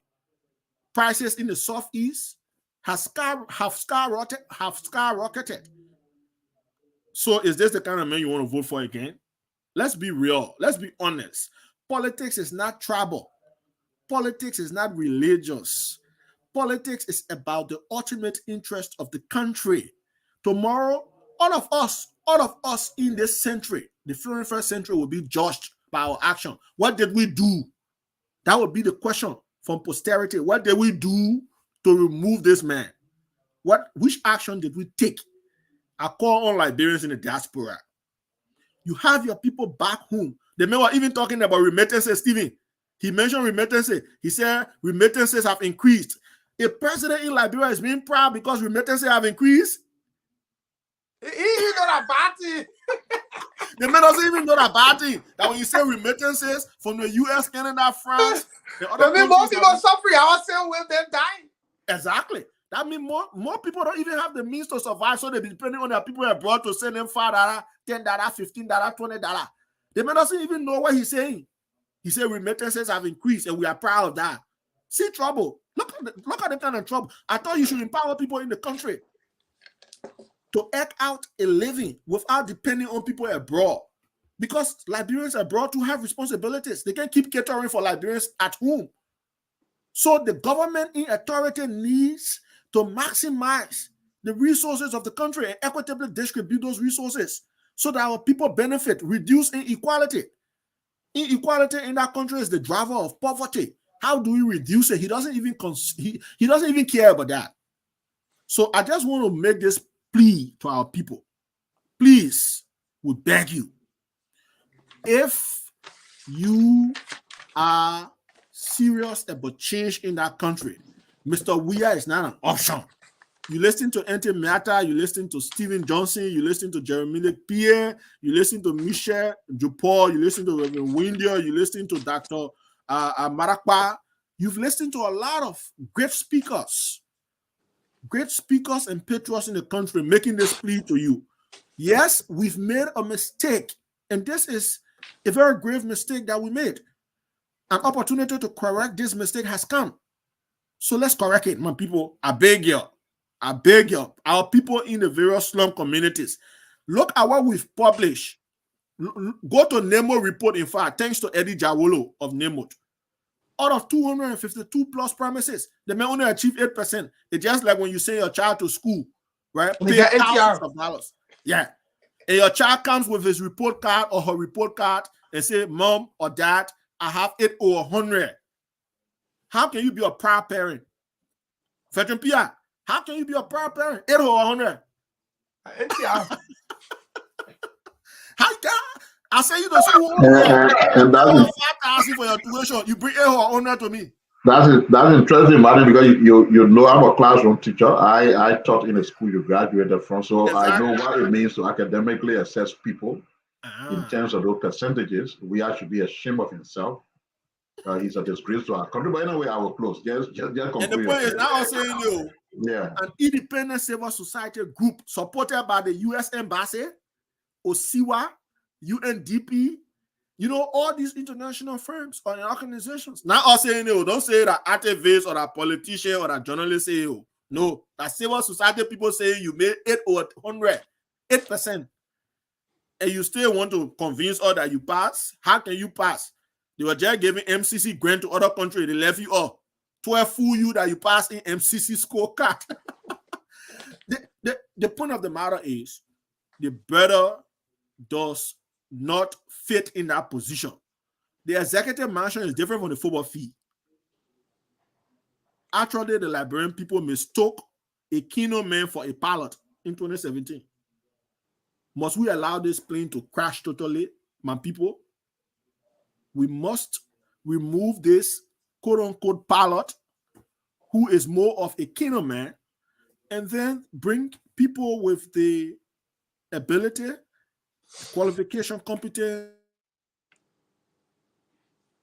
integrity, patriotism to leadership. That's why I said we need to repress the button on governance. So thank you for the opportunity, Thank you. Stevie Thank you, and Pierre. I really appreciate. But like I said, hopefully maybe Wednesday we can talk about all the lies in his speech. Yeah, we'll talk behind the same more on the giving Mr. Weah 3 hours, 21 minutes, 66 pages. It's almost looking like giving a McKinney man medical equipment to perform surgery in a hospital. It's unfortunate. Thank you for the opportunity. God bless Liberia. It's God bless always good seeing you, Martin Colley, the voice of Martin Colley, exile Liberian activist there, joining us in class. Martin, it's always a pleasure to have you. Veteran Pierre, take us home. Come here. Mr. Weah is a very dishonest man, and he's a troublist. We gave him 6 years. He failed miserably. He decided to confess that he failed. But rather than doing that confession so that all Liberians, irrespective of the tribal group they belong to, will hear from him confessing that he has failed, though you are delivering a speech in English, which almost everybody in the population will understand, when it came to accepting that he has failed, he decided to say it in Kru. And he pretended that he was crying when he said, Ojakla, Boti. My people, a hard, a difficult. If you are confessing to us as a country that is hard and difficult, why didn't you say it for everybody to understand and require either a person who understands Kru or only the Kru people to know what you say and come back to us? And if you are aware that Ojakla, why are you still asking for 6 more years? When you already know a hard, a difficult, as you said in Kru, at a point where you were pretending, dramatizing that you were like crying. Why didn't you open your mouth in English and just tell the Liberian people this thing you're giving? A hard. It's difficult. At least we all would have understood that. You didn't have to talk it in Kru or Yagla. That's dishonesty. That's dishonesty. And who is being this dishonest? Reverend Pastor George Manowia. I guess just this Sunday you were in church, sitting in the high spot on the altar in your church. He came from Qatar and boasted that they were bringing 100 million from Qatar to add to the Lofa Road. Why didn't he report that today in his sonar? For those who listen, they say he didn't talk about it. This is the most recent thing you achieved. The time you are taking to talk about 2018, 2019, 2020, 2021 things, at least the one, that's the time you went to Qatar. If you are convinced that you are saying truth, because we said you lie, we told the public you lie, why didn't you talk, why didn't you report on it? The reason why the State of the Union is a year in, year out thing and is done every year is because the anticipation is you giving the State of the Union as of that year you're reporting on. If you should mention anything about the past, then it should be like maybe certain thing you launched that you reported on last year, but certain kind of progress has been made on that thing in 2022. So you want to give that progress account, then you will mention it. But it's not a platform to go and start taking 5 years tautology and come and bore us with it. Look, no matter how educated you are, nobody sits in a place and one person talking blah, blah, blah, blah, blah, blah, blah, blah, blah for 3 hours and you take anything serious. I will sit here. One of the reasons why I'm a Catholic and why I love the Catholic Church, and in the US, it's even sweeter to be a Catholic than even back home because our people back home, they started sleeping alone, almost following the Pentecostal thing. You go to church there almost 3 hours. Some preachers go on the altar, they want all the Pentecostal men preaching for almost 1 hour. Yeah, the preaching and everything that will happen in the service, 1 hour. So when the priest comes on the altar to preach, when he does so for 15 minutes, it's too much. Because in that 1 hour, somebody can leave the church and the core of the message of that day will remain with the person. No matter how educated, if you sit down for somewhere 3 hours and somebody talking to you, why you take away from that place? If I along the way after 1 hour, people start sleeping. I whole speech was done. And then moreover, who is reading the 3 hours, 21 minute speech? And I even entertainer. Somebody who is 6th grader year in our school system on this side can read better than. Pure disservice to the country. As a president, you say, Onjakla, meaning is hard. That's why we want you to leave. Don't even fight as you're fighting. Begging people, laying down on the ground, licking their shoe. Onjakla, so why you still want to be there? That admittance that is difficult, is hard, to be the basis upon which you should say goodbye. And if you're a Liberian listening, and still say you support we are. If the man who has the power now says Onjakla, which means hard, if you listen to that and still think you should be your president, blame yourself for whatever you will face henceforth. Because then you putting that nail on your own coffin. And you should blame yourself. Again, the Liberty Party and the UP will be responding tomorrow. I said the Liberty Party is at 11 o'clock at the Capitol. The UP is at 12:30 at their party headquarters. And this is what I want to say to those two groups. This platform is here for you. Martin had to sacrifice whatever he's supposed to do to come on. You just heard him saying, because you want to dig deeper into the State of the Union's address, you'll be back here on Wednesday, probably Friday. When you deliver your very responses tomorrow, please send people from your parties, the two parties, to join us on Wednesday on the Class Reloaded to elevate further whatever you will be saying tomorrow. The sooner all of you realize that these intermittent addresses, media addresses, will not do. And if you have a platform where 3 days in the week, you can make your case, you can talk about the country, it is just for fair that you make use of it. Because those intermittent ones, they don't last, they're not sustainable, they're not going to help us. After all, when you read whatever your response is tomorrow, what happens after that? What happens? That's it? You can stretch it further by coming here. Deeper into it. this historical accident that we brought upon ourselves and our country. The opportunity is here to remedy that. It requires the effort of all of us. Young Michel Ejiofor is in Liberia.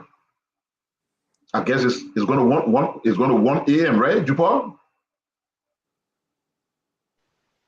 29 minutes to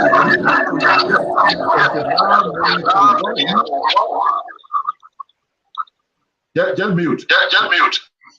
And the young man is still sitting up, paying his quota. And we're all sitting out there acting lazy. Even like we should be begged for a cause that we say we're committed to. The ball is in your court. You got barely 8 months to the elections. This is no more time for processes. This is no more time for protocols. All of those processes and protocols will catch up with you. And if the goal is ready to remove we are, don't let anybody beg you to be a part of processes that will help to remove you. Then utilize what we have. Let's utilize what we have. And thank you to our people. Those of you who committed to the JMB agenda, who are coming on. For me, I'm excited. Because over the weekend, I was part of a delegation that led JMB to the church in Philadelphia, where the funeral service of Dr. Cassell was held. I met the Ober in person. We attended the funeral. Then we drove back to Delaware to his dwelling place. After the funeral, we went back to Delaware. We left that place 10 p.m. in the night. So it was several hours with him. I saw how alert he is. I saw how energized he is. And I can only say to the people who were wishing him evil, people who were celebrating because he checked into a hospital, if that was the only thing you were waiting for to clear your way to the presidency because he's the only man who can stop you, find another means now because he's strong, he's well, he's able. Up to the time we were leaving 10 o'clock. In fact, when we left from the funeral, we got back home up to 10 o'clock when we were leaving. The man has not gone to bed. He was still up. That's how strong this man is. Nothing is taking anywhere anytime soon. In 2017, some of you wish him dead. The 6th year you got, after that, the 6th year gone, he's still here strong. You're praying again for that. You will live with his presidency. You don't have a choice. And for us, we keep playing our role. Thank you, Stephen. The program has been so sweet, I imagine we'll be 4 hours, 30 minutes. We even feel it. So let me close quickly, guys. I enjoy it. Let me say big thanks to all of our radio stations. That's Bushra Radio FM 98.1. Jupiter was the program on air? Your premium FM carrying it live? Yes. You know, each time I'm in the studio, I am using the device, to actually air it too. Oh, okay. Yeah. So that's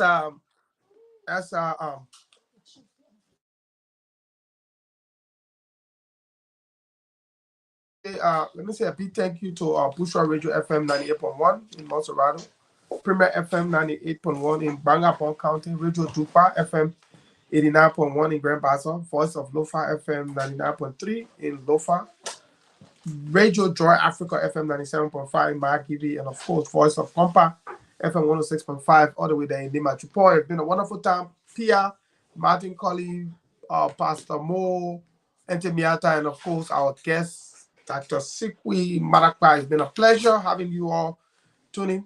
Thanks to all of our folks in the comment section. It's been a wonderful show. See you on Wednesday, God's willing, when we'll bring you another edition of the program, The Class Reloaded. I've been your host, your humble servant, Stephen Johnson, saying God bless you, and you have yourself a wonderful, wonderful, wonderful, wonderful rest of the evening. God bless you all, and bye-bye.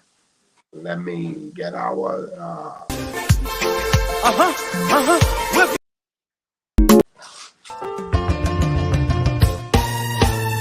My people, where you at? Where you at? Wake up from your slumber, stop sleeping. Wave your hands, wave your hands, wave your hands, wave your. Come on, come on, come on. I know you're sleeping now. You gotta wake up small, yeah? Okay, let's go. The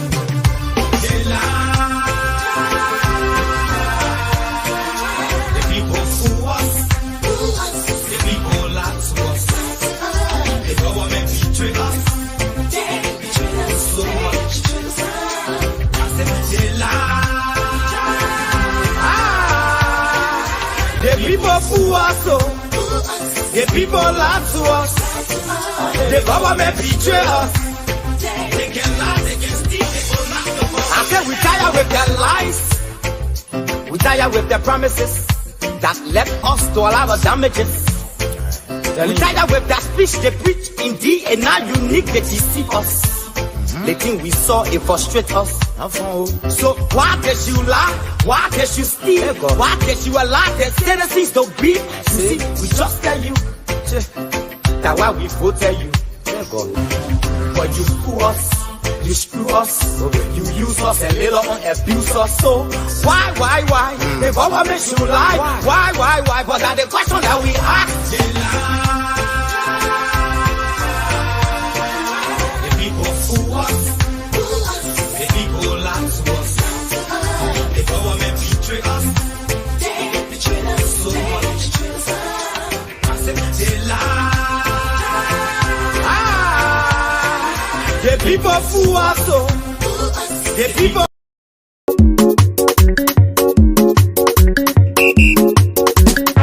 There is a game, and everybody's supposed to play, but everybody against one man, and that woman is homeless.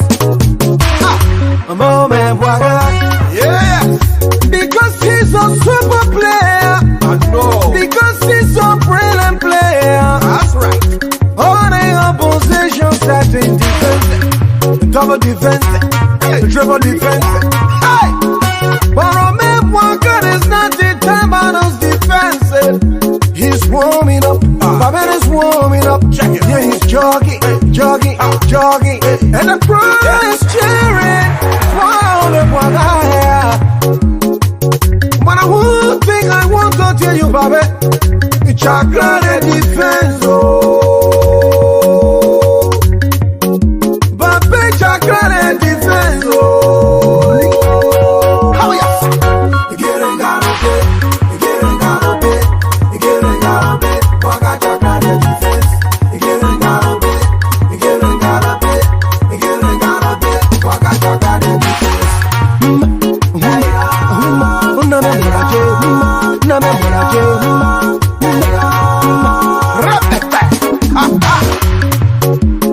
The puppet is a professional player. The puppet is a very, very good driver. No matter what kind of defense you build, now I'm wicked you baby. Oh, me wicked you kalapuke. Hey, oh, me wicked you griki kaka. What I watch? Hey. We got it, you don't fuck, but you compare away. You compare away. Waka, you compare away. You get it, Waka, chocolate defense. You get it, Waka, chocolate defense.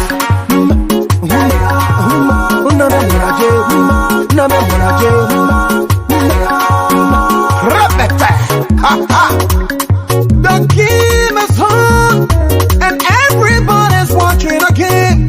The game is very hot, people being entertained. The ball comes to Joseph Wakayama. He owns the balance. He prays the ball.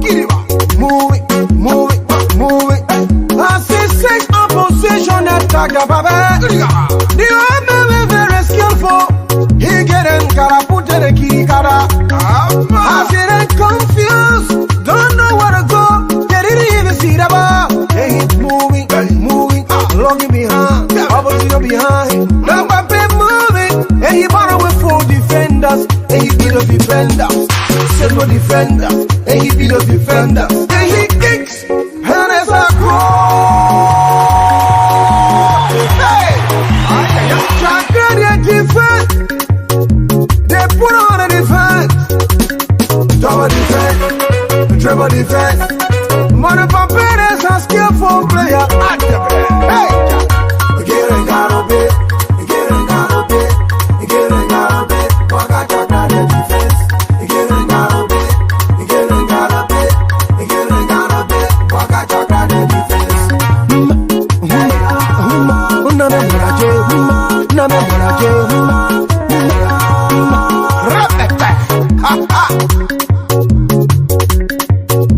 Great people of Liberia, I want to introduce somebody to you.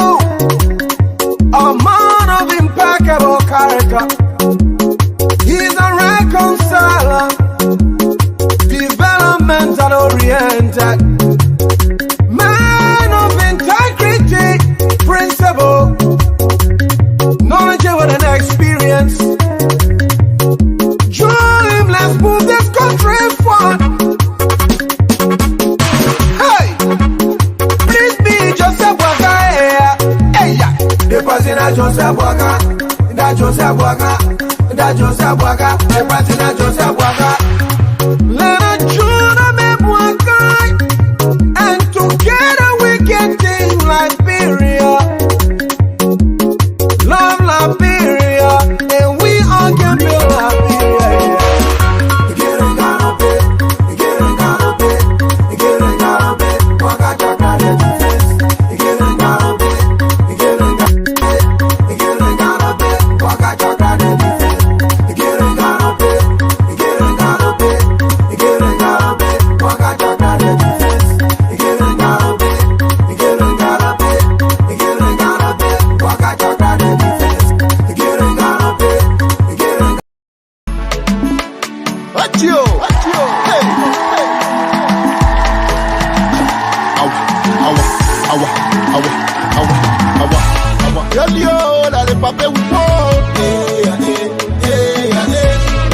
Coming, people,